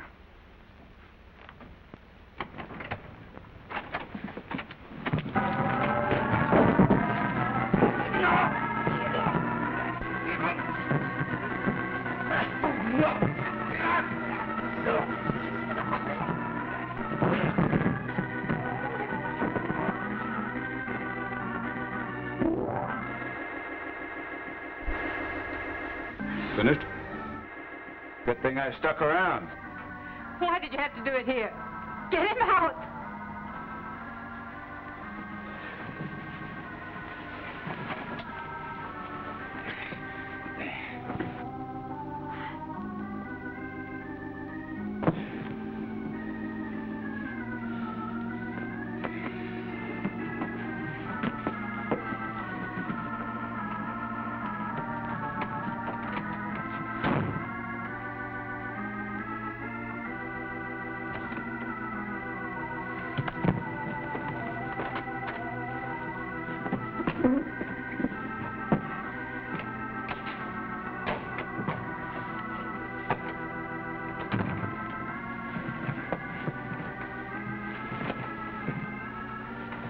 Close the window.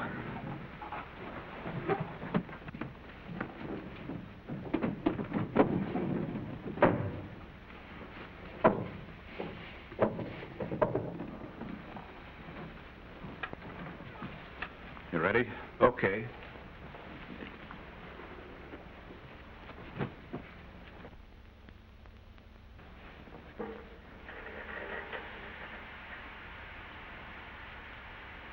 Let's go.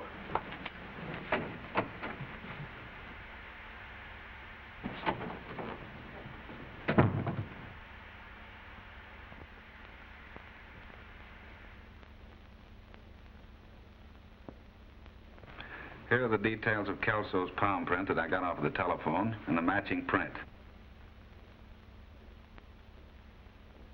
You remember he said he didn't touch anything. I analyzed the powder traces we found in the studio, and they're definitely our gray formula print powder.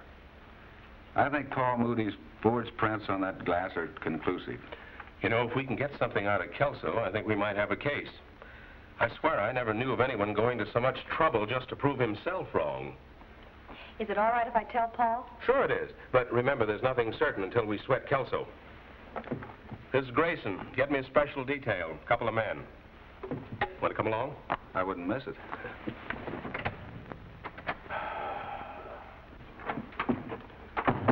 Oh, it's you again, huh? Yes, sir, it's me. I'm sorry.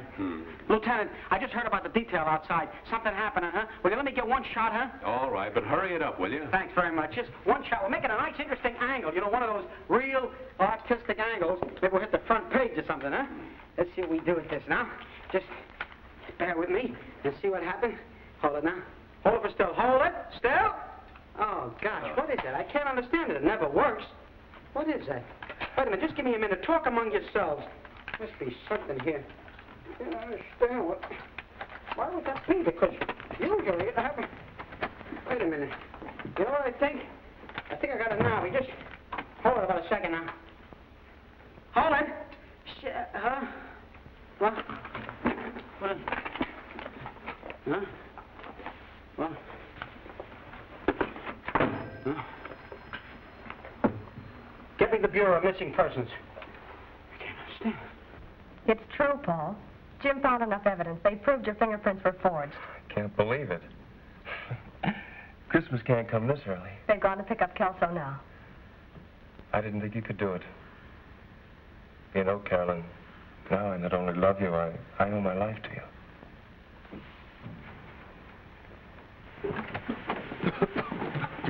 Get that window open. Who's got a cough drop?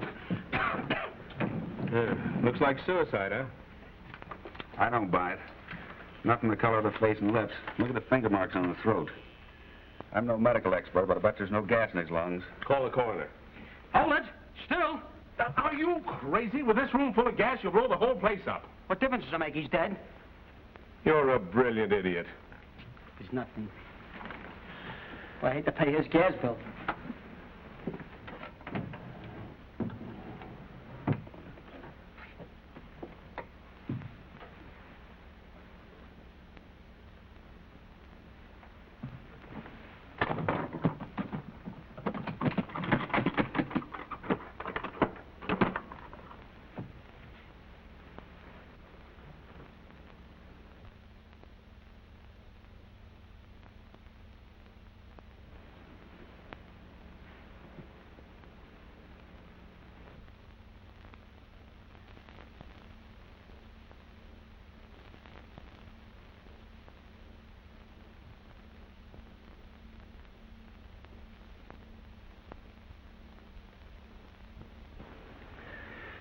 The oval shape shows that the hair was slightly wavy.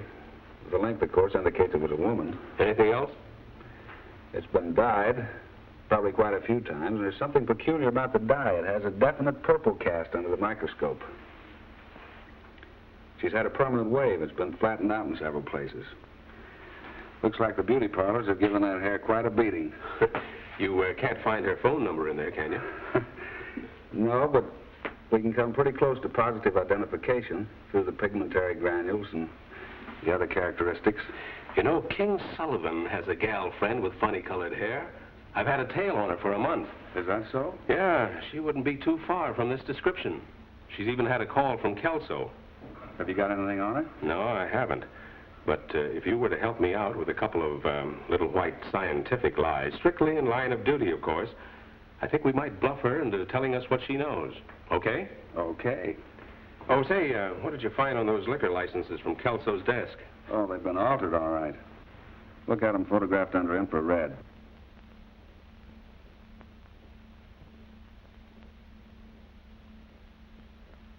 Yeah, I see. They have been changed. That must have been the reason for Sullivan's payoff. The Liquor Commission sent him to Kelso to investigate, and he sat on him for $10,000. And hatched quite a bird. Yeah. Well, let's go pay a call on a gal with funny-colored hair, huh? I'm ready.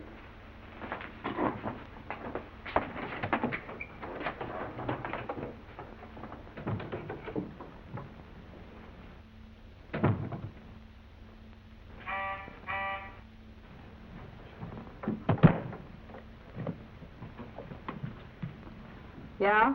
Mr. Val? That's right. We're the police. Open the door, please. Sure. How are you? I don't get it. What could you possibly want me for? I just want to have a little talk with you. Well, won't you sit down? Thank you.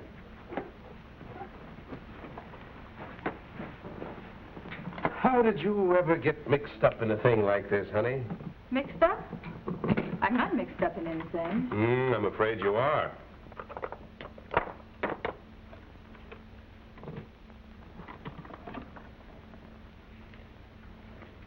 Very beautiful hair, isn't it, Jim?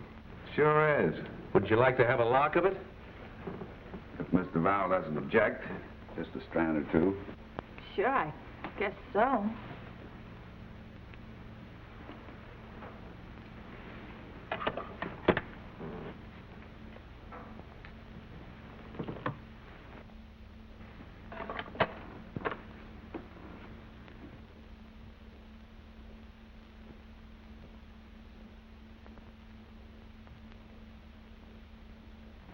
You going somewhere, Mr. Val? What? I just noticed your traveling bag. Oh, no. Just some things I was taking to a friend. Oh, I see. They're the same, all right. What's this all about? I'm afraid that hair of yours ties you in with a murder. Huh? These hair strands were found on the body of Police Commissioner Kelso after he was murdered last night. They match yours exactly. And there's no argument with modern science. But I had nothing to do with it.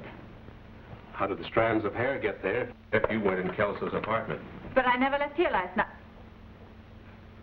Then Kelso was here. And you murdered him? No. Oh, no, I didn't do a thing to him. Except help make a deal with him and King Sullivan. Oh, then it was King Sullivan who murdered him. By himself? No. Rod Behringer helped him. Kelso came here and tried to make trouble. So they killed him, took him to his home to make it look like suicide. I tried to stop him. I didn't want him murdered. There was nothing I could do about it. Sit still.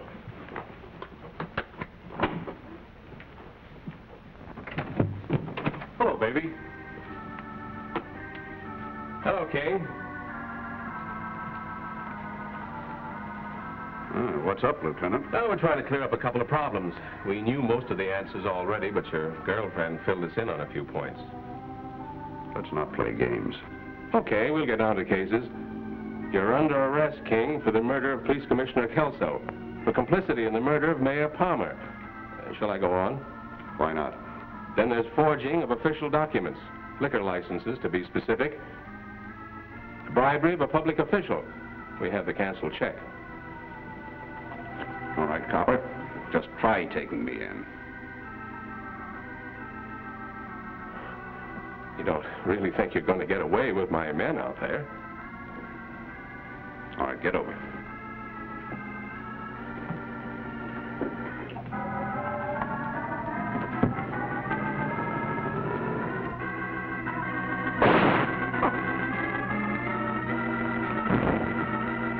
King, take me with you. Can't, babe. I gotta travel too fast.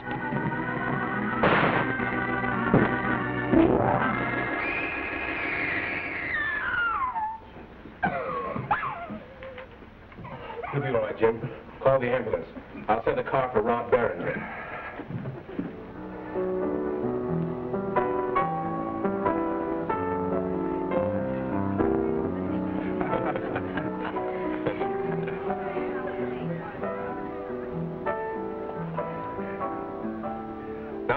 propose one. To a man who's as good at tearing down his own evidence as he is at building it up. Jim. It's just that I don't like to be accused of killing a man legally. And thanks to some expert assistance, I didn't. Do you still think that fingerprints don't lie? Of course they don't. Some of us just try to make them lie, that's all. To the bride and groom. Oh, boy, that's great. Hold it. Hold it. What? Wait a minute. Wait a minute. There's something wrong. I don't know what. I think I do. That's it. That's great. That's wonderful. Hold it, kids. Hold it. Oh, gosh. Fiddly, duddly. Reticulate my emulsion. Whatever did I... Why is it I...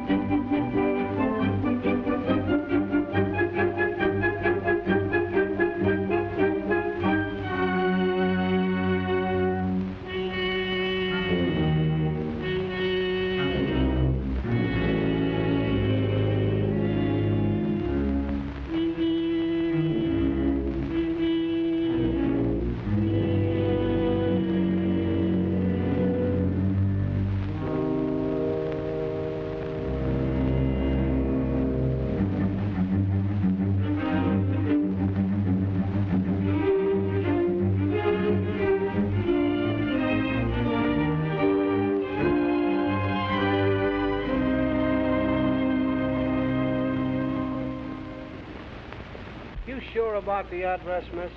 Yes, this is the place. You'll be sure and wait for me now, won't you? Sure, I'll wait.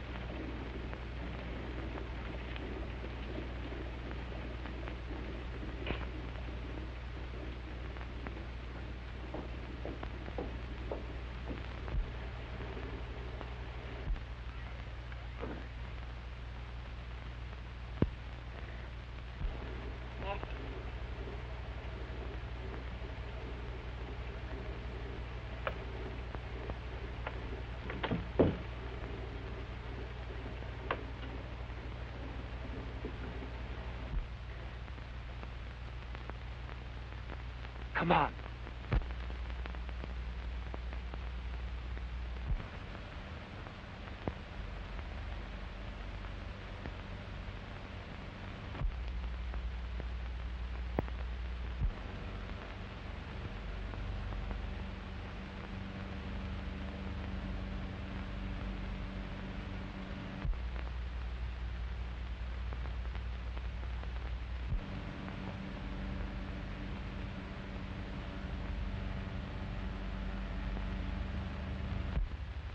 That's funny.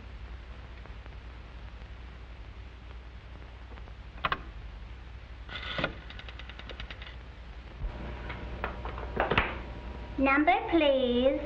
Oh, I'm at 122 Old Mill Road. This house hasn't been occupied for 13 years, and yet there's a telephone in it. Can you tell me who had it installed? I wouldn't have that information, madam. I could connect you with a night supervisor, but she'd have to wait until the business office opens in the morning. I'm sorry.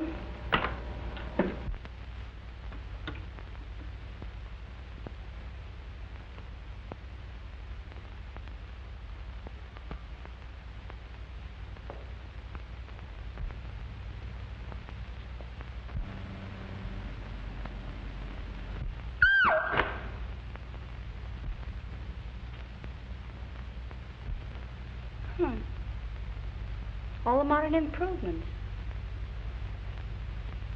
You might have cleaned the place up a bit.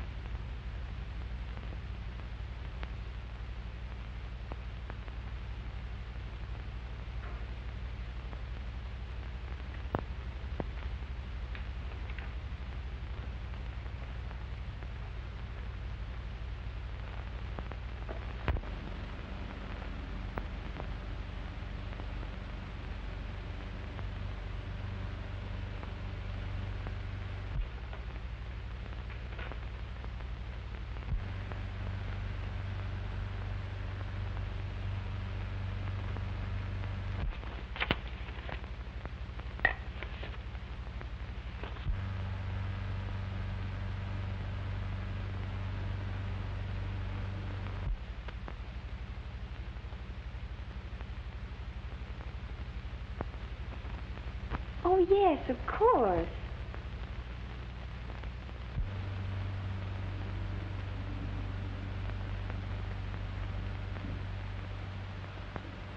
Dad sat there. I sat next to him. Mr. Barksdale sat next to me. Aunt Lucille. Uncle John.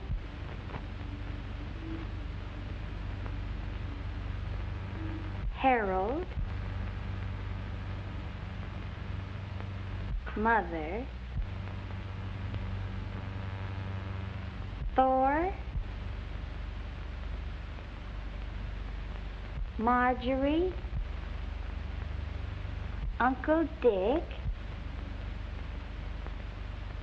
Aunt Joan. Uncle Wayne. And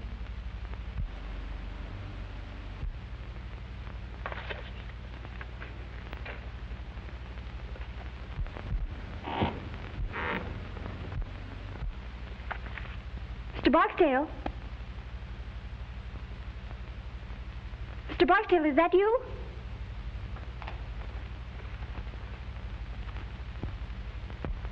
Mr. Barksdale?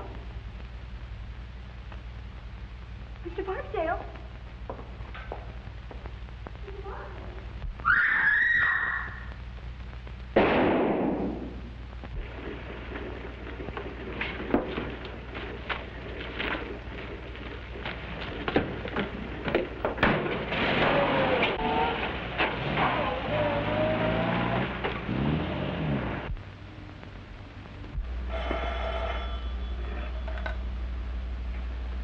Police station, Captain Ryan speaking.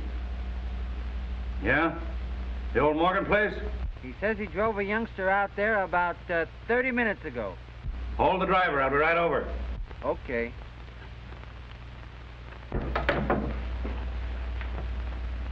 Wake up, you dumb mass of muscle, and get going.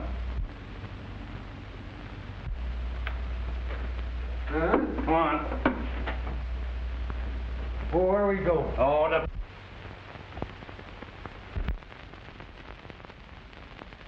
Dinner and a mackerel. All right.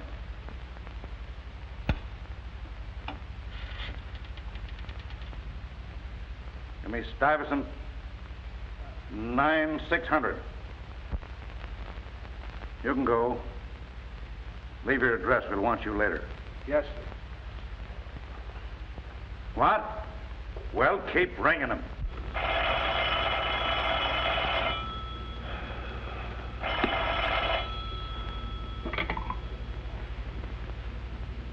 Hello.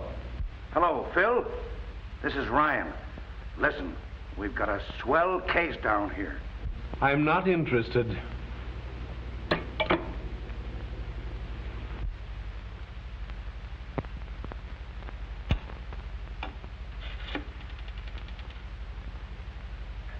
Give me Stuyvesant 9600.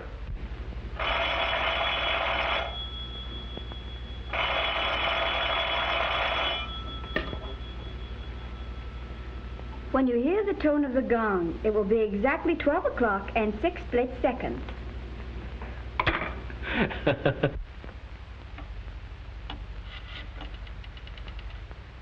Ring that number again. Hello, you.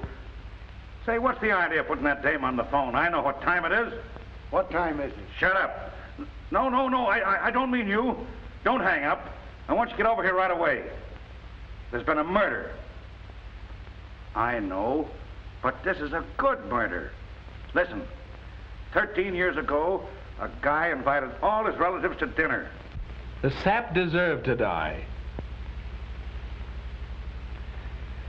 Well, arrest the mother-in-law and don't bother me anymore. Oh, all right, but make it snappy. All right. There was 12 people there. The table was set for 13. The 13th guest never got there. That was 13 years ago. And now tonight we find a dame murdered, and she's sitting at the table in the 13th chair.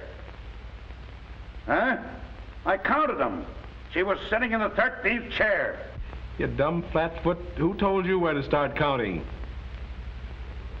Well, go back and count the girl's chair first and let me know how you come out. And give my love to Aunt Sarah.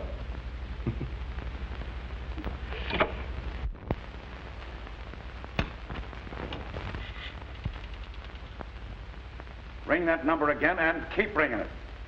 And then tell the night supervisor I want to know who had a couple of phones installed at 122 Old Mill Road if you have to get the whole Bell family out of bed.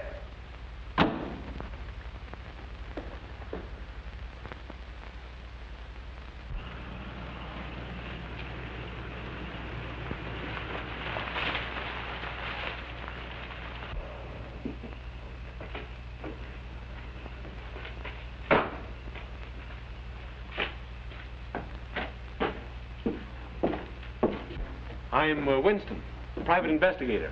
Captain Ryan sent for me. Yes, sir. Go right in. And have fun, huh?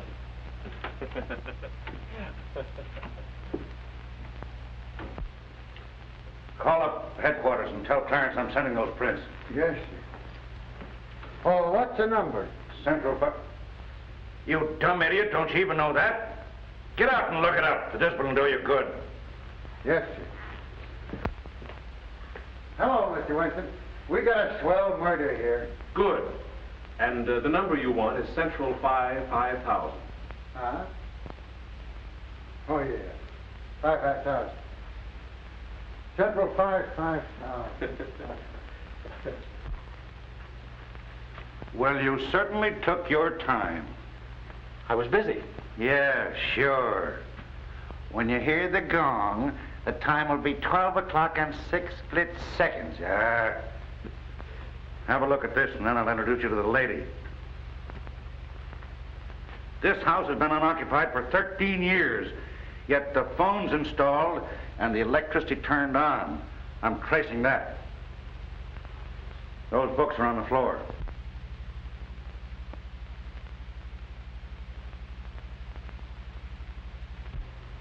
That's all in here. Now come on and have a look at the banquet.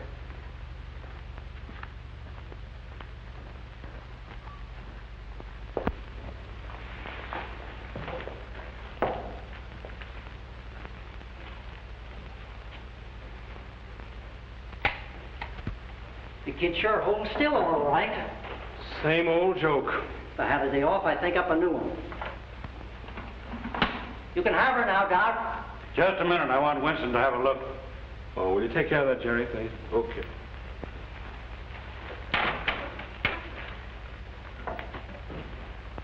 Too bad. Pretty girl. You wouldn't notice that. Seen enough?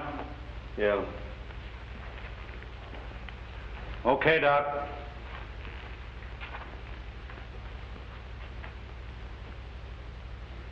Say, how did you know about that dinner party 13 years ago? Oh, every man and his dog knows that story around here. Morgan, Sr., dropped dead just after they all sat down to the table. The old lady, she was young then, must have been a little bit cracked herself. She wouldn't allow a thing to be touched. Just closed up the house and moved out, and that's that. And all these guys have been waiting for the dinner ever since. Gives me the willies every time I think of it. Well, don't think then. You know who the girl is? Sure. Daughter, Marie Morgan. Had her whole life's history in her handbag, but no address. The driver that brought her out here said he picked her up on the corner of 59th and Park. The apartment house? No, on the corner. We've been checking up on the apartment houses around there now. How was she killed? Wait till you hear. The doc hasn't said for sure yet, but it looks like she was electrocuted. Electrocuted?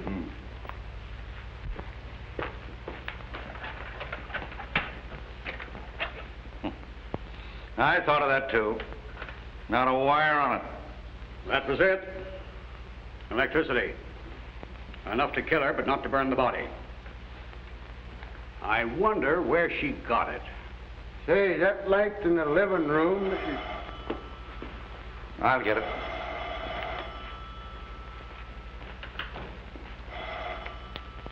Well, what about that light in the living room? Tain't on. I tried this globe in every socket in the room and it don't work. Oh, maybe the globe's burned out. Never thought of that. Anyway, I don't think I'd go around trying light sockets if I were you. Why? Didn't it occur to you that a young lady was electrocuted here tonight and that she might have been trying light sockets?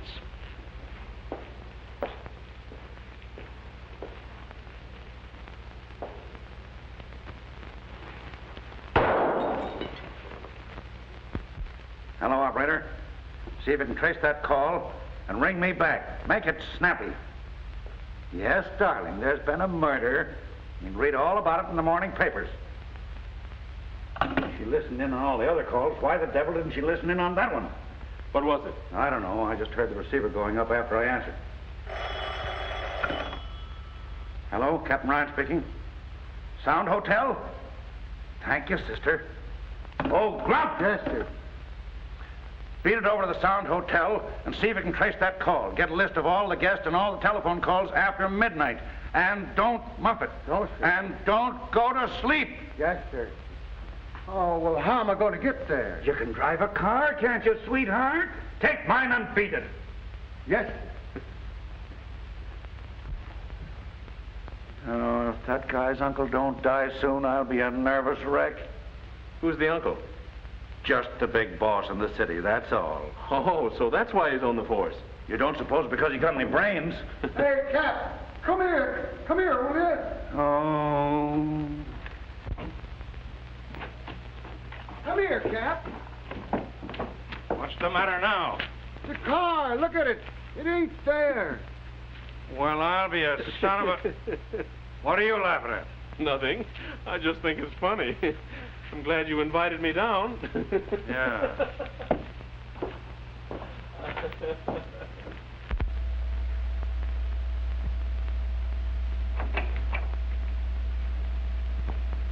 Come in, boys.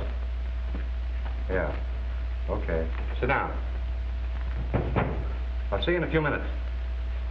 Did they identify the body? Yes, sir. Which one of you is the brother? I am. Friend of yours? Yes. And of my sister. All right, boys, I won't keep you long. Either of you know a man named Barksdale?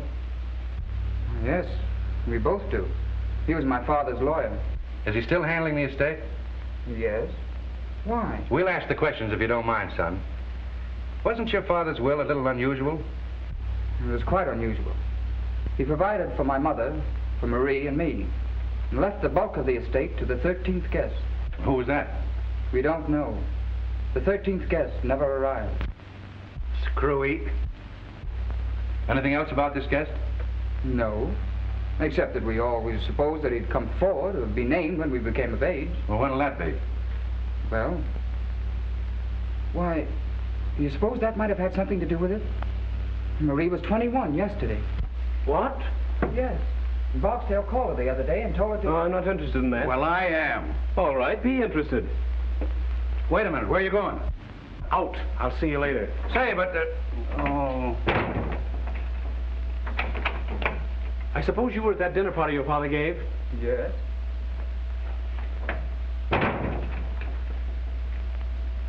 Where'd your sister sit that night? Why, beside my father. She always sat there. Which side? On his right. Will you draw me a diagram of that table, name the people in the seating arrangement, and if any of them have died since, make a note of it? Have you kept in touch with the family? When we couldn't avoid it. Well, put down their addresses and leave it with the captain here. Thanks. Do you remember how we sat that night? Yes, I think so. Were you there? Well, I was visiting there. We were just kids then, but it isn't easy to forget a thing like that dinner party. I suppose not. I've got a hunch I'll be thinking about it for some time myself. Let us hear about that phone call from Barksdale, and I'll let you go. Well, there isn't much to it, except that Barksdale called her a few days ago and gave her some instructions. Something she was supposed to do on her 21st birthday. And you don't remember what they were? I know. She wouldn't tell me. And we're supposed to find the answer. Does anybody know anything? What's the matter with the old man besides being nuts? Are you sure this dinner wasn't held in an insane asylum? What? Ryan, calm down. Take these boys to the next office and give them some paper and pencils. And send Carter in. Yes, sir. You boys better stick around. We might want you. It's too bad, son. Take care of yourself. And what do you mean? Nothing much. You mean they might go after me? They might. Well, I don't think I'd care if they did. Well, we would. It costs the department a lot of dough to investigate a murder. Well, in that case, I'll be careful. Well, thanks. You've been very considerate today. That's all right, son.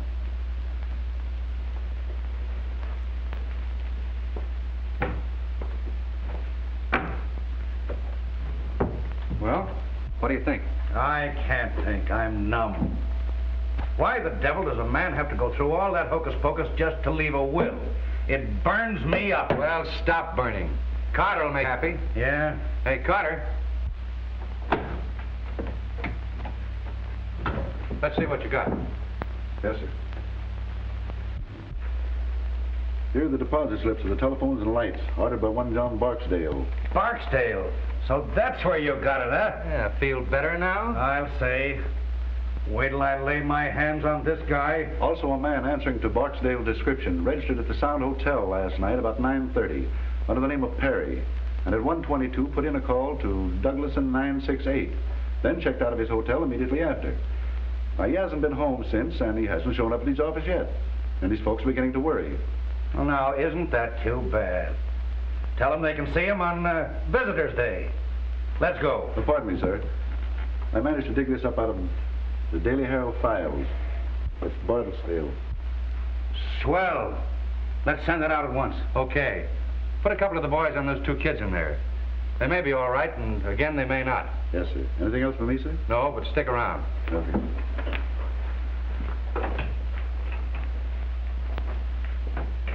Calling all cars. Calling all cars. Stand by for description of one John Barksdale, wanted for questioning on the Morgan murder case. Last seen on Long Island driving a Packard Touring, license unknown. Description: 50 years, 6 feet, gray hair, eyes brown. That is all.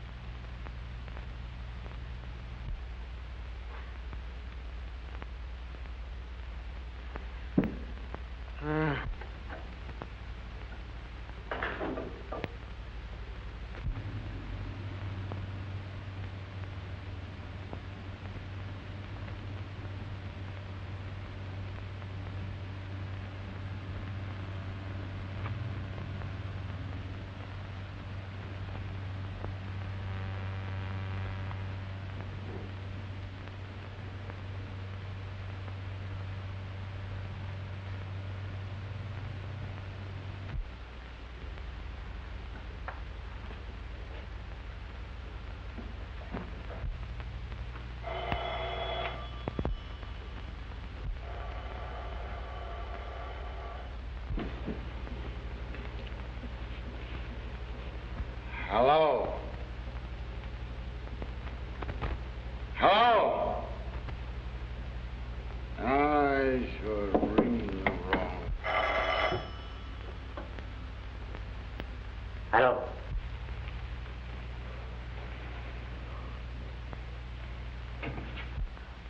Ah! Ah!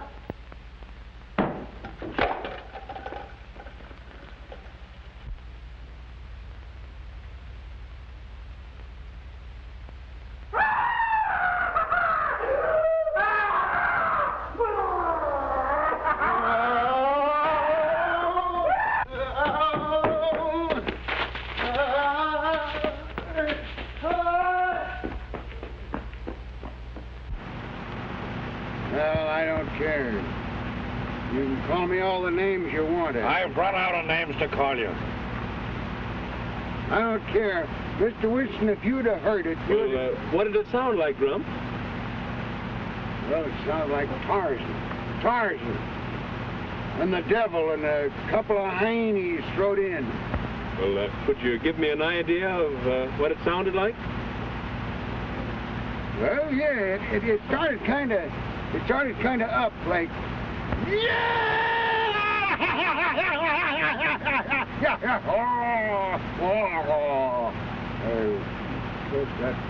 that ain't just it, you know. It's kind of like it. Well, perhaps if you tried it again, Grump. Yeah, well, it's just... Dumb idiot. Don't you know when you're being ribbed?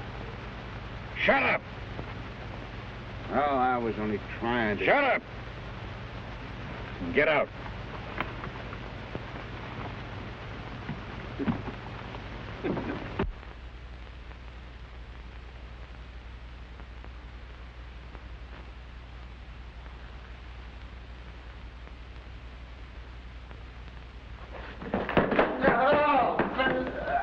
What is that?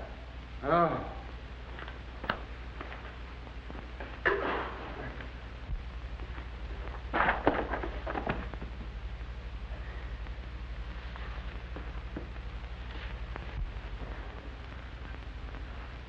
So I'd like to know who put all them books there. So would I. Did you go to sleep today? I don't think so. You don't think so? Get out of my sight before I kill you. Yeah. Hey, Phil, come here. You come here. Where are you? In the dining room. Oh.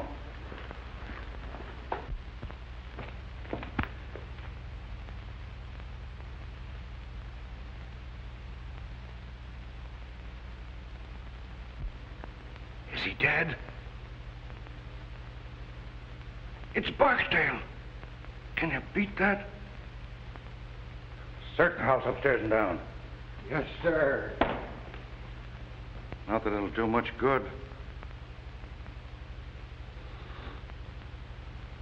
Phil, what's the answer? It's got me worried plenty. Me too. But I'm beginning to be glad that I wasn't invited to that dinner party years ago. Yeah. Here's the diagram young Morgan drew today. Take a look at the seating arrangement. First, we find the girl's body in the chair that she sat in that night. And now this. Are you beginning to get the idea? Gee, yes. Ye gods, Phil. Are they going to line this table with stiffs? That's the way it looks, unless we do something. But that's crazy. It very nearly confirms one thing, though. The person doing it was at the table that night.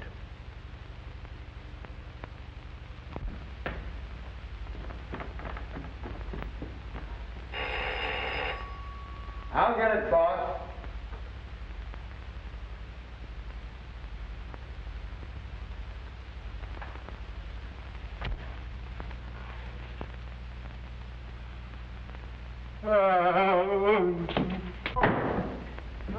Cap!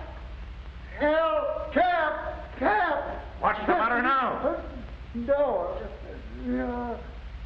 Oh.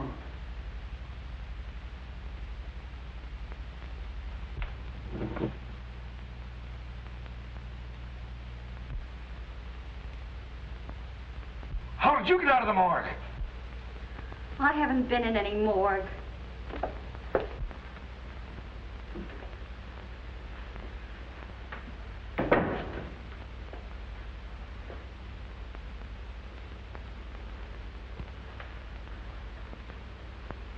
Take your hands off me.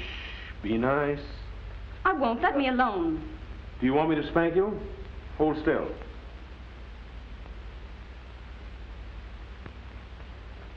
That's a good little girl. What's your name? Marie Morgan? Yes? What did you say? I asked this child here if she were Marie Morgan. I'm no child. Will you shut up? And she said yes. And she said yes. I don't know. Maybe it's something I ate, and this is the nightmare. Where did you pick her up? I found her riding around in your car. In mine? I was on my way to the police station. Yes, and baby, you're still on your way to the police station. Take her down and lock her up. I've got some things I want to ask her about. You can't arrest me. Oh, can't I? That's what they all say. Maybe it's all a mistake. And maybe you can explain everything. And I'll bet you won't say a word until you see your lawyer. Well, I won't. All right, baby. Come and see your lawyer. Yourself to a good look.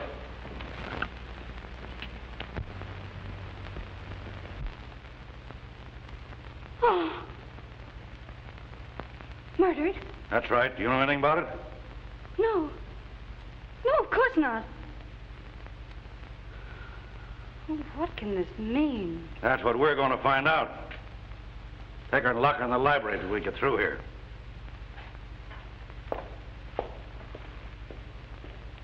Was she headed for police station? She was going in that direction. Call up city headquarters and report this. Call the coroner. Then stick around outside. Yes, sir.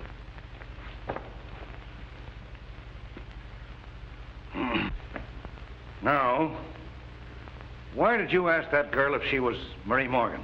I think she is. What about the other dame? There are no twins. No, but the other girl had several small scars around her face. Didn't you notice them?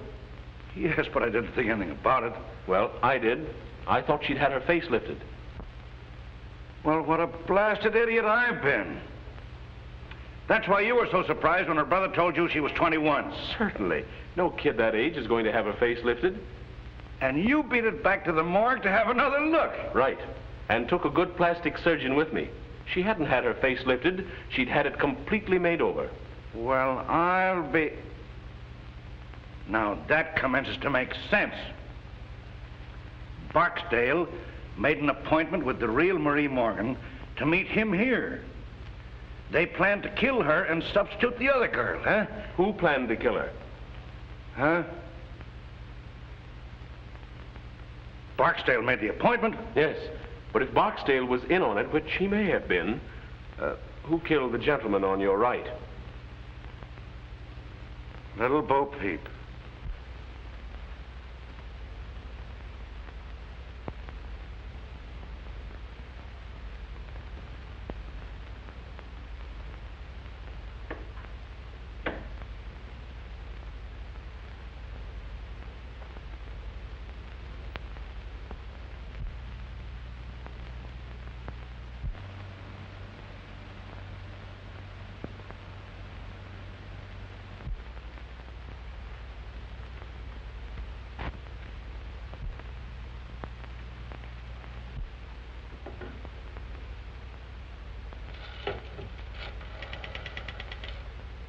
Operator.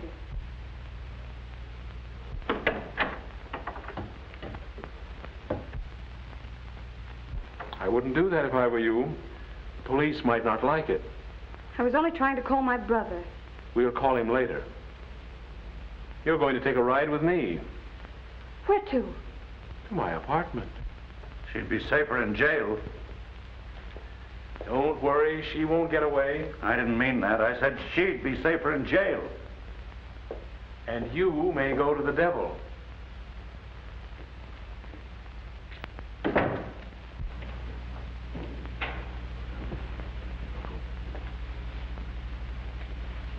Mr. Adams, Mr. Wisden. Why, my dear child. Why, I'm almost afraid to touch you. What is the meaning of all this? Why, I'll have to send back that cutaway I ordered for your funeral. You wear those to weddings, not funerals. This is Uncle Adams, the worst old reprobate who ever lived. My dear, you're covering quite a lot of territory. How do you do, Mr. Winston? I'm delighted. How do you do? If you give him a drink, I think he may keep still. What'll it be, scotch and soda? Splendid, thanks. Easy on the soda.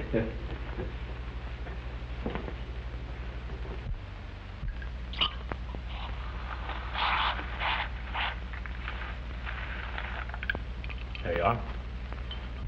If you want my opinion, it's Uncle Adams who's been committing all the murders.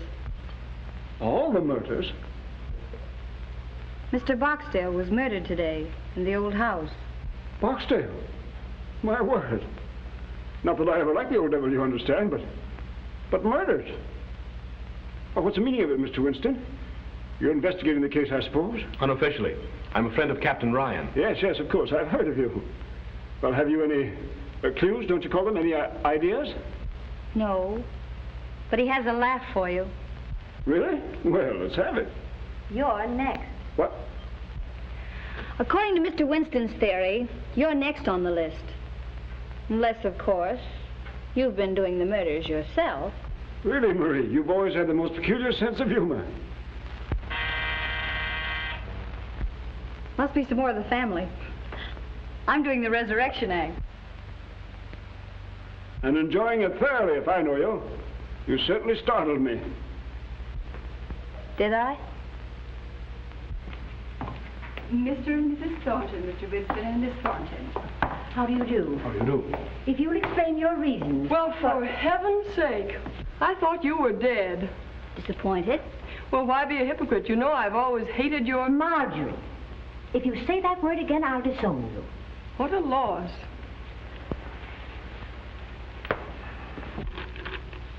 Is this for private use only? I suppose you're a Winston. At your service. I may take you up on that. Mm-hmm. If this is another one of your jokes, Marie, I must say it's in bad taste. I've been simply prostrated all day. I'll bet you have. Bridge always tires Mother. Marjorie. May I answer it? Certainly. Let me. Certainly, yes. Bud!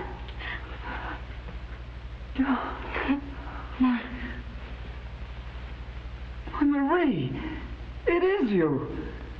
Oh, my dear. They tried to kill me. Are you glad I'm alive? Am I glad? I think you are. But what does it mean, sis? They made us go down and look at that other girl. We thought it was you. Did you cry? Well, to tell you the truth, honey, we both went home and got potted. That's just as good. Come on in. Mr. Winston has the whole family here. He says one of them is the murderer. I'm giving odds on Uncle Adams. Uncle Adams? He's too lazy to commit a murder. But tell me, darling, what happened to you? I'll tell you later. Well, here we are. Just one big, happy family. Oh, hello, Thor. Who was that blonde I saw you with the other night? There was no blonde, and you know it. Oh, well. Dear Marjorie, your soul must look like the inside of a vinegar bottle. By Jove, it's a good idea. I wish I'd thought of it myself. What's that? Killing off the family. It must be some poor soul that had the misfortune to dine with us when we were all together. I think you're right. Someone who dined with you 13 years ago. Really? Oh, you mean the night that John read that stupid will? And then died. Well, mercy, don't ogle me. I didn't kill him. No one killed him as far as we know. Does anyone here know the present whereabouts of Wayne Seymour? The last time I saw him, I got an impression that he was going to spend the rest of his days at number 9, Yokohama. I see you know your Yokohama, Mr. Winston. I've traveled a bit. With the exception of Wayne Seymour, you people were the only guests at that dinner who are still alive. Well, and we're dead from the neck up. Speak for yourself, John. I'll speak if you don't mind. Go ahead, but a few snappy jokes injected here and there would make a world of difference. You see, we're accustomed to public speaking. I'm afraid this isn't a joking matter. It looks as if someone is determined to kill every person who attended that dinner 13 years ago. They've already killed 2 people. 2? 2? Yes. A girl mistaken for Miss Morgan and John Barksdale. Mr. What? Barksdale murdered? Very much so. And in both cases, the bodies were found in the chairs occupied by that person at the dinner. And as Captain Ryan so elegantly describes it, the murderer intends to line the table with stiffs. Oh, How vulgar.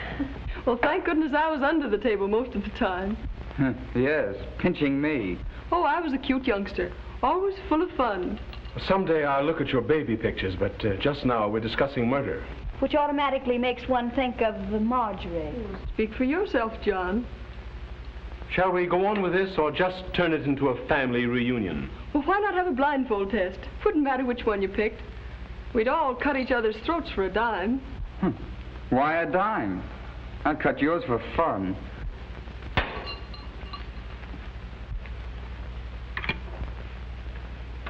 Give me police headquarters. Detective Bureau, Captain Brown's office. Well, it isn't every day you get a chance to see a mastermind at work. Hello. Who's this speaking? Oh, this is Winston. Send the wagon to my apartment and issue 4 John Doe and 3 Jane Doe warrants. Material witnesses in the Morgan case. Right. I've got them here. Really, you're quite amusing, Mr. Winston. Thank you. You'll like the matron in the city jail, too. She's one of the Philadelphia Smiths.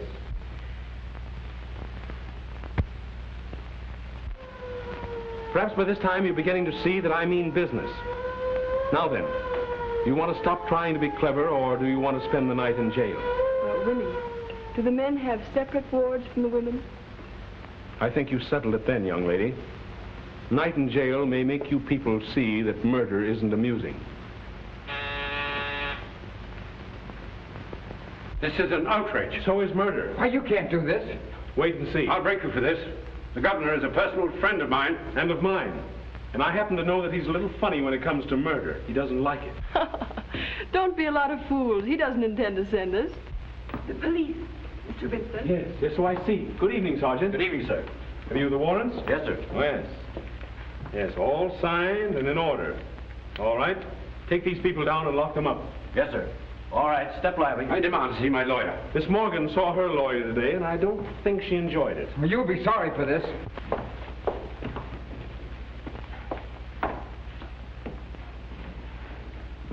Good night, Winnie dear.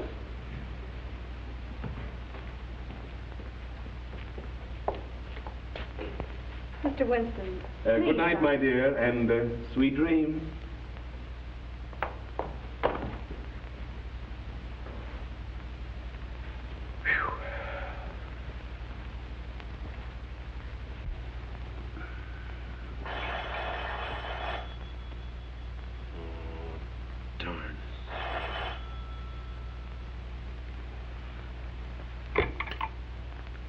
Hello. Come on down, dearie. We've got another corpse. What? What, the family's all locked up? Yeah, sure. You're a smart guy. I don't know. I haven't over yet. You coming down? Okay.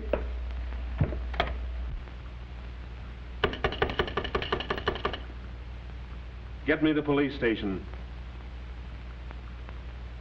Hello. Give me the desk sergeant, the city jail. Yeah. Hello. This is Winston, private investigator on the Morgan case. I sent down 7 of the upper crust for you. Will you send somebody in and see if they're all there?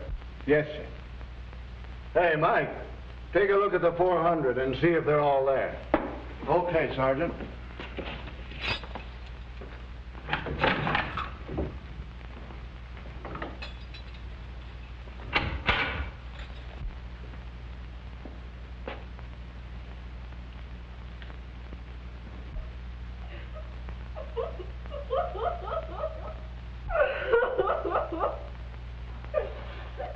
What's the matter with her? Who cares?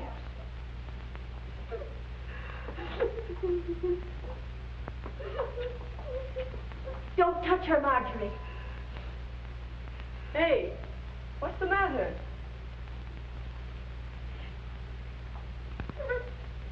What? What? She says that you remind her of her mother.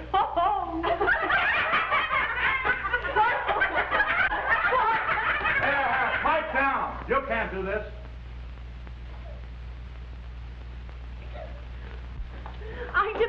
Yes, I know. You're going to write a letter to the commissioner. I won't stay in here another moment. Say, what are you trying to do, rip me? Dear me, no.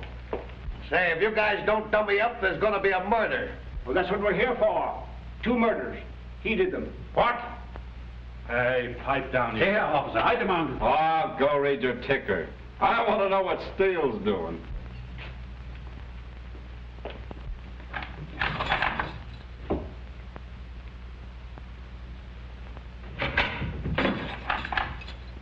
All there, Sergeant. Okay. All there, Mr. Winston. Okay, thanks. Oh, wait a minute. Turn them all loose, but put a man on each one of them. Now, I'll be responsible.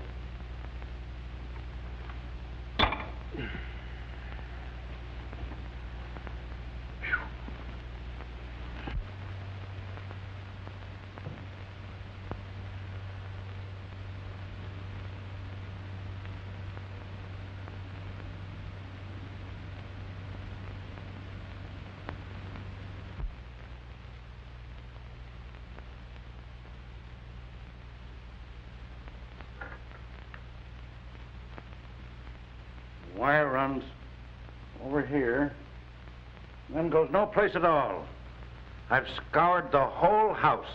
Now, the only answer is there must be a closet or a room somewhere that we don't know anything about. I don't want to know anything about it. All right, Bill. Make it snappy. Cut it right there.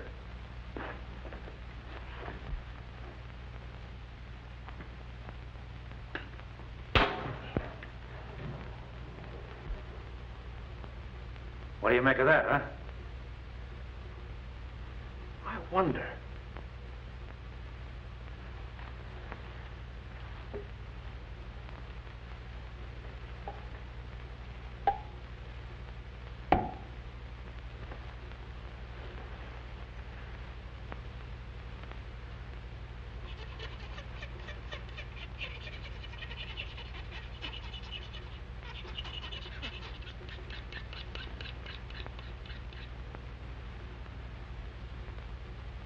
Steel.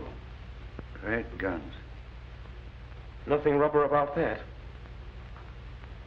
Come on, let's get out of here.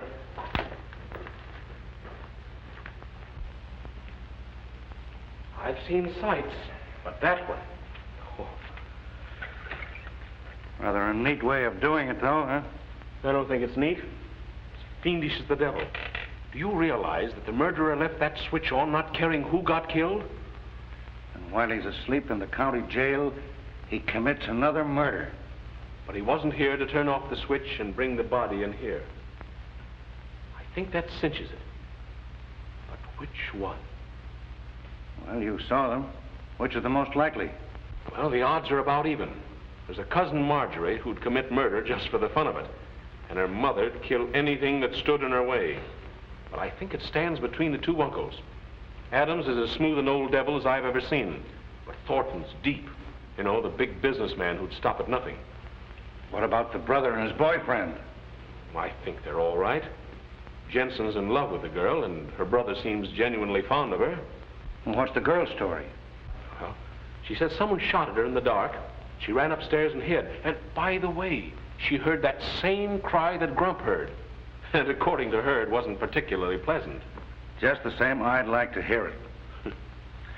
And what else did she do besides steal my car? Well, she said she came back down, was about to beat it out the front door when she heard a car and motorcycle drive up. Said by that time she didn't know where to turn. And when she came in here and saw her double sitting cold and stiff at the table, she did go nuts. Got scared of the police as well as the rest. Hid in the cellar and then stole the car. She hid out all the next day. Thought better of it and was on her way to the station when they picked her up. It's logical. Barksdale asked her out here? Yes.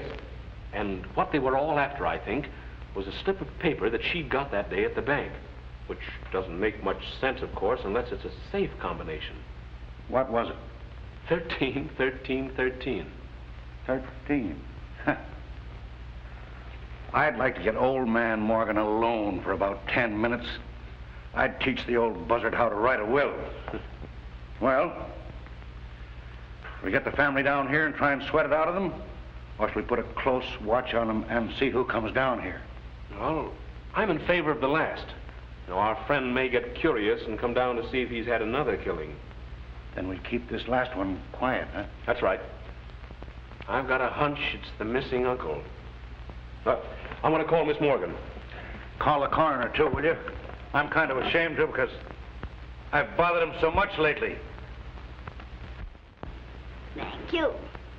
Well, if this is the kind of service I'm going to get killed every day. I'll get it.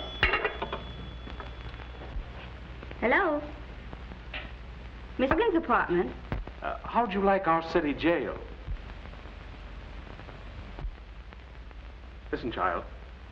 I want you to destroy that slip of paper at once. And don't tell anyone what was written on it. Not even your brother. But no one's accusing your brother. Say, listen, don't you get too smart. You know, there's a distinct prejudice in the police department against little girls who go around stealing police cars. Oh, you're not? Well, 21's a mere drop in the bucket. Say, will you shut up and let me talk? Now listen, don't tell anyone those numbers. And if anyone tries to get them out of you, let me know immediately. Will you do that? Like a sweet little girl?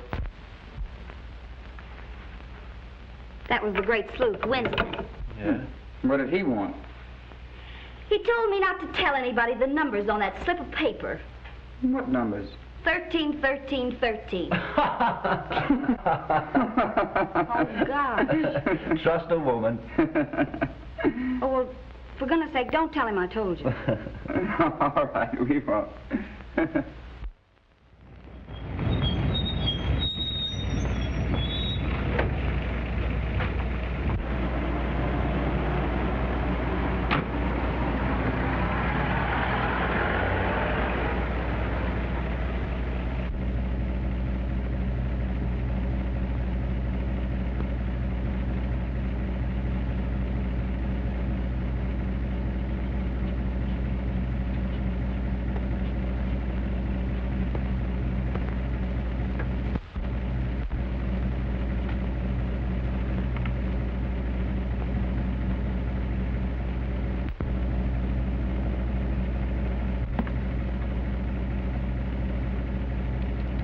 Shame on you, looking at those things.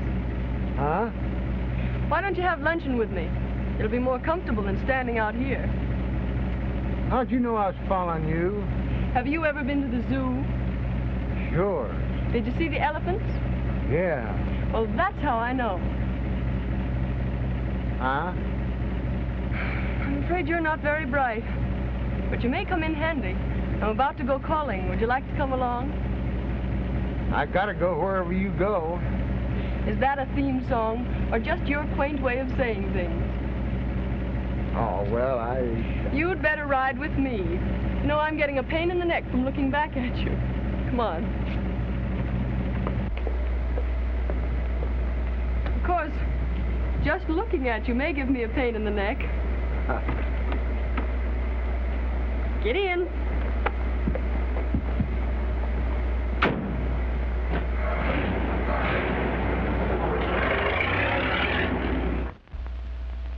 Okay. Stay there until you're relieved. That was Bentley, detailed to watch Adams. He says Adams hasn't left the house all day. But some dame just came up in a limousine with Grump. Grump? He's tailing the Thornton girl. Tailing her? He's riding in the limousine with her. What? I'd give $100 to see that. Come in. There's a Dr. Sherwood outside. Says he has some information on the Morgan case. Dr. Sherwood? Yes, sir. Send him in. I hope he's our man. Oh, Doctor. Captain Brown. How do you do? Won't you sit down? Yeah.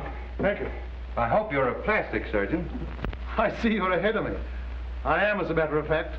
And I operated on the young lady who was killed.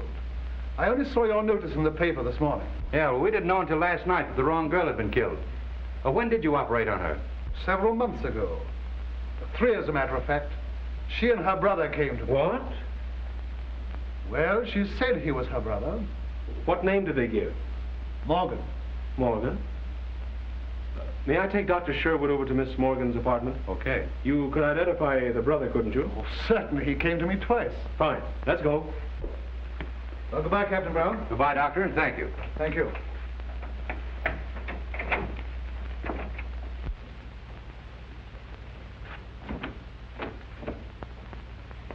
Oh, hello. Come here, Doctor. That your man? No. Say, why aren't you down at the old house? Well, I'm rather tired of being there so much. Have you a picture of your friend Jensen around? Yes, I think so. But look here, Mr. Winston. Marie's gone down to the old house to meet you. What? Didn't you call her? Well, no. You didn't call her? No, I tell you. What's it all about? I just got in. She left this.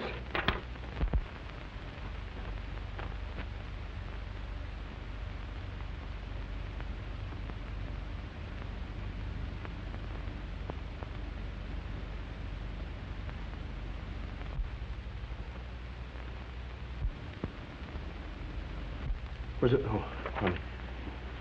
Oh, get a picture of Jensen and show it to the doctor, will you, please? Hello, operator. Get me Douglas in 968. Hurry it.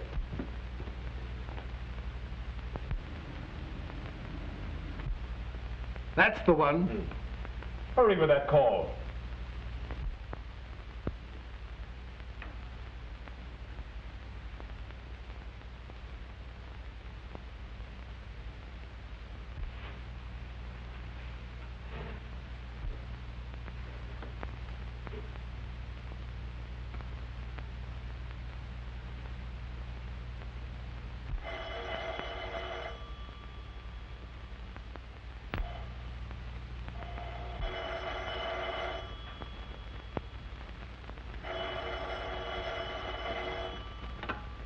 Hello.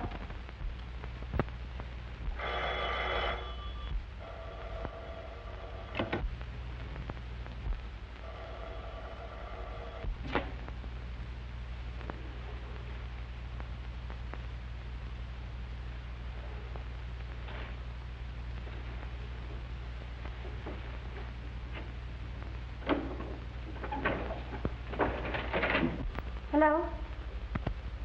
Oh, yes. Now listen, child. Don't get in a panic, but get out of the house as quick as you can. Is there an officer guarding it? Yes. He let me in when I told him you... Mr. Winston, didn't you call me? Now, don't get in a panic.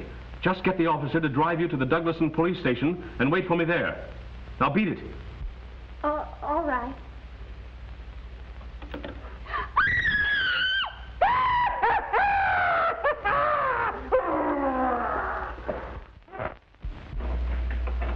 Where's Miss Morgan? Hasn't she been here? No, no one's been here. You come with me. I may need you. No, wait. Stay here. Tell Ryan to beat it over to the Morgan house as soon as he gets here. Yes, sir.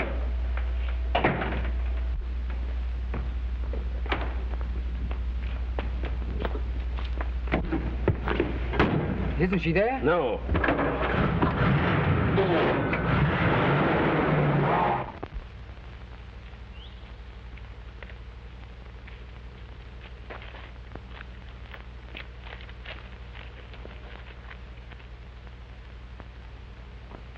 He'll come around all right.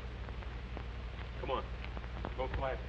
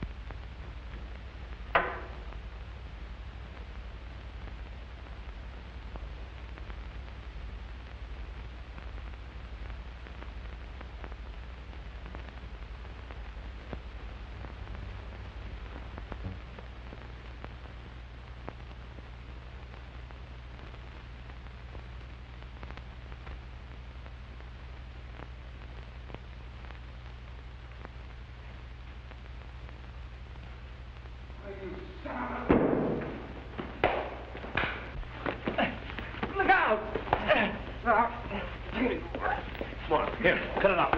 Cut it out. Come on. Killer! Get him out! Come on. Cut it out. What did you do with my sister? Here, cut it out. Come on, get up. Go let him in. Now then, what have you done with Miss Morgan? Come on now, make it snappy. Miss Morgan? I don't know. Where is she? What's this? Just a swell species of skunk. Now, come on, tell me, what have you done with her? I tell you, Did you call her and tell her to meet me here? No, I swear I didn't. We know all about Sherwood and the other girls, so you may as well tell us the rest. Who was in on this with you? Barksdale. So you killed her and then Barksdale so you wouldn't have to split, huh? No, I don't know who killed them, I swear it. Pick up that phone. No. Why not? Because that's the way Leela got it. You were there that night. Did you kill her? No, I saw her after shooting at Miss Morgan. No, I didn't. Now you're a liar. Go on, take him down and lock him up.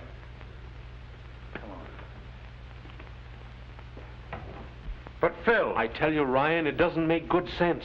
Why go to all the trouble to impersonate someone and then kill the impersonator? Jensen tried to kill Miss Morgan, but somebody else killed the girl thinking it was Miss Morgan. Jensen knew the difference. There have been two different factions working in this against each other. But where's... Exactly. Get an axe. Break that wall in. Right. And son, you'd better go on back to the station. Why? Because I don't think your sister's going to be alive when we find her. I don't know. Help me. No. You know what they are. Help me. Help me. I know, but if you kill me, you'll never know. You little fool. Don't you know that I'll kill you anyway?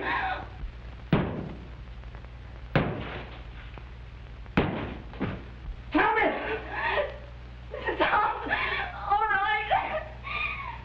13. You better not be lying.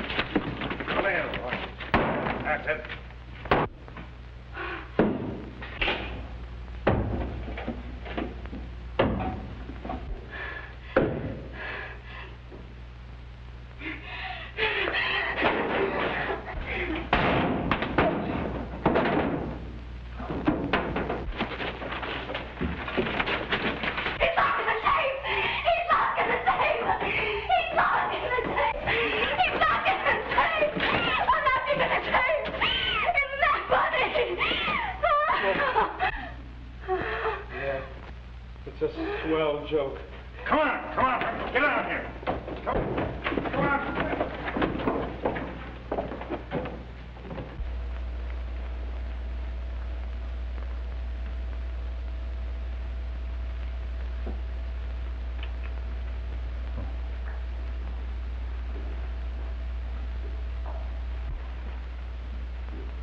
Got a patent on that little electrical device of yours, Adams? No, I'm sorry to say. I haven't. Well, I wouldn't worry about it if I were you. The state's got something that works along the same lines. And we're going to give you an exclusive demonstration. Take him out. Come on, move. Will they let you into that safety deposit box? Sure. What did you find? Only $1 million in securities for her. $1 million? How disgusting. I hope it isn't U.S. Steel. Don't worry, it isn't. I left the securities there, of course, but this letter was on top, and I thought you'd want it. Thank you. To Marie, the 13th guest. Can you imagine that? I was it all the time.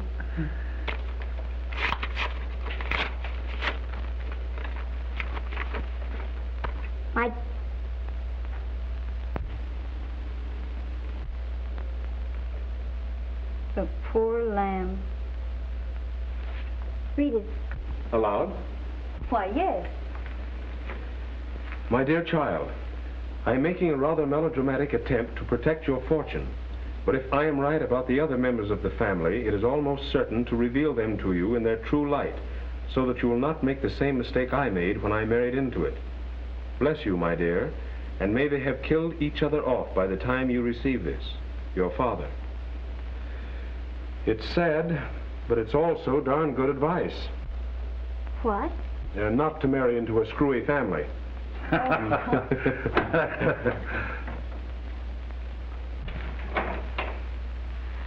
Hi.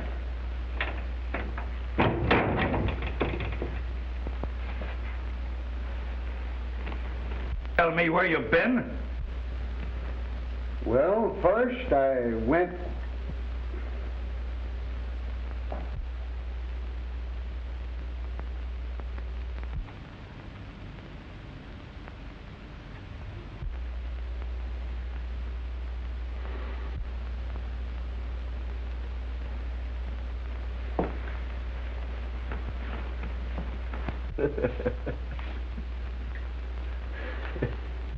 Well, you told me to tailor.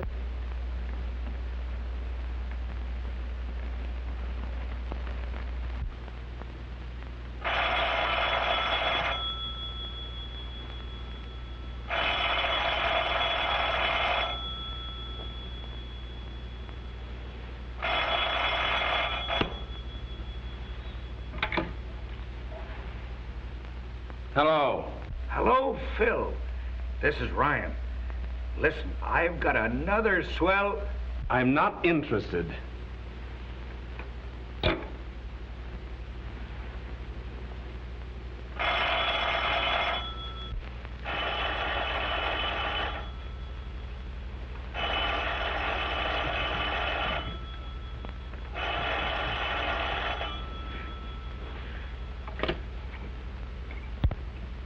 When you hear the tone of the gong, it will be exactly 12 o'clock and 6 split seconds. Uh-oh.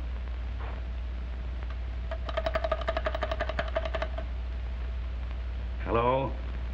Ring Stuyvesant 9600 and keep ringing it. And when you've done that, well, ring it some more.